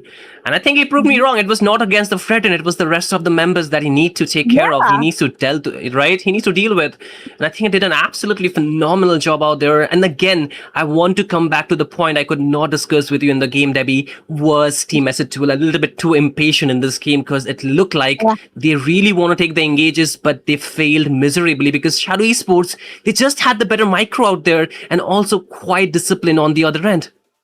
Yeah, I think they also made a mistake to the early phases, but the way they managed themselves after that, it was so beautiful. It was revitalizing to see that. And I think S8UL cannot do that in that game, because you could see, right, when they were fighting for the turtle, they got the turtle, they were trying to go for the kills. SDS, they were giving away the turtle so that they can get a kill on Coco on the bot lane side. And this is the Herod and the Studio we are talking about, right? That they are so mobile. They will be able to resolve the team fights on time, and S8UL should have been very well aware of that too, because I'm kind of expecting their experience, right? The way that they are playing, they should be able to understand the map and the heroes that can come reach on time as well. And their miscalculation just turned the tide around, and SDES after that fight, they were so disciplined, they were patient, they were waiting for Lom to come online, and even when we could see Sansin damage, right, without even the presence of his Holy Crystal, he was dealing so much of a damage already, and I don't think S8UL were able to handle that. And I want to talk about one particular aspect of the draft here, Debbie. You can just give me more more output on this one. Do you think Kenshi actually drafted against Romcom? Like the draft looked very in general like against the Romcom. Like he did not get his Phobius. He did not like S8UL were the one who banned the Yu Zhong as well. So they picked up the Terizla, which is pretty difficult to lane against. And the only hero that Romcom was left with was either the Sora or the Arlot, right? So in a way, I think it was a targeted draft. Very smart from Kenshi, maybe. Do you think so? I think so. I was actually thinking maybe they would want to deny the Arlot instead of trying to prison it in the lane. But I think he really is targeting it. Maybe Coach Kenshi knows that the Arlot would come through into the hands of Romcom rather than the Terizla, because let's face it, man, he won the Arlot rather than Terizla. So maybe they already predicted that. Instead of trying to take away his hero and deny it, why not try to counter it first before he even pick it up? That's what I'm thinking. Yeah, I think it was pretty smart. It was down smart, from Coach Kenshi, of course. W Shadow Esports, they are the team that will be moving to the 2-0 bracket. Since this is a Swiss stage, ladies and gentlemen, none of the teams will get eliminated just yet. Team not Shadow Esports, Team iQOO S8UL, they will be the one moving to the 1-1 bracket, meaning they have to play a few more games to actually qualify for the round robin or the playoffs into the next round, of course. For the league stage, not the playoffs yet, just the league stage. So for now, they are still safe. None of the teams have been eliminated, and it was a best of one. A lot of you are asking, so this will be just a one-game series, and S8UL, they could not win it against Shadow Esports. I think this is some of the things that actually happen in a best of one, because a lot of the teams, they are testing the river, right? They're testing the water, how much they can actually work with certain kind of draft. And I think S8UL, they could be one of the teams that are also experimenting how certain things are working in this current patch, because a lot of the changes have been hit, right, Debbie? And we hope as well that this is one of those experiments that Team S8UL are actually going for. If not, then I think Shadow Esports, they are one of the dark horses of this tournament for sure. Beautiful. Right? Yep, I am so surprised by the way that they were juggling the turrets as well. So, yeah, very good. Yeah. I was hoping that to come to from S8UL rather than from Shadow Esports, but hey, they're always gonna be a surprise. Prediction gone the drain, ladies and gentlemen. Debbie is wrong this time, so we would like to be wrong. We would love for the underdog teams to rise. So this is Mythic Showdown Season 3. A lot of the unexpected things will be happening. A lot of things that will go beyond our imagination. Don't forget to stay tuned for the last game, because there's gonna be a massive giveaway, because we have crossed the concurrent, that 450 concurrent viewers. So 10,000 diamonds giveaway is gonna be waiting for you. There is going to be a link given down after the last match, so make sure that you actually go to that. The first 20 respondent will be winning 500 diamonds each. It's a 10,000 diamonds giveaway, so make sure that you actually participate and be very quick about it.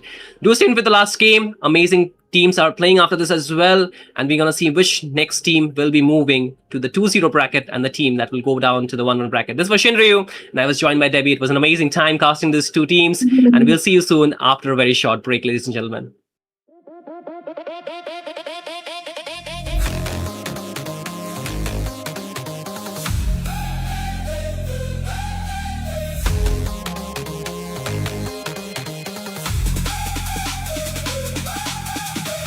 Boot up, pick a lane, one shot, take a place. Eyes up, hands locked in, no fear, let it spin. Countdown, feel that spark. We came here to leave a mark. Fast hands, shot mine, one more round on the climb. Hear the rush, feel it rise. All in now, no disguise. Stay with me, hold the line, hit the edge, cross the line. Go hard now, go hard now. We don't back down, we don't back down. Take the crown,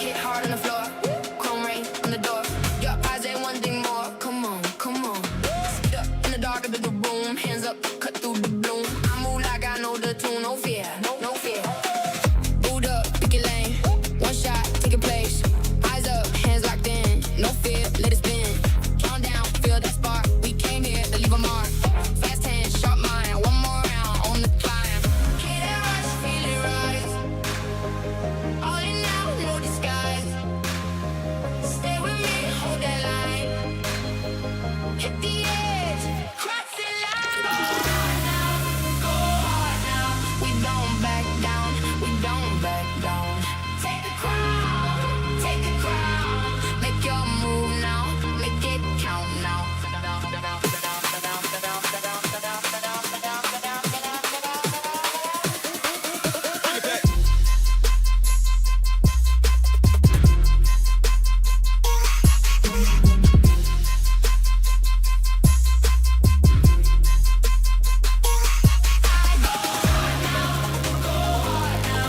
don't back down, we don't back down. Take the crown, make your move now, make it count now.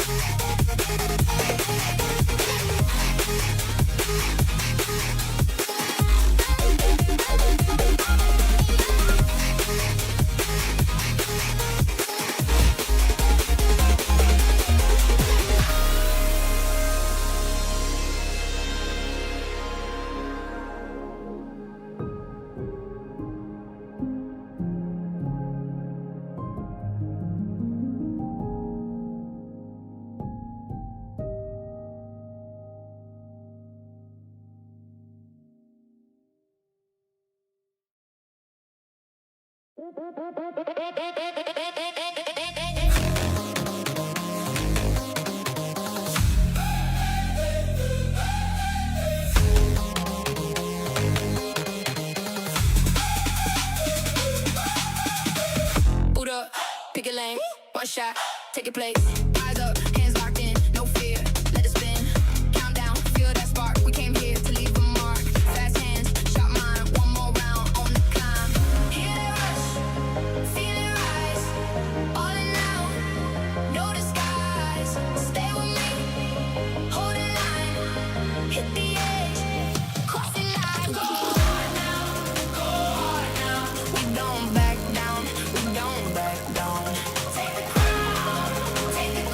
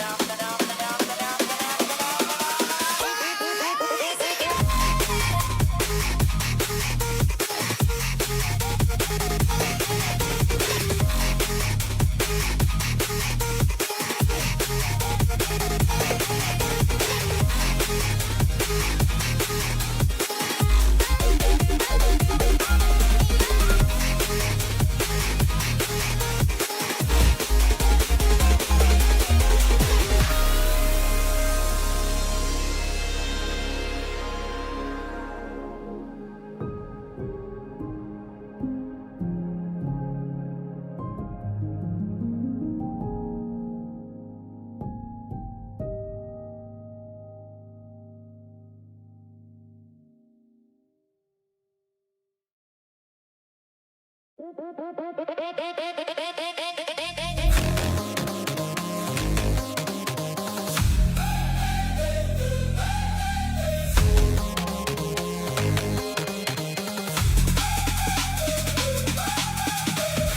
up, pick a lane, one shot, take your place.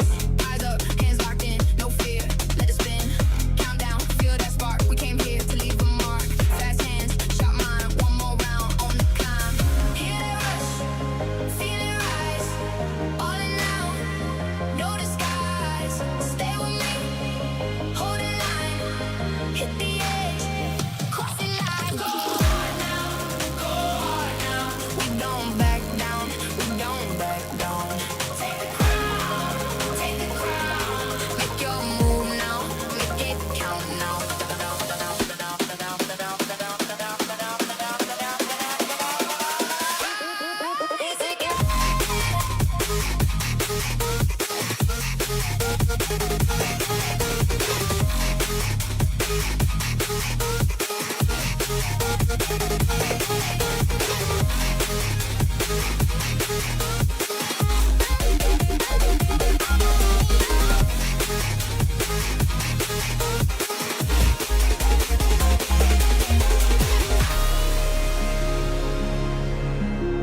Hear it calling from the dark. Rise again, rise again. I won't break here.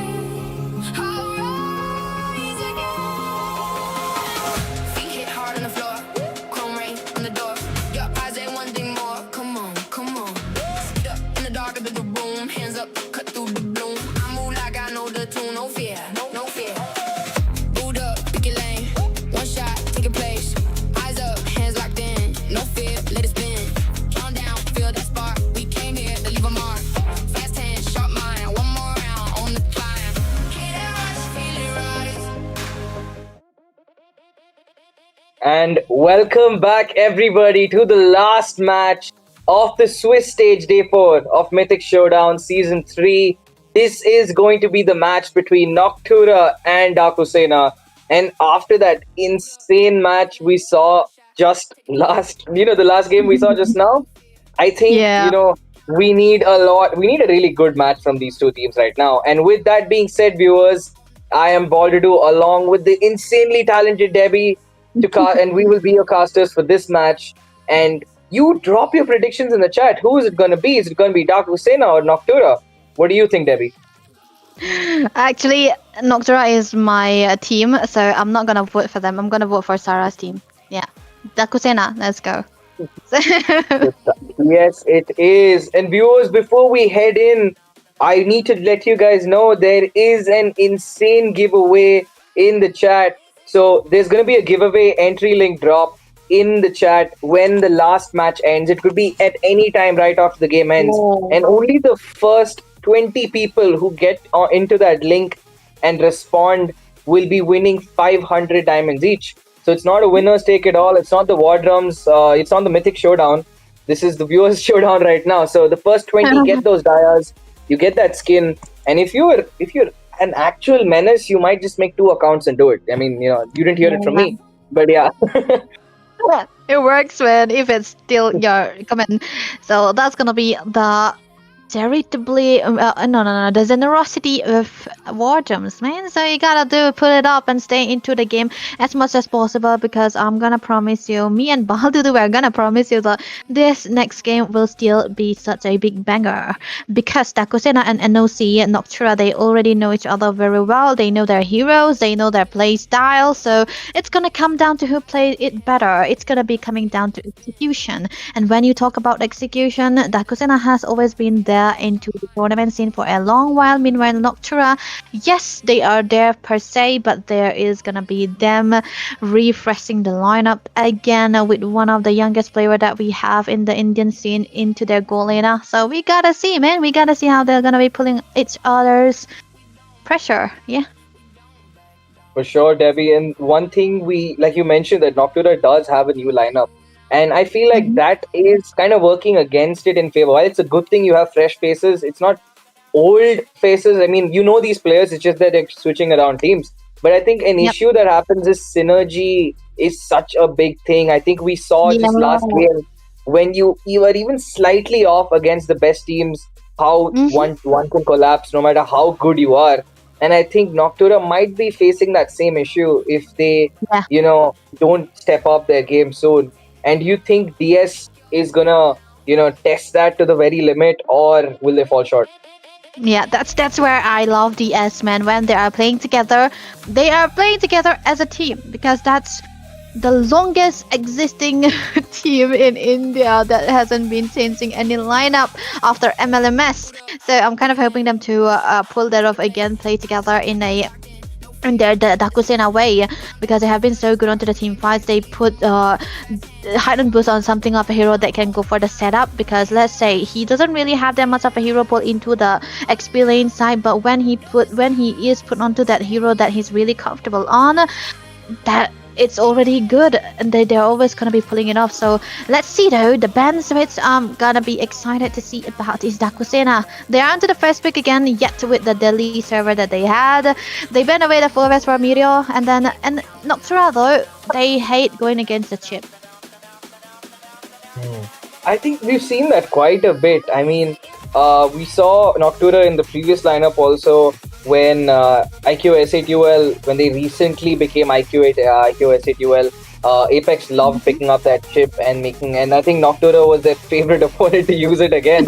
So the chip is a memory that they don't want to, relive. So that's going to be taken out.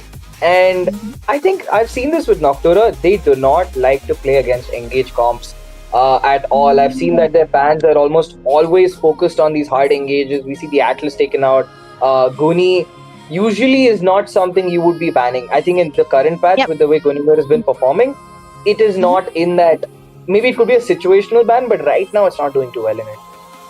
The thing about these two teams is that they are really well versed against each other. They know each other so well. So when they know each other so well, they kind of completely ignore the meta, and they will directly go for the target ban. And this is exactly what they are doing against each other here. Because usually you won't see an account into the first phase ban, or even it's usually banned situationally. And same goes for the Guinevere, right? And also the chip too. So they understand the situation so well, so they are going extremely well with it. But one thing I did not expect Daaku Sena to pick up is the Paquito, man. Look at that, the Paquito first pick coming into play, and Peekaboo's very favorite hero, the Valerian, the Baksha as well. So now Atlas is into the hands of Lemonia, right? How well would it work against this comp? Well, I do like the Valir immune, but is it not a little too early to pick up that mage pick? I mean, since you already taken the Baksha and Paquito, you would ideally be going for something that could, really work with the engages that you get from the Shield Unity and the Knockout Strike. But I don't think Valir could give you that, that kind of burst, that instant burst you need, like a Farsa or any other mage could. What do you say? Yeah. Okay. So it's gonna be a bit into the comfortable side here. Noctura though, with the God pickup, this is Invoker's favorite hero recently. Harriet's banned, so they are gonna be targeting a bit onto the Funny Valentine's pick here, so that at least Fam can have a very great time with his caught into the lane. So I'm kind of expecting to ban the carry as well. But oh wait, if they have the Atlas and the God, they shouldn't really care about the carry. But there are no taking chances, right? Fair. I mean, I guess since Noctura already is having a kind of squishy lineup while Atlas is tanky, it's gonna struggle a bit against the Valir, because his main source of diving in is that skill 2, and Valir is the best response to that. In terms of that, I guess maybe they just want something else tanky in the front line, so they don't want any tank shredders in the side. They would be okay with the Moscow, I feel, which is why they took out the Harith instead. So maybe is it an Alice? Noctura does love picking up that Alice, so it might be an Alice maybe. Something tanky? Yeah. Diego, yeah, at least hasn't been the top priority picks for him. But when you see a Baksha, not Baksha, when you see a Paquito, the first thing you wanna play in your head is usually the Freya and the Phobias, right? But both of them are already banned. So the second best option you can go for is the Elise. So I think it's definitely gonna be good. But this time with the lack of hero for Serrar. With jungles ran away, what is actually left, man? What can be good against this composition here? Suyo is still out there with. Oh man, it's kind of tough. There are a lot of options open, and each seems like equally likely to be picked up, but at the same time, not the best one. At this point, I would like a Esport pick in the jungle, but maybe not the last one. Yuzong. Okay, Yuzong is the pick. Oh, okay. Oh, right. They want to go for the first better option for Diego Brando, who is Mirio, by the way. And Moskov, like you said, they were ready for the Moskov, so they decided to ban away the Harris and the carry instead. So the Moskov can actually bring the Purify too, but let me tell you, man, if the Moskov is with a Purify, it's very vulnerable. On top of that, there's a Dragon, so last pick under the glue without the presence of the Elias here. So jungle for Seramun, Purple Haze. Ugh, what is good? Simbo? A Borg, X-Borg. I mean, I feel that's the only reasonable option here. Unless they go for an Elise jungle, which I don't recommend. No, not against the glue. Not against the glue, Valir. It's gonna be torture. And a Baksha, yeah. And Paquito, but not against the Baksha and the Valir, yeah. Okay, so the best option that I can think of is the Suyo, yeah, there we go. I think Paadhaku Sena are trying to force him onto the Suyo, have a heavy load of magic damage, because look at that. Valir, Baksha, and Glue, already a very big annoying hero.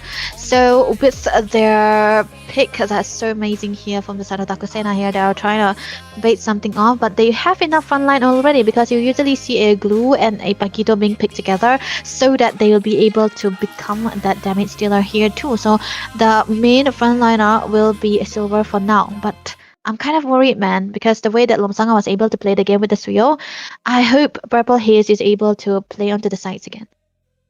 Yep. And Debbie, what do you think about that first turtle situation? Which team do you think is gonna have a better, result with the way they're drafting? I think whenever you see a Yuzong, right, and an Atlas together, you are bound to see them having that first hurdle. If they are not having that first hurdle priority, they're just bad, man. They're chopped. So, Noctura, yeah, they should get the first. Go anywhere, basically. It is. Yeah. I mean, I do like the draft that Paadhaku Sena has, but at the same time, you can't. The reason the Suyo itself is giving them so much value for contesting objectives simply because of the amount of mobility the hero provides. You can't completely count out Noctura. At the same time, Noctura's level 4 power spike is insane. I mean, I think it's the same for every single hero on both sides. They become so much more valuable at level 4 itself. So, Maybe except for the Cloud. except for the Cloud, probably, because the Cloud this time around needs a lot of farms here, right? It same goes for the Moskov as well.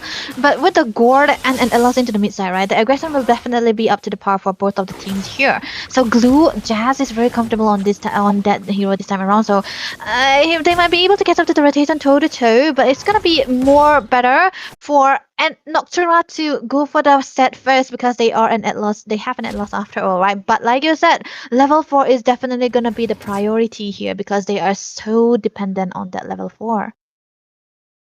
For sure. And right now, let's see what will these teams do. I think so far they're just trying to get their level 4s. The focus is that they're not really trying to contest for mid control yet. It's a little too early and it's a little too risky to get caught out. I mean, for either the roamer or the mage at this point, they're just gonna wait and take the first real engage is gonna be at that turtle.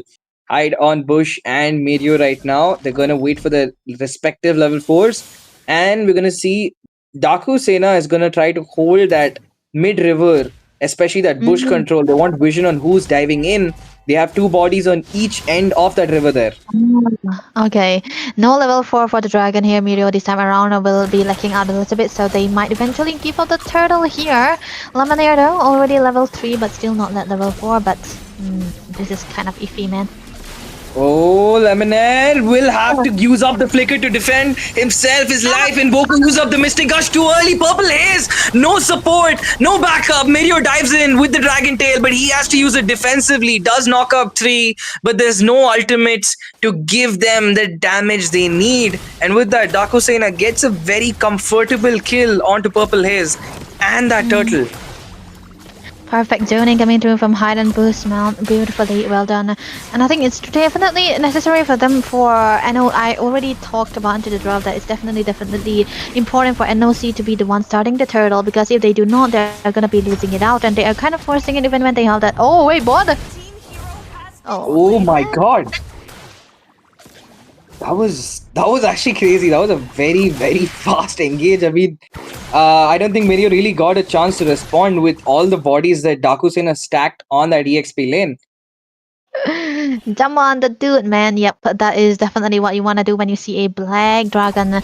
So, by the way, this one death onto the dragon is definitely not going to be in favor for the side of NOC right now, because they are dependent on that dragon to have a very good start onto the turtle, and they are really not having that. So if they are not having that, it's definitely not going to be the best case scenario for them now. They cannot really go for the engages, and look at him, he's really not ready for the fights anymore, so it's going to be giving them, for Daaku Sena, the leeway. Oh, there's the split, and he gets the catch. Purple Haze taken down for the second time this game, and it's only been 4 minutes, Debbie. I do not think they can get the turtle this time. I guess even this turtle has to be given away. But right now, fam, what are you doing, fam? Backs off with the BMI. Nearly gets caught out by Jazz. This glue is everywhere, and Lemonade is not getting any breathing room with that Valir. Bush zones away Mirio. Hide on Bush is at level 8 basically, compared to Mirio's level 5. This is kind of nasty, man. Daaku Sena really putting out their name. They're being so strong until the early phases of the game, and they're putting something so well, but Purple Hills is gonna be losing out his buildup again. This is kind of nasty. There's no space whatsoever for Noctura to move. And when you're already so behind onto the goal and levels on a dragon, you're a lizard, bro. And that means that Mirio will not be really useful into the team fights as well. For now, Noctura have their second option, right? That's gonna be Fam. Fam needs to pull up. They have to play for him now. For sure. And looking at that, Jazz is living in their jungle at this point. I think he's Noctura's Roma. But what happened? Mirio gets caught out near the mid lane.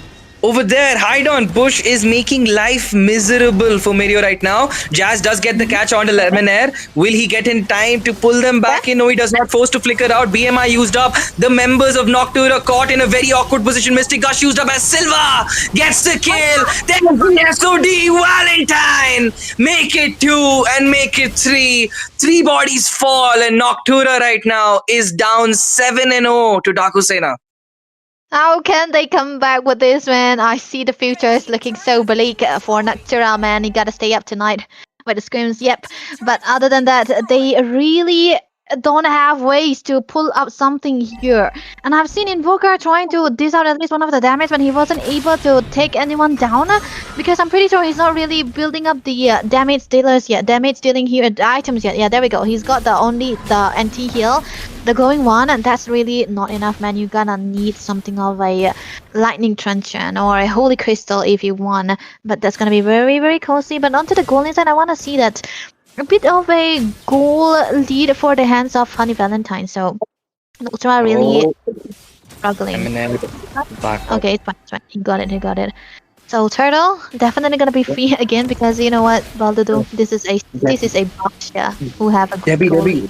Suyo picked up the Sky Piercer. He loved that, man. He loved that. These Yeah, dude. but like Sky Piercer at 0-3, I mean, that is a risky play, but if it works, I mean, all Noctura needs is 2 really good shutdowns. I mean, there's no possibility for a shutdown. Nobody got those 3 kills yet, but if they can change this tempo, I mean, it would be amazing. I mean, that's all he needs. He needs like 2 kills, and then suddenly that skill 2 is a lot more deadly. How will they find the tempo, man? Look at them, they're diving in between turrets though, and Lemonade really cannot do anything here. Oh, yo, Lemon, dude, This Jazz, man, he is just catching Invoker all the way in the backline while the front line gets demolished. Lemonaire and Invoker, the mid duo, gets poked down. Purple Haze tries to survive, but it's the Paquito who is gonna find him with those jabs. And he is on 4-0-2 right now. Who is the real jungler? Is it Silver or is it Bush right now with the way he's picking up kills? Mr. Dave, man, he's got a lot of damage onto the Paquito, punching them left and right. The dragon doesn't stand anything against the boxer, does he? So now, mid lane though, is a bit of a setup, but what can he do? Yo, Lemonaire does. Okay, Jazz does pull in. Lemonaire did not have the ult. There's a blazing to it. Big shutdown. He gets the Skull Piercer stack. And on the most important person, the Paquito taken down. Paadhaku Sena, a little too aggressive. I really don't think Atlas was the play to make. I mean, that guy dropped his one skill one, immobilized half the Paadhaku Sena lineup over there and slowed them down. That was beautiful. That was beautiful. I think it's more of a choke coming through from Paadhaku Sena here. You really do not want to do that.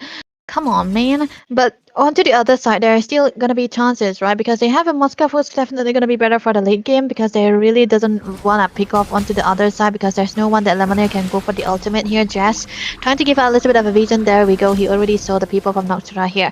But onto the advantageous side, Paadhaku Sena, they really haven't lost any of their single turret, and the Lord rather, is already up, and Noctura have only one of the outer turret left. They cannot really do anything about it, but give consent, give this Lord away. For sure, and Funny Valentine picks up the Lord for Paadhaku Sena. Jazz, despite being the roamer, interestingly, he's going to pick up the glowing wand for himself rather than any other sort of anti-heal. And Debbie, I had one question for this Paquito over here. Was the quantum charge the option that Hide on Bush has taken? Would a war cry or a lethal ignition not be better? What are your thoughts on that? The thing about the Paquito is that you want to play the side lanes. Oh, wait, Fatal? Oh, big Mystic Gush! Hide on Bush! Misengage! Gets punished! And there is the Black Dragon to give their team the space to get back. And suddenly Noctura is in such a good position to defend this Lord. What was that play? I mean, Bush did dive in. There's the Lord marching in. The shield gets procced. But Jazz... I mean, all of them had their ultimates and no one really used it on time. And right now, Silver dives in. He's getting poked down really low. There is the ult coming in by Funny Valentine. Does not connect. And that was the best base defense you could ask for. What a beautiful setup from Lemonaire, but he's overstaying again a bit, but yeah, that is an Atlas after all. It's gonna be surviving. But you know, I know the way that they're coming from. I know where they coming from because Atlas, there's no way you can ult onto the other backlines, right? Nothing onto the Valir or even Funny Valentine because they have the Purify for themselves, right? And the only option was the Paquito, and Dave was Hide Boost was actually near around the corner, which kind of made it easier for him to flicker onto him. So they go all in onto that. This is what you want to do when you are behind. You can go all in onto one person who you can burst down and. Once again, will he get the catch? Yes, he does. Hide on Bush gets caught out, but he's gonna survive this time. The shield from the strikes is too much for him to handle. As Purple Haze taken down, those 2 stacks he got will not last for long. Oh, Lemonaire taken down. Funny Valentine in the back, in the river. 2 bodies down for none. I mean, they did want to capitalize on the aggressive engages coming in by Hide on Bush, but this time I feel like they bit off a little more than they can chew. Black Dragon coming up, zoning the members away. He does take quite a bit of HP taken down. Invoker forced to use the flicker. Mario catches 2, but that inhibitor will fall. Too much damage coming in from the side of Paadhaku Sena. That 11k gold lead is paying off in dividends. Oh man, this doesn't really look beautiful for the side of Noctura here. Lemonaire finally he doesn't... Hey, what? Hi? What?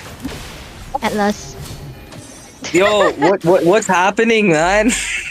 I don't know this team, though. I don't know this team, by the way. Lemonaire, you just had a breath of air, man. Come on. But onto the brighter side, there's no brighter side, so let's just jump into the next part. Paadhaku Sena, they have every goalie that they want right now. A lot of damage into the hands of Hide and Boost. He doesn't really care. He wanna sustain. No, he wanna go for the damage. There we go. He's gonna be getting altered upon by Lemonaire again and again, but now Paadhaku Sena already knows that The target for Lemonade is gonna be Heightened Boost. Why? Because he's not on Purify and he's on Flicker. And there he thinks that maybe he'll be able to survive because he got the Rose Gold Meteor already, which is definitely one of the best options that he can go for because doubling the seal onto the Paquito's passive as well. So that's what they are going for. With Lord taken down and them facing onto the lane, Noctura. Yeah, man, this is your last chance. Yeah, I mean, your analysis there was spot on. I mean, since the Paquito is not gonna survive, even if he does make full defense against that God and fam, he's like, might as well just go all in. I'm on the flicker. I'll just dive in the back line. You guys are punishing me for it anyway. Oh my God, fam went to check that bush and peekaboo over there in that bush. Gave him a big boo moment over there. He instantly backed out. Whoa. It's still And a then Lord marching down They mid. only 20. Oh, dangerous bush! Lemonade, what are you doing all the way over there? Nobody to give you the follow-up. They do defend the Lord, but they pay in bodies. As right now, they're trying to siege that Aegis. Will it shatter? Funny Valentine locked on. Mystic Gush used up defensively. Lord of bodies. Bush gets the kill on a Mirio. Fam gets the kill on a Bush. But Silver takes down Purple Ace. That's 3 bodies down. It's only Famine and Booker. And this might be the end. The minions marching in. They're gonna try to kill him under the turret. And the Aegis shatters along with Noctura's dreams. They will fall to Daaku Sena's 5. Come on, man. You don't want to be in the same bracket as S8UL, do you? NOC will not be having the best time of their life into this tournament so far, and not this tournament, into this bracket so far. And yeah, that was really not the best performance from them as well.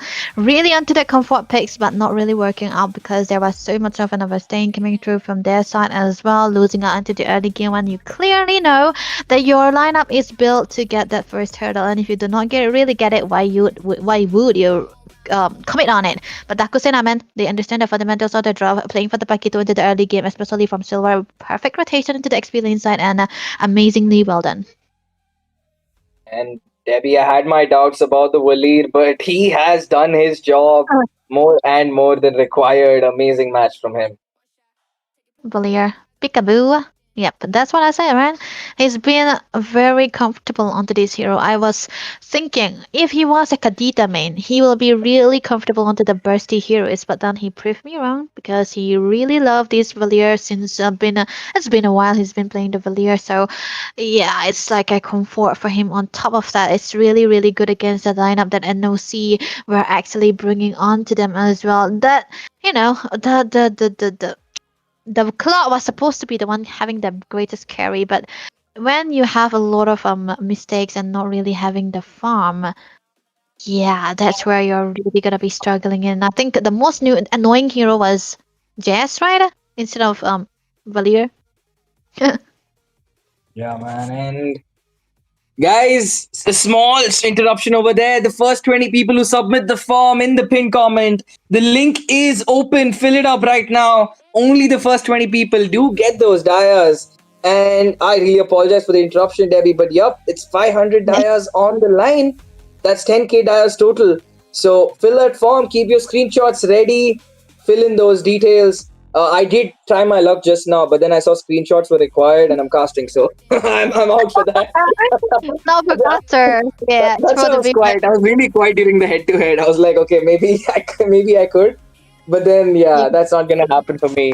But what do you think needs to be done for both these teams? What is DS supposed to do next? And what is in the future for Noctura? What do they need to do? Noctura, man, it's like this is so unfortunate for them because they really know how Daaku Sena plays. They really know their lineup, but they did not. Me neither. We weren't expecting the Paquito to play this in this game so far, and I think they did not expect Heightened Boost to pick it up either because he hasn't been playing the Paquito really much, but a bit of here and there. Practicing, yeah, that's what you want to do, man. You really want to see that you know your opponent, but you really don't. That's how the opponent give a leeway for that. And I think the rotations from Daaku Sena were top notch, man.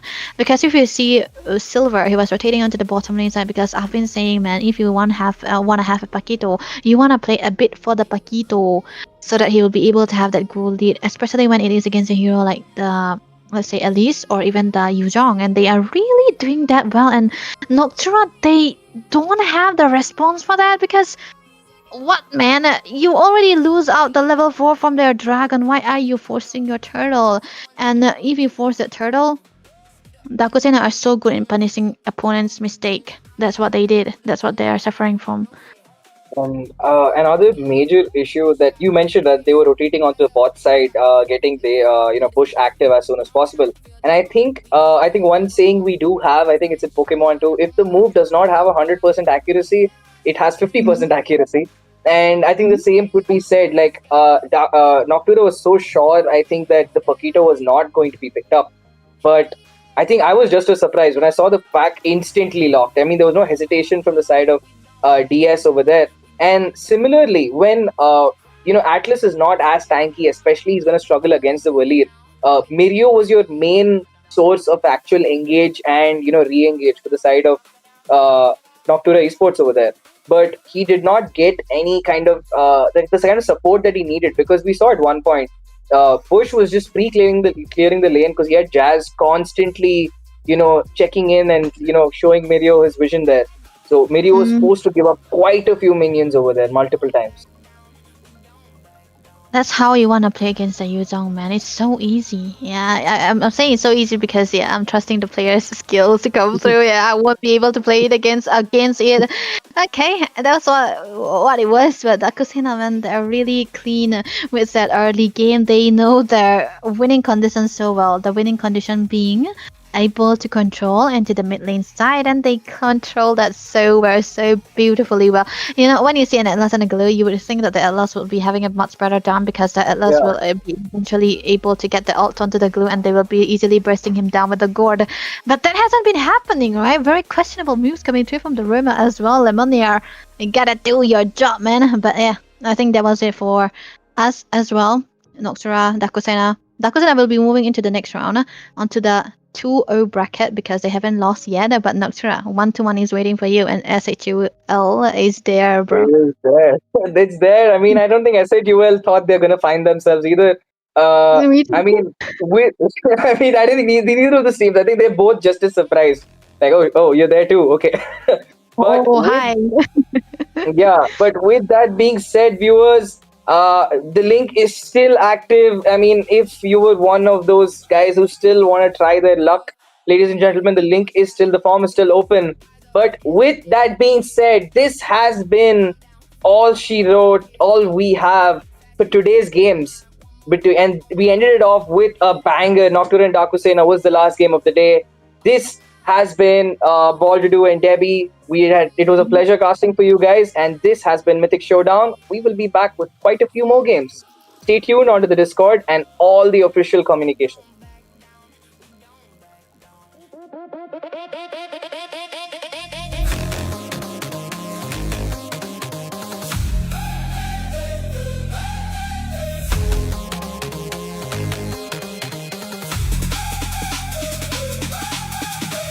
Boot up, pick a lane, one shot, take a place.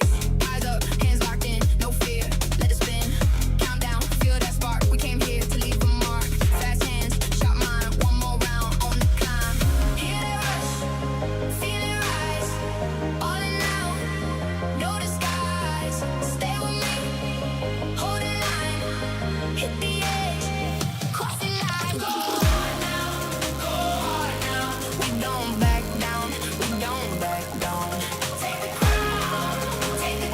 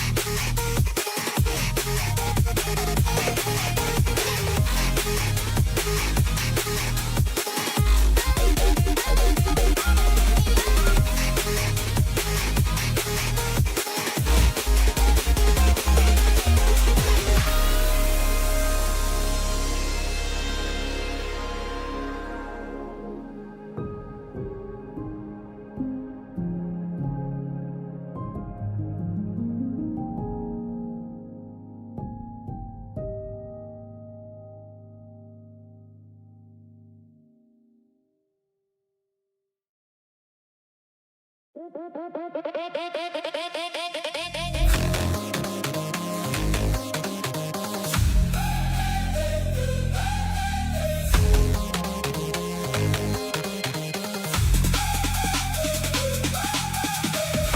up, pick a lane, one shot, take a place.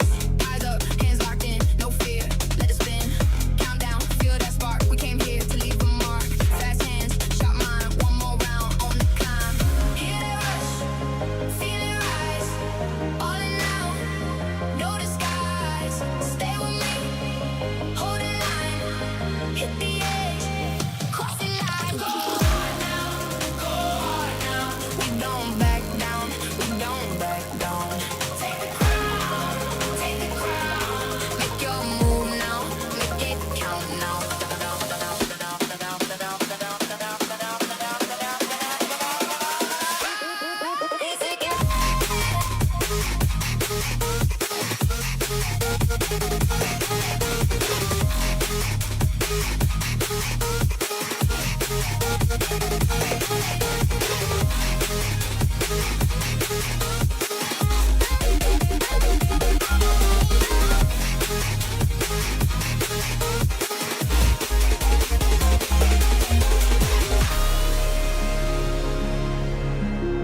Hear it calling from the dark. Rise again, rise again. I won't break here. I'll rise again. Feet hit hard on the floor, chrome rain on the door. Your eyes ain't one thing more. Come on, come on. Speed up in the dark of the room, hands up, cut through the bloom. I move like I know the tune, no fear, no fear. Boot up, pick a lane, one shot, take a place. Eyes up, hands locked in, no fear, let it spin. Count down, feel that spark. We came here to leave a mark. Fast hands, sharp mind, one more round on the climb. Hear that rush, feel it rise. All in now, no disguise. Stay with me, hold that line. Hit the edge, cross the line. Go hard now, go hard now. We don't back down, we don't back down. Take the crown, make your move now, make it count now. We don't back down, we don't back